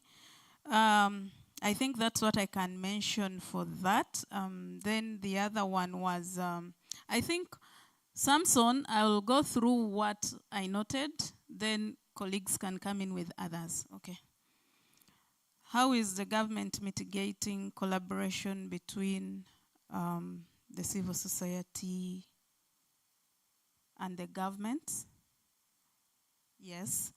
This is, again, I think I can respond to this. Government has tried to be an inclusive. Okay, Uganda's refugee response has tried as much as possible to be inclusive as possible. We have welcomed any stakeholder that is interested in refugee affairs. This includes partners, this includes CSOs, this includes, name it, whoever is interested. We have never closed our doors for any stakeholder. So that is a given, and this is how we are mitigating, issues of collaboration. Then you also recall in 2017, Uganda took on the first step in the world to implement the CRRF approach. Yes, so again, this is something that opened more space to even actors who thought that refugee response is only for humanitarian. This now opened for the development partners to come to space, the private sector to come. They also got to know that, oh, they could actually come and do something in the refugee response and appreciate. Academia, the CSOs have all been involved. Currently, we are in the process of developing the national refugee policy, and you realize that it was really a consultative process. This did not exclude any stakeholder. CSOs were invited to these consultative meetings, and any other key stakeholder we thought was relevant. So that one, I think, shouldn't be a problem, but in case you feel OPM is not reaching to you still, reach out and let us know who you are and you've been left out, and we shall definitely keep you in our emailing and, communication list. The issue of the conventional travel documents. Why are refugees denied access to Kenya? I want us to be clear a bit. Conventional travel documents are not just for, I think these are two issues we are discussing. Conventional travel documents are not just to grant refugees access to Kenya only. But conventional travel documents, to us as a country, we are looking at them as a document that can take a refugee anywhere so long as it's not his country of origin. Okay? So I believe that these conventional travel documents are useful to refugees. Then you talk about the cost of 220. I will say the same thing I said in the morning. The charges for documents, not at OPM, but the national documents that government issues, you pay for a passport at 250. For a refugee, it was subsidized a bit to 220. If a refugee needs this document, who will cater for the cost? I know UNHCR does not, despite its responsibility in protection, I don't think they have this mandate to pay for fees for the CTDs for refugees. Unless there are partners who are willing to partner with the government, Office of the Prime Minister, to pay this money. Because at the end of the day, if government has a stock of CTDs and we just issue them, what will happen to the rest of the refugees? There might be a few pieces there. So this has to be revolving. And at the end of the day, our desire is that every deserving or requiring refugee is able to attain this document. That cost, we shall not run away from it. I will also speak to registration of businesses. Still, refugees will be charged some money to register their businesses. Yes. The beauty is they are not charged like foreigners. Even education, those at universities, we support them with recommendation to pay as nationals, but not as foreigners. So I think there is that which we just have to appreciate and work with it.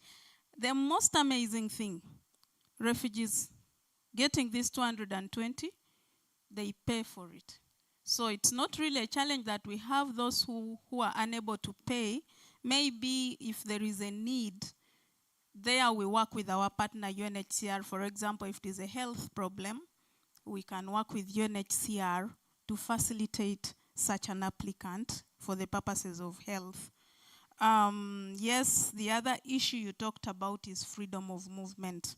And I request Carol to elaborate this more.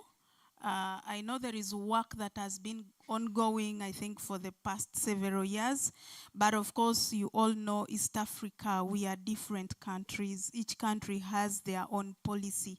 However much Uganda is very ready to move and support the refugee as a human being who deserves to live a dignified life. Not all the East African countries look at refugees the way Uganda does. And for us, we've told you earlier on, you were told, I think Commissioner or the representative from UNHCR mentioned, refugees are just not a burden. Yes? Uganda, for us, we see them as, yes, a burden is there, but they're also they also bring opportunities to the country. Not every country has given that thought that refugees can be an asset to them. So this has really pulled the processes left, right, and center. But we're also having discussions with Ministry of Internal Affairs to see what happens at the border ends, where the CTD is not being recognized. Because at the same time, we're giving them the option. I had expected someone from Ministry of Internal Affairs here, but I think they didn't come. So at the end of the day, OPM, we are trying to push. For us, our work is to advocate for the rights of refugees. But this is a discussion that is still on table, just because it's a joint policy that is being developed. Why are we holding registration of refugees and Eritreans? Friends in the room, I must say that the government of Uganda loves refugees. With their past experiences, Samson has just said the president was once a refugee in the neighboring countries, and so were others. So the way we look at refugees in Uganda is different. And by having this policy, an open door policy, it's not by mistake. And again, it's not by mistake that the government decided to close off the registration of Somalis and the refugees. My brothers from Somalia, you know the truth. Yes? I'm glad you're laughing. When government brings for you beautiful things, don't abuse them. When you abuse them at the end of the day, then we have to hold the system till we understand what is happening. A case in point, just for the purpose of the participants today, the Somalis who were receiving 2 years back were all the Somalis registered in Kakuma, in Kenya. All the camps of Kenya were being emptied, coming to register in Uganda. Now the thing about the Somali community is that when they hear there is something good ongoing in Uganda, wherever they are, they will travel to come. Right now, if we told our brothers in the room that tomorrow there is resettlement, trust me, tomorrow all the Kampala will be flooded by Somali nationals. So this, you all agree, you know that this process was abused, and so we had to hold for the Somali community. For the Eritrean community, it falls back on abuse of processes. The government of Uganda, again, has been generous to all refugees, and the government does not segregate where you come from. We welcome all nationalities. The challenge with the Eritreans is also something that government saw and had to hold back and say, let's first hold this. However, they are not denied entry in the country, into the country. But it's something that government is trying to appreciate. It's something that government is trying to understand why it is happening as such. I can use one example as a person who interacts with refugees directly. A refugee will come to you from Eritrea today, goes to police, registers, comes to OPM tomorrow for the electronic registration. This is just one example. The third day, the refugee is telling you, clear me, my deadline to go to Canada is Friday. What do you do? And it's not one person, it's not two cases, but you realize that's the trend. So it was basically an abuse to the system. And we had to understand, are they really in need of Ugandan government protection? Or is it just, you know, transit kind of thing? Because not all of them complete their processes. So whereas in our system, Carol earlier on mentioned 40,000 asylum seekers pending. And some of these people, by the way, may not even be in the country. They could have gone. So at the end of the day, we are stuck with people who are just using the Ugandan open door policy for wrong. Yeah.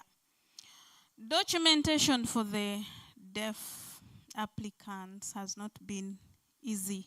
Apologies for this.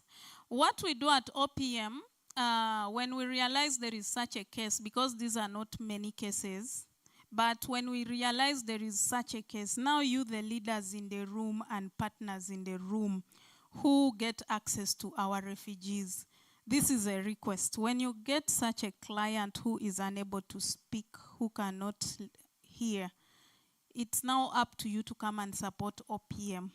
When you bring that person to OPM, we are always available to support and help the client. By the time you know of some of these cases, present them to OPM, we shall help them. Of course, we believe that as you come, yes, we do not have the interpretation in place, but as you come, we shall also want to depend on you to help this client, because at this point, we do not have that kind of system in place. However, let's help these people acquire their documentations, go through the process. OPM is available. Reach out if you find any problem trying to help these clients. Look for Helen. I will support you to access the service with these clients. But again, do not leave them behind, then you come to stand in for them. We would want the client present here. I want to respond this with mental health issue. Someone said not given refugee status due to their mental health. Now, these are two different things which I need us to be clear also. If you say you know of someone who has a challenge of mental health and has been frustrated completing their process of asylum, again, I will mention, like I have said with the previous case, let us know of his condition. We have counselors in office who speak to these people, but at the end of the day, sometimes some people are not truthful. And this is where I think you're saying someone has mental health. But indeed, if it is a mental health issue, bring the person on Monday. I will be in office and I'll be able to support. This I will support. Because these are cases, so long as OPM is informed upfront, we always support and we always welcome everybody. So let that person not suffer out there. Somali registration, again, we've spoken about this. When will the registrations be opened? For now, not yet, and I will not comment to this, but when it's open, government will communicate, OPM will communicate. I think that is it, inclusive education. To what extent? Which services? I think I've missed a bit the last question, but I can come in later. Sure enough.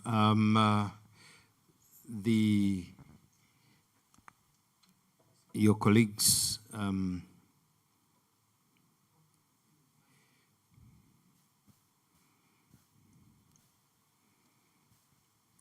yes, my concern would be on the South Africa's approach. Yes. To the civil society organizations and government. Their approach is two-way, as we have heard. It is all litigation, but from the panel you can see OPM referring to civil society organization. So it means that as there are over 72 civil society organizations. Half can do the litigation, another half can do the dialogue and engagement of government. So I think that is the approach we are using here, that most issues you may have to engage government, take part in the policy, sometimes even finance the policy, the meetings, so that you come up with a durable solution. And does it help that already between government and the civil society there's a fantastic relationship? Yes, most of, as I've said earlier, for us we do two way.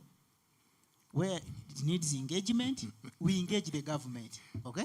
Then where government fails, we move court, as we have some cases on, like the case of naturalization and registration, okay? But dialogue most times works. Then on the issue of free movement, there was in 2020 June, there was a dialogue on IGAD and East African ministers declaration on durable solutions, and there is intention to move free movement of the refugees. So the commitment is not yet out, but the engagement is there on how the countries can work from the Horn and East Africa here can work on free movement, whether you have a permit or with the refugee card, like we have our national identity card here. Yeah, so just on the free movement, yeah, Uganda is hosting refugees from Congo and South Sudan who are members of the East African community. And so the attempt to argue for free movement is based on the fact that we see that as a form of burden sharing as well.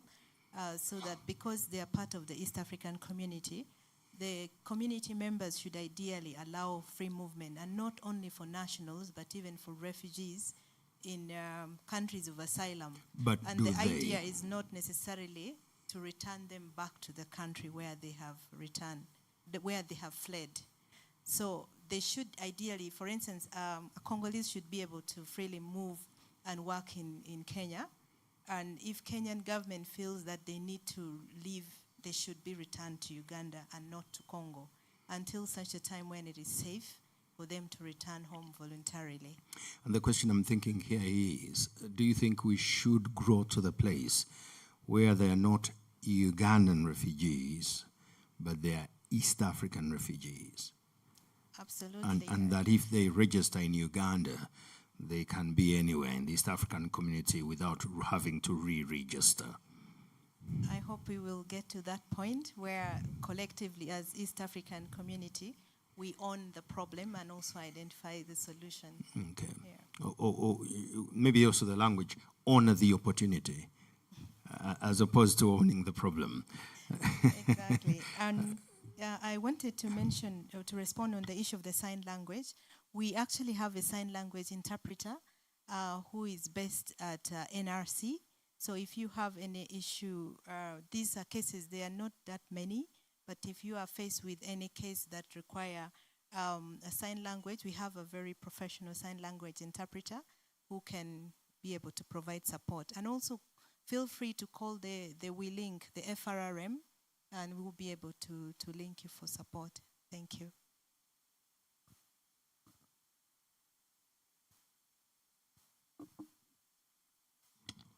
You've been answered? Fantastic.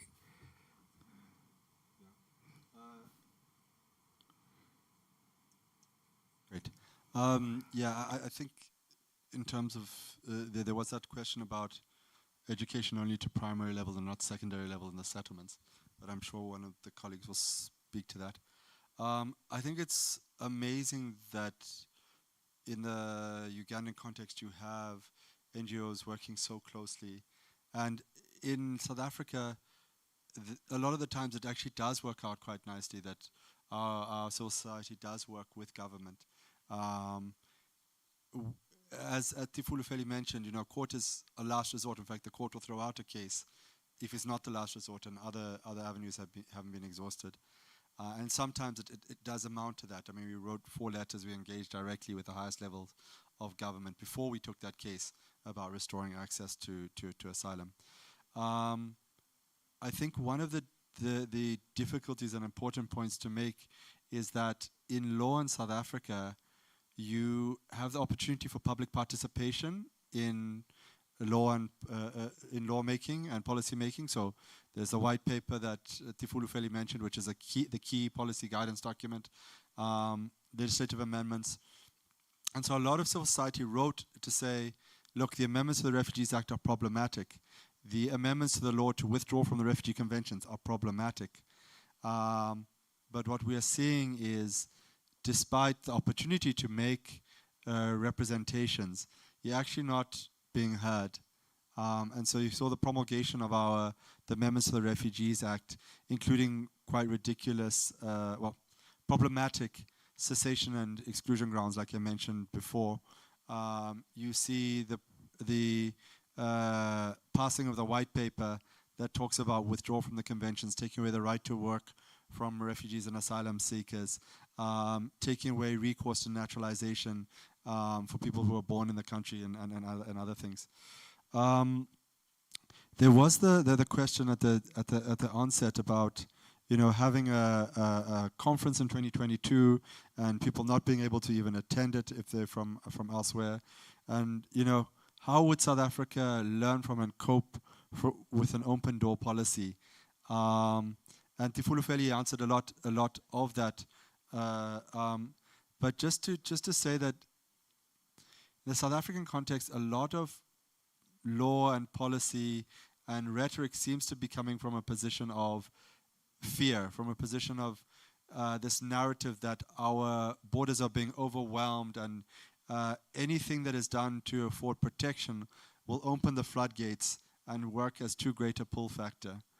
And that kind of brings me back to what I was saying before, that we really need to have evidence-based policy making, okay? Not only in the work context are refugees, migrants creating jobs, but look at Uganda. Uganda has a population that is maybe a sixth of the size of the South African population. Okay, we have 60 million people in South Africa. Okay, and you have just 60. 60. We are 45. 45. Okay, so and our birth rate is much better. Oh, okay. So it's 2/3 of our population. Okay, GDP in South Africa is quite substantially higher. And yet the refugee and asylum population, documented refugee and asylum population in South Africa, is between 250 and 260,000 refugees and asylum seekers combined, okay? So it's a very small population, okay? And that brings me to my next point, and it's a bit of a plug for today and tomorrow, okay? We really need to be looking, what are the recommendations? What are the solutions? What initiatives are we going to put in place? Are we just going to have this as a talk shop? Because otherwise then this is kind of pointless. Or are there really concrete, clear solutions, recommendations? What can we say? Okay, we have learned from the South African context or the Ugandan context or from the regional context, and this is what we're going to concretely do and take forward, okay? It's clear from the previous speakers, it's clear from what I've been saying, sticking your heads in the sand and not documented, leaving people undocumented is not a solution. It's harmful and dangerous, okay? And so we really need to look at what can we do. And even in those hard situations, those situations where maybe somebody might have not been truthful when they applied for asylum in South Africa, still those cases, still you need to acknowledge that protection is pivotal, and what do we do in these situations? And then I think that's actually everything for me. I mean, maybe the very last thing is to say that we also, our former president, Jacob Zuma, was also in exile, but he's the leader of MK, Mkhonto weSizwe, which is named after the military wing of the ANC. Yes. Which has a very predominant policy that is anti-migrant and removing migrants. So it's quite a complex dynamic. Just coming back to that, it's not as straightforward. Yeah. And it's because I think South African society is very, very divided, and not enough has been done towards healing and addressing the trauma of the past, and that manifests in the current environment? It's always complicated when the ones with solutions are the same people who also have to ask for votes. And asking votes from a population that has a problem with something, it becomes extremely complicated. Edward, Doc, you're very welcome back. You did wrap up very well that we have a path and a decision, whether this becomes a talk show, a very good one, or a significant point where we take positions and document stuff that we are going to share that will get us better from where we are, so that this becomes a reference point that at that point was a significant milestone in moving us from where it found us to going forward. That decision is upon us. But we are around the 4 p.m. mark, or 16 hours, as you'd rightfully say. And I have managed to keep everybody awake, which was some challenge. In some circles, I would get a hand clap for that, but you clap yourselves for keeping awake. So I'd like to bring Dr. Businge. There's a difference between Businge and Businge, depending on how close you are to oil. Uganda's oil, that is. I'd like to bring you back, Doc, to wrap up. There is tea, and it is very un-Ugandan not to take tea. In Uganda, tea means hot drink. It doesn't really mean tea. So whether it's hot chocolate or coffee, it is tea. And I found out when I was in the UK that tea is a whole meal. Having been invited by Dr. Sandra Rigby Barrett and her husband, who was of the Royal Guards, for tea. They said, "Can you please come home for tea, Samson?" So when I went home for tea, I found out that tea in the UK is a meal that involves 3-4 courses. So tea can be anything and everything. But Doc, you're good to wrap up? Okay. Ladies and gentlemen, please put your hands together and welcome a very important person.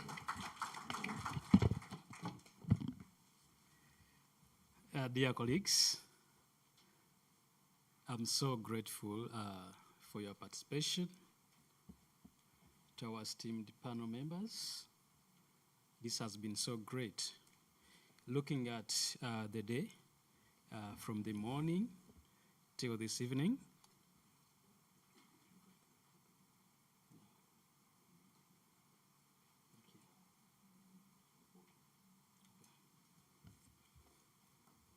that was a quick reminder from a colleague. Thank you so much. We looked at different themes in the course of the day, actually looking at the two scenarios in South Africa, comparing it with the situation in Uganda. So a lot of rich discussions have gone on, looking at the law, what does it say in Uganda, what is it in South Africa, and I'm very happy with the insights shared by the panelists. Thank you so much, and I do ask the House to a great hand clap to our panelists. And we are still here tomorrow, okay? We shall have a deep dive into the key issues which have come up in the discussions today. Endeavor to attend. We shall have engagements in 2 rooms, like breakout sessions, to have more detailed discussions about the different themes which have come up today. And tomorrow, we shall have a detailed recap, look at what has come up, and then we put it into context and make recommendations. We encourage you to give feedback for the session for today. We have a code scan for those who are yet to give the feedback. And as the MC has said, we have tea. He called it food, which is okay. We shall, after the tea, leave at leisure. But I just have to point out a few things which were really eye-catching. Looking at the shared challenges between the two contexts, the documentations, how the access to asylum was so interesting, and looking at integration, inclusion, or exclusion was really eye-catching, and I hope as we go back in the evening can ponder more on this, and the regional movement, how to allow to see free access to borders, and also looking at innovative solutions which can foster steps towards achieving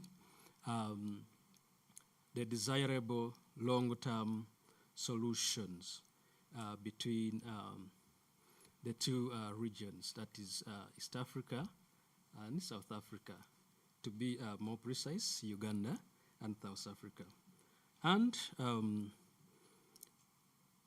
key things to look at, a few recommendations I do really look at from today's discussion, more investment in human resource and also systems, looking at also a review and coming up with a few policy briefs to cover a few gaps which have been identified today. And with that, on behalf of JRS and also of the country director, I wish to wish you a great journey back to your respective homes, and see you tomorrow. Let's have tea and have an official catch-ups and leave at leisure. Thank you.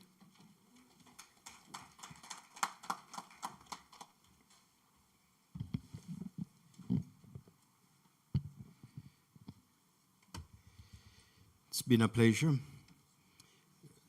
Whatever hasn't gone well today, it has nothing to do with the organizers. I was in charge of the program and I take full responsibility. Thank you.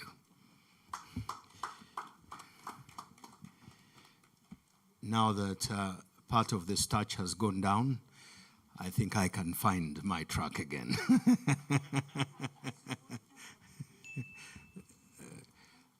Or the prayer to close. Okay, fine. Let's bow down to pray. Heavenly Father, we want to thank you because seen as we are, but we still have brains that work, and that with you we can come together and come across ideas to solve the challenges we face in a sinful world. We may not be perfect, but there are places and spaces to improve the imperfections that we live with.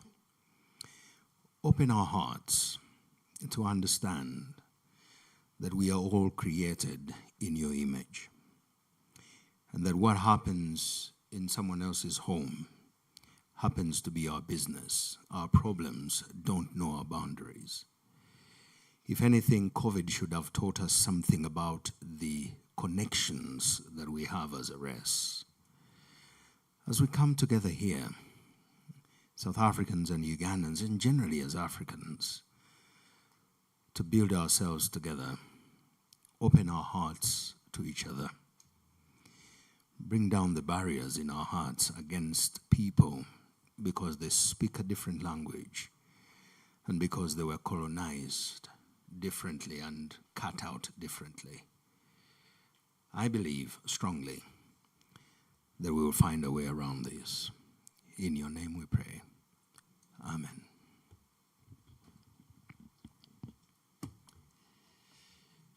DJ, if you are in the mood, I am.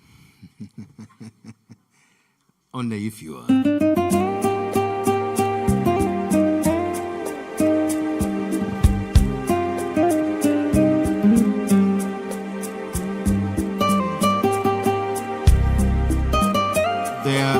survey continues and the QR code will be on the screen.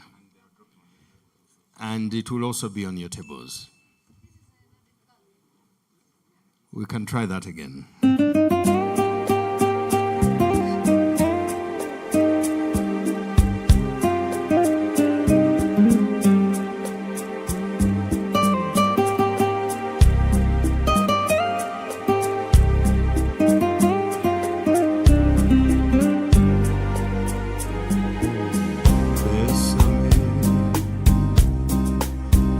Bésame mucho, como si fuera esta noche la última vez. Bésame, bésame mucho, que tengo miedo a perderte. Bésame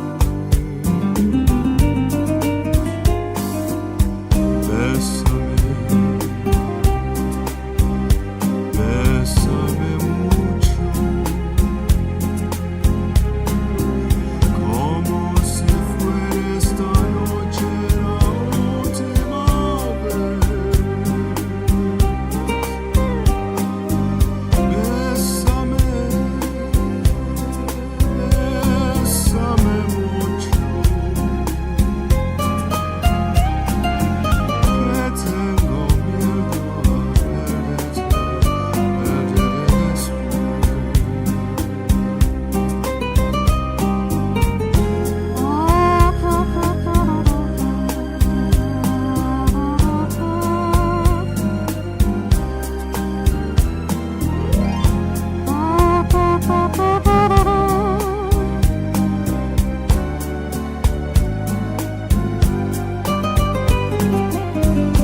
Bésame, bésame mucho, como si fuera esta noche la última vez. Bésame, bésame mucho, que tengo miedo a perderte, perder después.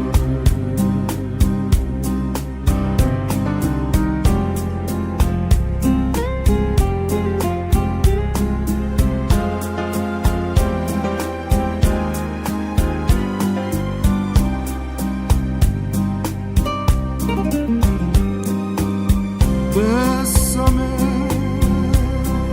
bésame mucho, que tengo miedo a perderte, perder después. Que tengo miedo a perderte, perder después.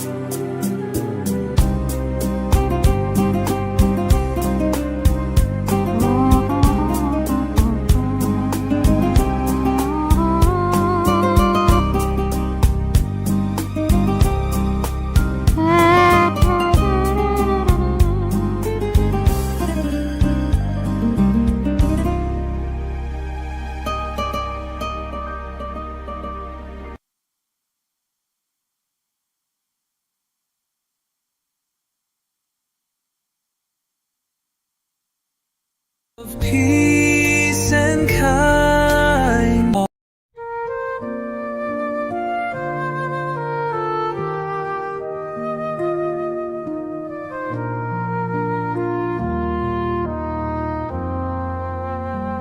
When shadows fall upon the roads and exile shatters so many fates, we walk together, hand in hand, carrying the light of tomorrow.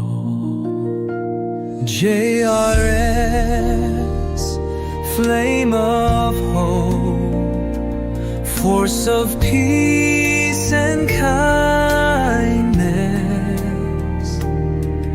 to serve, accompany, and defend, so that love may extend. Under torn skies, wandering souls seek shelter, a little trust. JRS hears the cries and silence, offering education, comfort, and assistance. When hope fades, when fear prevails, a path shines beyond the battles. JRS rises, a heart full of faith. For every exile, it opens its arms.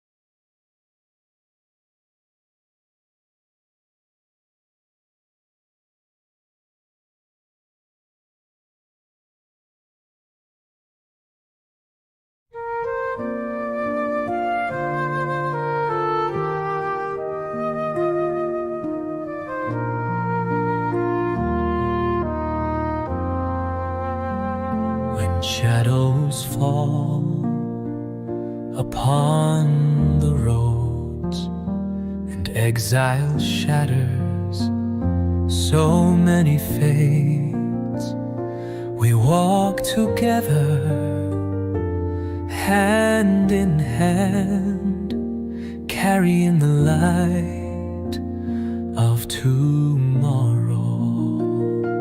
JRS, flame of hope, force of peace and kindness, to serve, accompany, and defend, so that love may extend. Under torn skies, wandering souls seek shelter, a little trust. JRS hears the cries and silence, offering education, comfort, and assistance. When hope fades, when fear prevails, a path shines beyond the battles. JRS rises, a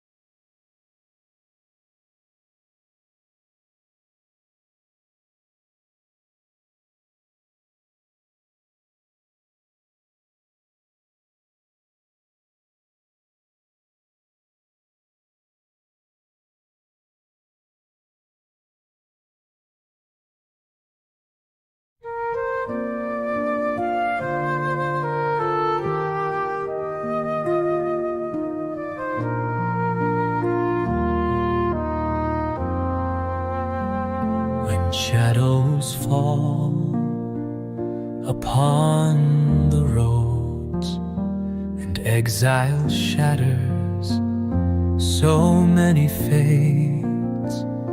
We walk together, hand in hand, carrying the light of tomorrow. JRS, flame of hope, force of peace and kindness, to serve, accompany and defend, so that love may extend. Under torn skies, wandering souls seek shelter, a little trust. JRS hears the cries and silence, offering education. Come